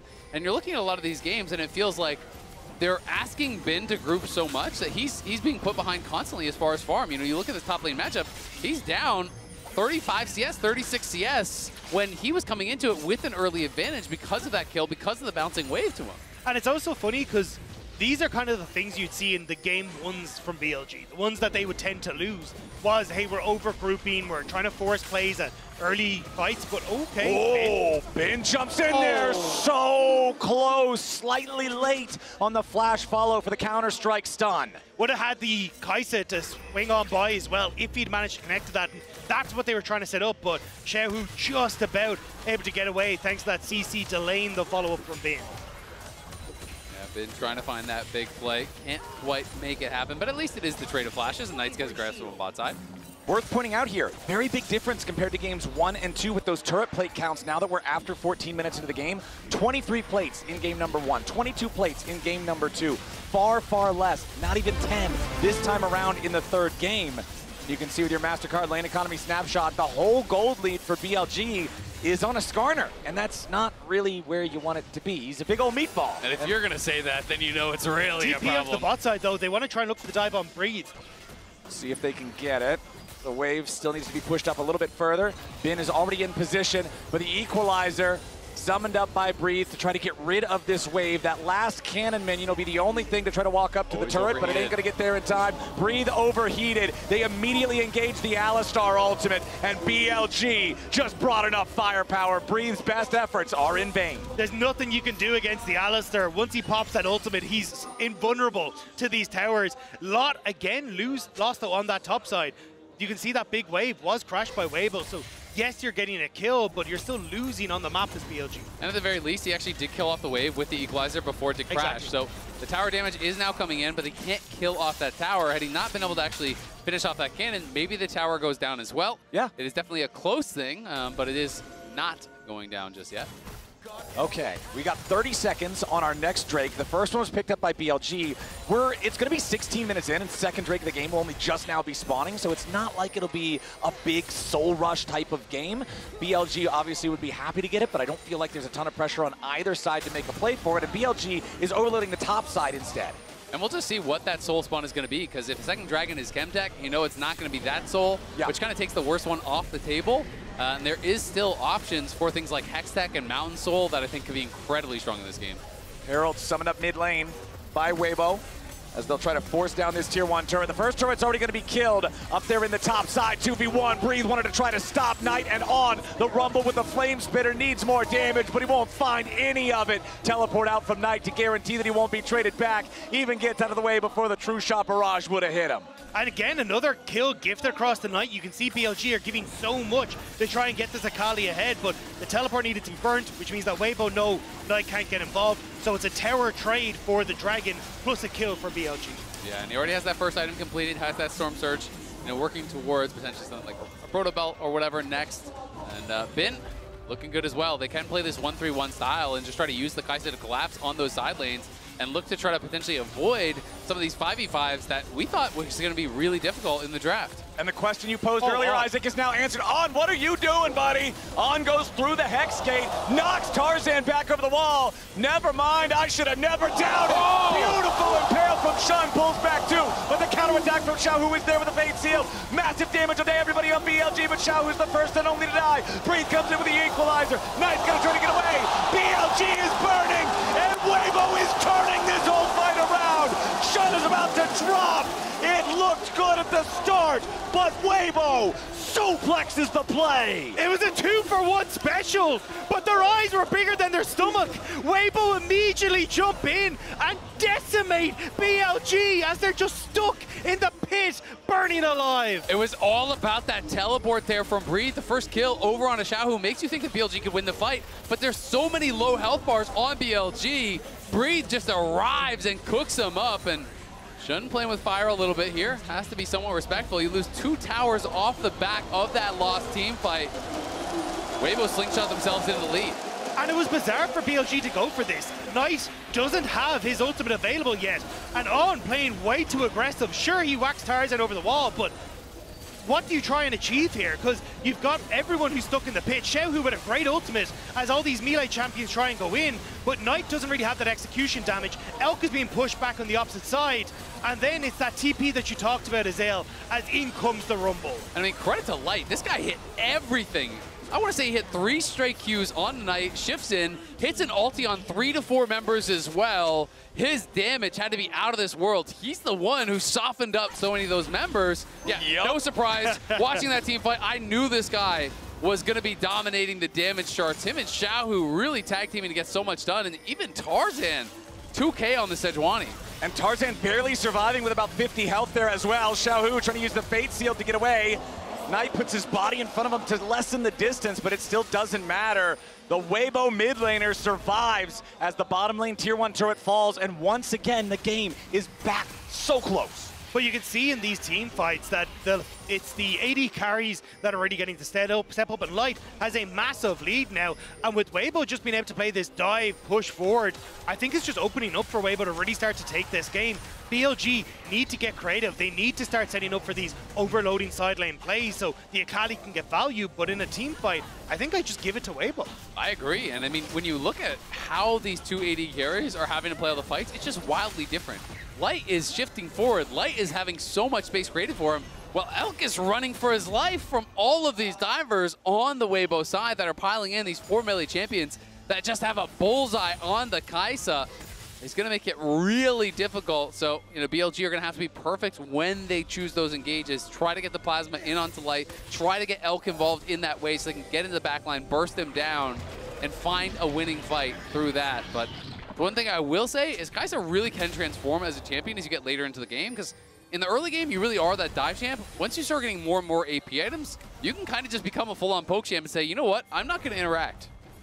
Very, very scary stuff if he can get to that point, but it's a big if, considering Weibo are the ones who seem to have the magic team fight recipe in this one. We already talked about the AoE earlier, and that dragon fight was a beautiful showcasing of it. The multi-hit on the Fate Seal, the Glacial Prison on top of everybody, the fact that the Rumble Equalizer then just completely destroyed the whole thing. BLG are going to have to pilot this smart, and that's the thing that they have done so far in the series, though. We've seen 2 very close games thus far, but when it really mattered, when all the chips were down, BLG came out on top twice. I think it's more difficult this time around, though, because of how strong Light is. He gets to dictate the mid wave, which makes it very easy then for you to control sides and make it difficult for Knight and Bin to actually play through those side lane strengths. And as long as you're able to push mid and get vision for the dragon that's in 30 seconds, you're able to keep control over BLG. I think you just set up a front to back where Light is untouched in these fights. Yeah, I mean, I agree with you, but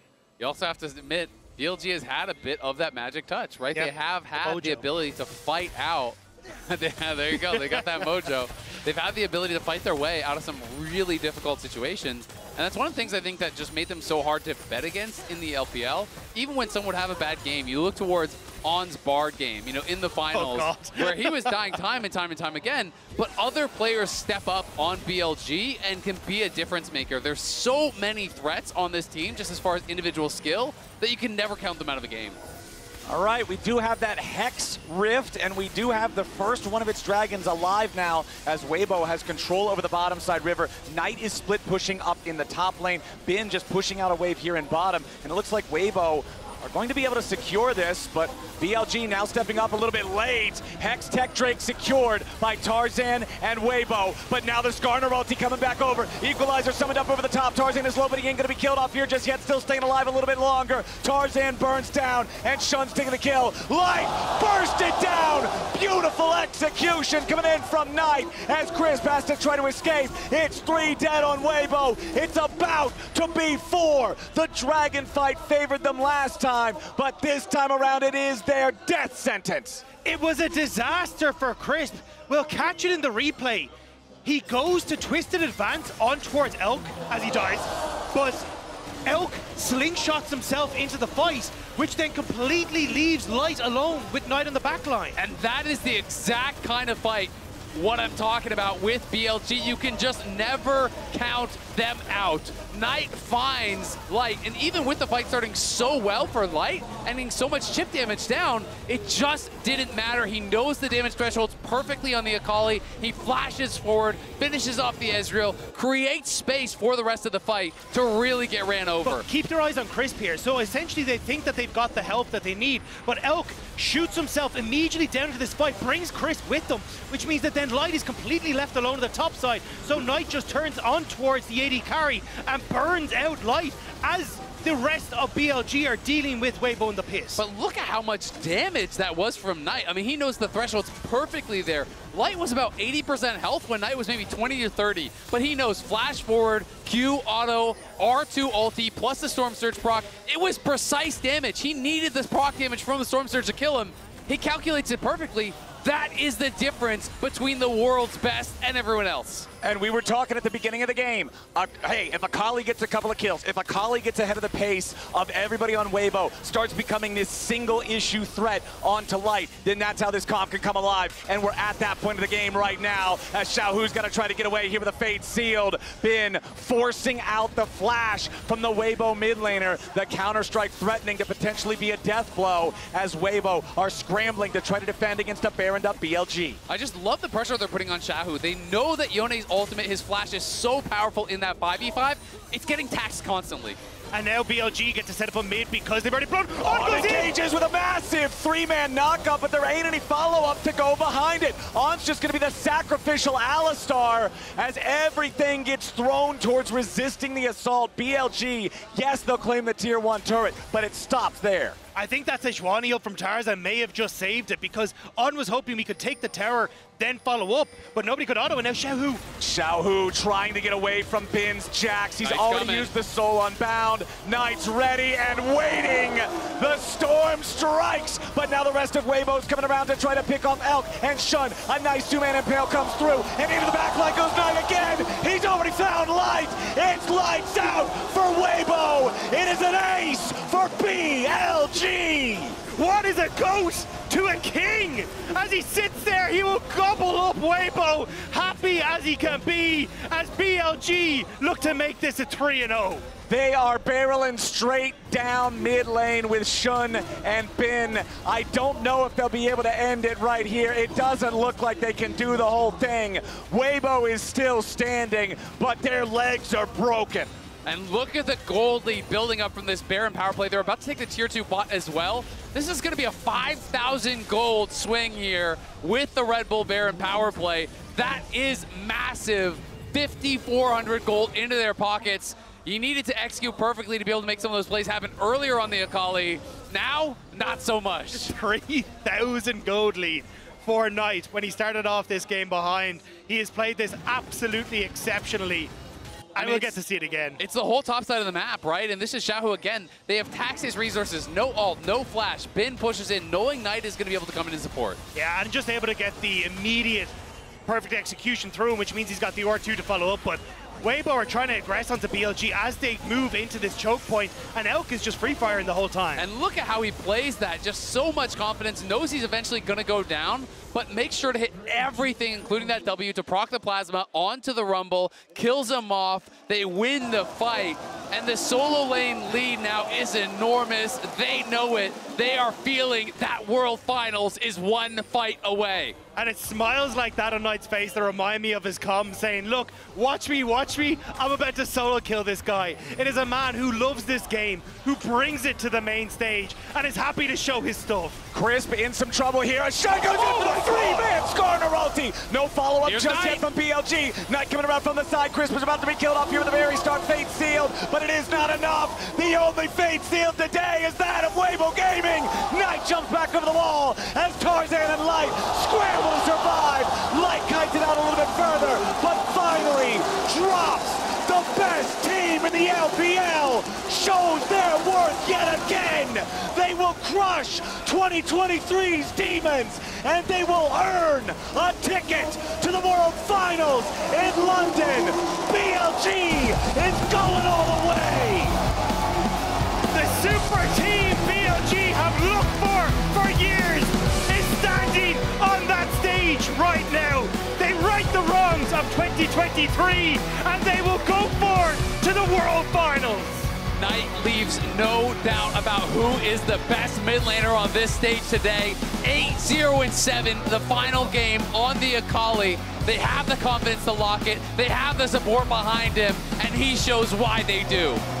BLG with a clean sweep over Weibo to earn their spot in finals. Desk, break it down. We're just going to share in your hype for a little bit and not just get into breaking it down, because you guys set it up so perfectly about this journey for BLG, about bringing the World Championship back for the LPL. Here we're also, of course, in Paris. FPX grabbed it in 2019. They get this to be the jump-off point into that final, as it is Weibo that have to go home after a valiant effort, but maybe just not the stronger team today. Yeah, and I think this went according to what we saw from these teams in the LPL. I think more people should be looking at Breathe. He had a great tournament, and again has come so far from the time when he was OMG Curse. But BLG, how cathartic for them, right? Because I was thinking, I was hearing some scrim rumors. I was like, oh no, it might happen again. But they come out, they 3-0, pretty convincing fashion. And now they are finally, this is a team who said that the World Championship is their ultimate goal. If they do not get that, they fail. They are still well on their way, trying to fight for that now in finals. And we've talked a lot about how much it means for Knight, but Bin also getting back to World Finals. And I think the majority of people want to see a Bin Jax skin.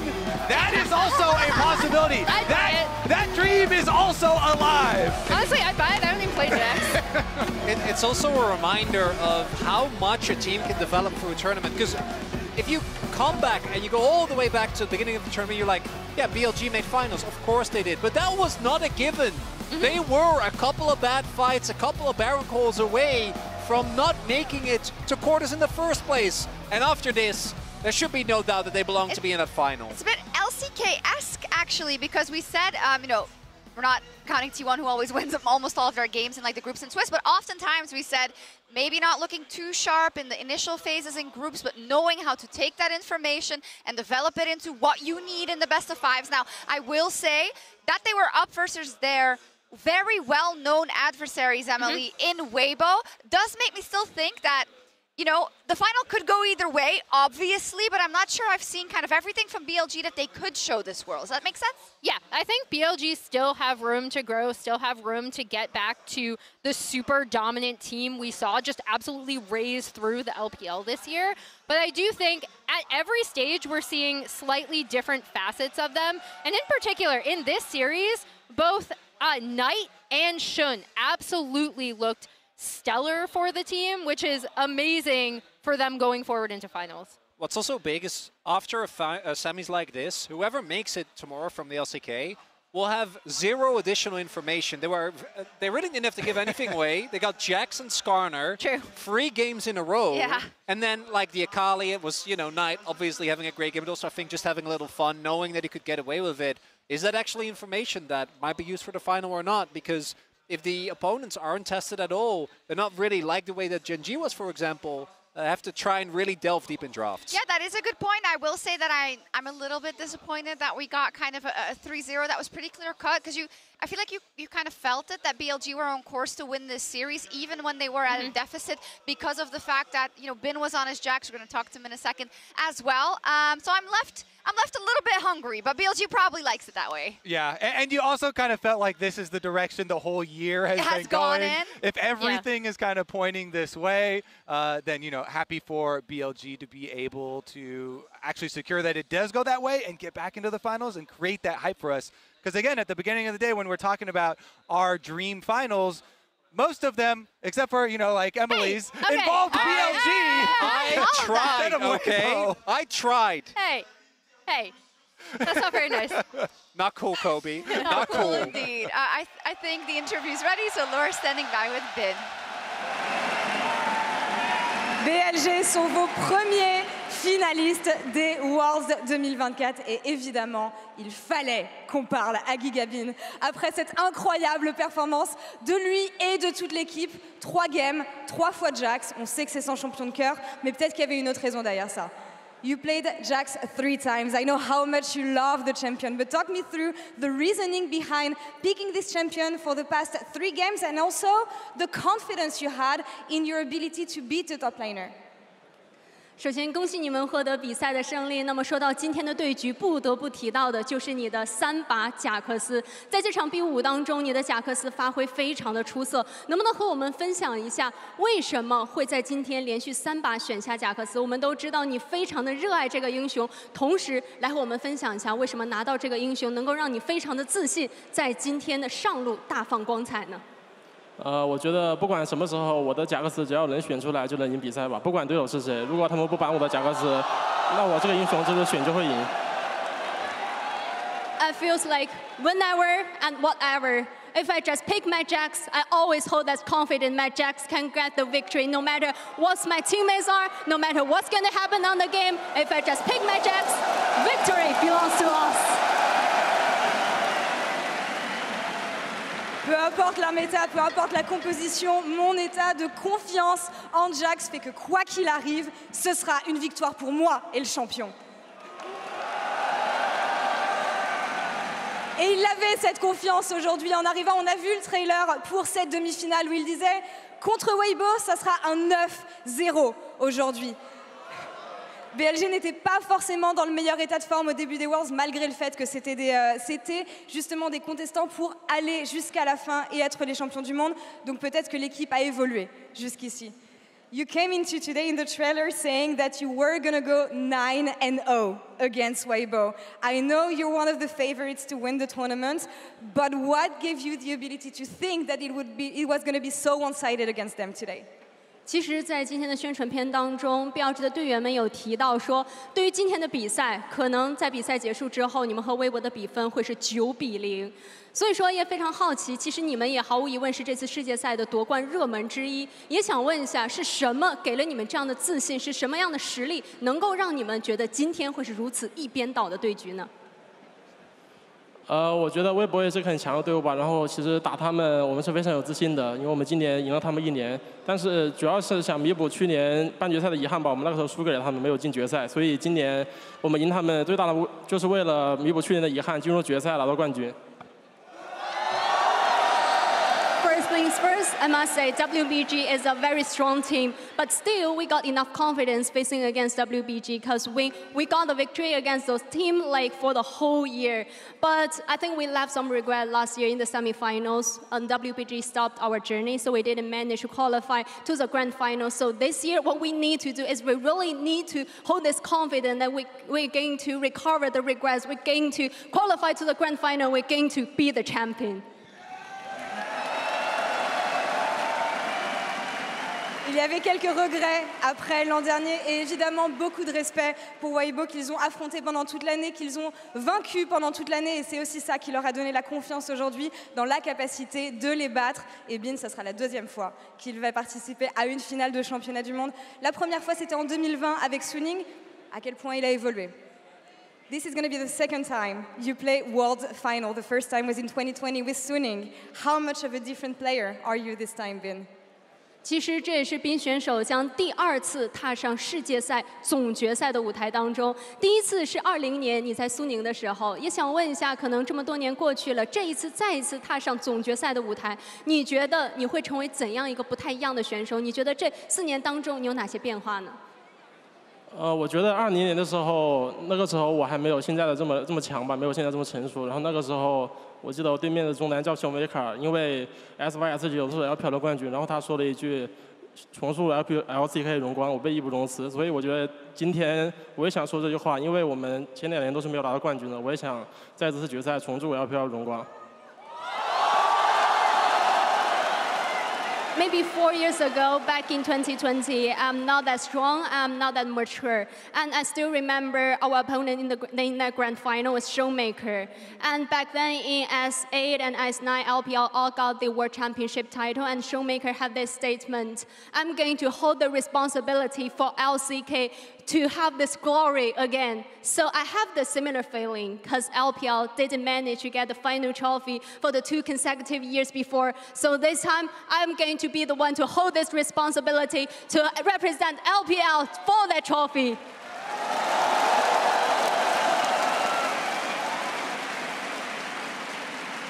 Il a beaucoup gagné en maturité, il a beaucoup évolué en tant que joueur, évidemment, que ce soit son playstyle ou d'autres détails. Et surtout, il se rappelle que la dernière fois qu'il a participé en finale de championnat du monde, c'était contre Showmaker, c'était contre Damwon. Et Damwon avait parlé, justement, Showmaker avait parlé de la responsabilité qu'il avait pour la LCK de gagner cette victoire. Et aujourd'hui, il a l'impression d'avoir un sentiment similaire. Il veut avoir la responsabilité d'apporter un nouveau trophée pour la LPL.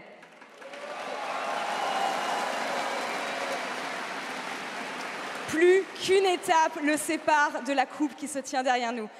Quel est son but final, justement, dans le but d'accéder à cette victoire de champion du monde? One step, one best of 5 holds you from hoisting this cup, Bin. You're going to play next week. What is your resolution for final? 那其实你们现在离你们最终的目标，离你们最后的总冠军的奖杯只有1步之遥。再赢下一个 BO5，你就可以捧起你身后的这一座总冠军的奖杯。所以说，也想问一下，对于1周以后的决赛，你有怎样的决心？你有怎样的想法呢？我个人的话，还是更想去在决赛对阵 T1 的，因为他们在世界赛总是能赢 LPL 队伍，但是我觉得。我遇到T1 比5的胜率是100%，所以这次我想在决赛赢下他们，拿到冠军。I must say, maybe I like to face against T1 in the grand final this year, because we know T1 really have a super high win rate against all the LPL teams that are some kind of the LPL killer. But for me, personally speaking, I got 100% win rate against T1 in the international events. So I really would like to maybe face against T1 and hold the glory and get the victory.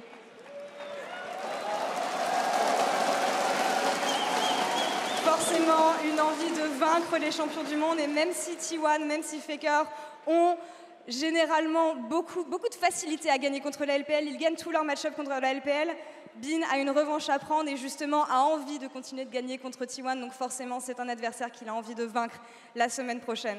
On a bien vu au début de la journée l'amour qu'il vous a donné, la veste qu'il a lancée dans le public, donc forcément, est-ce que Bin a un message pour vous pour conclure cette interview?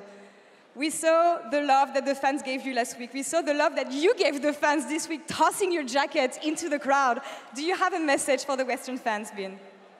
那其实无论是上周的比赛，我们能感觉到所有的观众们对你们的热情，而在今天的比赛，你也以同样的热情回馈给了所有的观众朋友们。你甚至在出场的时候，直接把你的外套扔给观众，扔给所有山呼海啸的人群。所以想问一下，用英语吧，有没有什么话想要对所有的观众朋友们说的？我先想说，因为这里的观众太热情了，所以我就赛前我想把我的外套脱给他们，然后我说 I'm happy, thank you, I love you.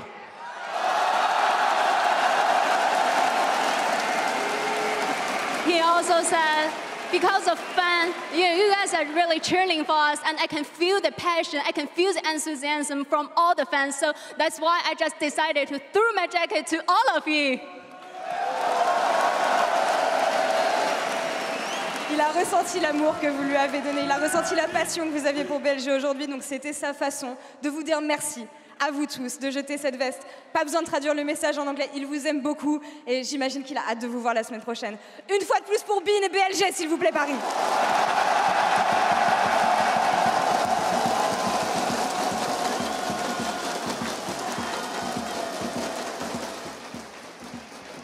Absolutely amazing interview. Oh my God, this was so good. I think so often we get with LCK and LPL players the PR machine, and I'm so sick of it, man. Bin did so well because he was both, I think, kind of sovereign in his approach. He did not kick down on anyone, but he still gave us some absolutely fantastic statements about carrying the responsibility for the victory of the LPL.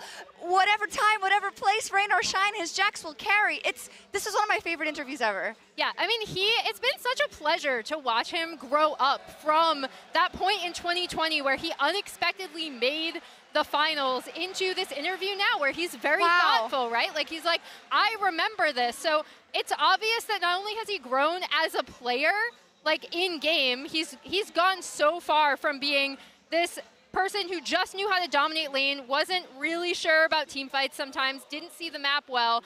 Now he sees the map well, now he team fights well, he still lanes well, and he's incredibly thoughtful about his position here as the top laner of the team who is representing to LPL and is now going to finals. And I love his call out of T1. He's like, you may have beaten other LPL teams, but not me. And remember earlier in the tournament, he specifically called out Zeus. He's like, I want to play Zeus over any other top laner. He is the best other top laner in the world.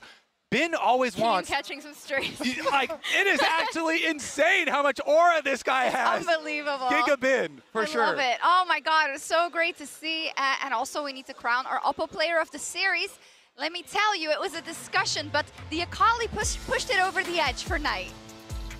Knight was just so emphatic in his play. It was incredible to watch. The Syndra game was really big. That's an iconic champ for him. But the Akali, he was also styling and having fun. And this is me even saying, you know, after game 2, I had basically put in my vote for Shun, because Shun Skarner had been so big for them in this series. And I still think it's really close. But I mean, that was some showmanship in the last game. Yeah.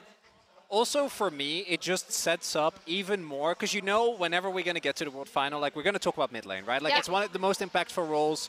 It always has been, goes way back. The fact that you have a performance like this going up against either the other person that's in contention for the best mid laner of right now or the best mid laner of all time that's a dream storyline being set up here right from the get-go. Yeah, now BLG has done their part, and we get one of the finals that we were most excited about, right, Emily? I do want to give a small shout out to Shun because I do think his Skarner was small. Make it phenomenal. Big. Small. It's big shout out to Shun. I mean, again, when BLG were looking so shaky in the Swiss stage, it was Shun who came in as the substitute. Last time, it was his Kindred who he actually played really, really well on it. And I thought he had some great Skarner games that in some cases kept them in team fights when it looked like Weibo were going to beat them. Yeah, let's have it on the record that they didn't care about Shun at all. It was Emily that saw that his performance was good enough for Oppo. Right, Kobe? That's how it went. You're really making my jungle heart salty He's so here. mad. He's so mad right now. I was committed to Shun from the beginning, and I never let go. And I lost. So, tomorrow, because there is also still a chance that we see a similar story tomorrow, right? If it's gone the way it has gone for so many matches for Gen G over T1, this could be a swipe. That said, it could be. I don't know. Definitely, it might be a sweep. A swoop? I do swipe right on the series. I truly believe swoop. That the last series that I remember, like between these two games, it was the LCK Spring Final, and that was it was probably, and then it was maybe dethroned by Summer, probably the best LCK Final that I've ever cast. The story the last minute picks. I think those two teams tomorrow are going to create some fireworks. Yeah, I hope so too. And that will have us sign off, because obviously my brain isn't working anymore. It's very hot in the Adidas It's really Arena. hot in here. It is. But it's a pleasure. It was a pleasure once again. BLG is heading to London to wait in the finals for either Gen G or T1. We'll find out who joins them tomorrow. Good night.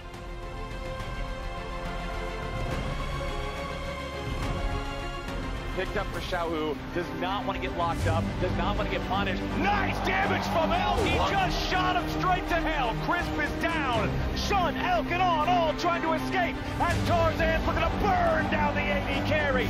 Elk will continue whittling away, and the Pantry takes his soul. BLG trying to force the end of the game, 5 seconds left on the mid and AD carry of Weibo, but it will not matter, BLG take game 1. Weibo still in the enemy jungle, but the big chicken is already going to be controlled. Light trying to get away, but the crash down comes out from On, and BLG's already got first blood. Yeah, Xiaohu slammed into the wall. Remember, he has no flash to try to get away, and a lot of damage on defense. Going to be the first kill as Breathe survives. There's no junglers left. Light is struck down by Night Syndra, and Chris will be the last man to fall. BLG win the fight, and they're going to take the game. Knocks Tarzan back from the wall. Never mind, I should have never doubted. Beautiful impale from Shun, pulls back too. Fate sealed, but it is not enough. The only fate sealed today is that of Weibo Gaming. Knight jumps back over the wall, and Tarzan and Light scramble to survive. Light kites it out a little bit further, but finally drops. The best team in the LPL shows their worth yet again. This is what you asked for.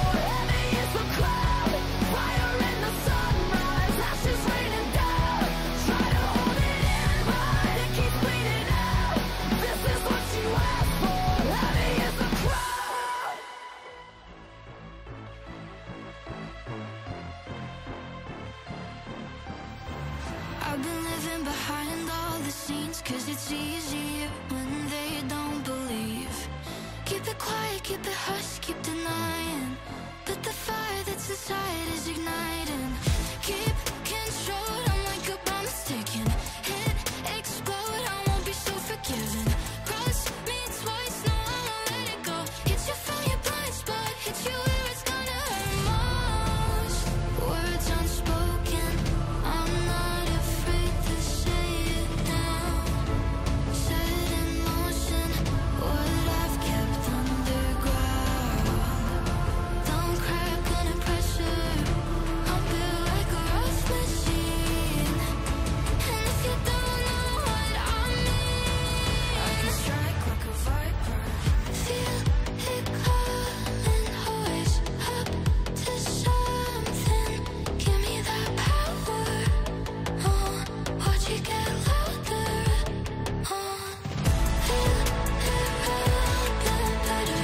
Start here running, I'll bite like a spider, and I'll strike like a viper, like a viper. Rosy cheeks on a pretty face.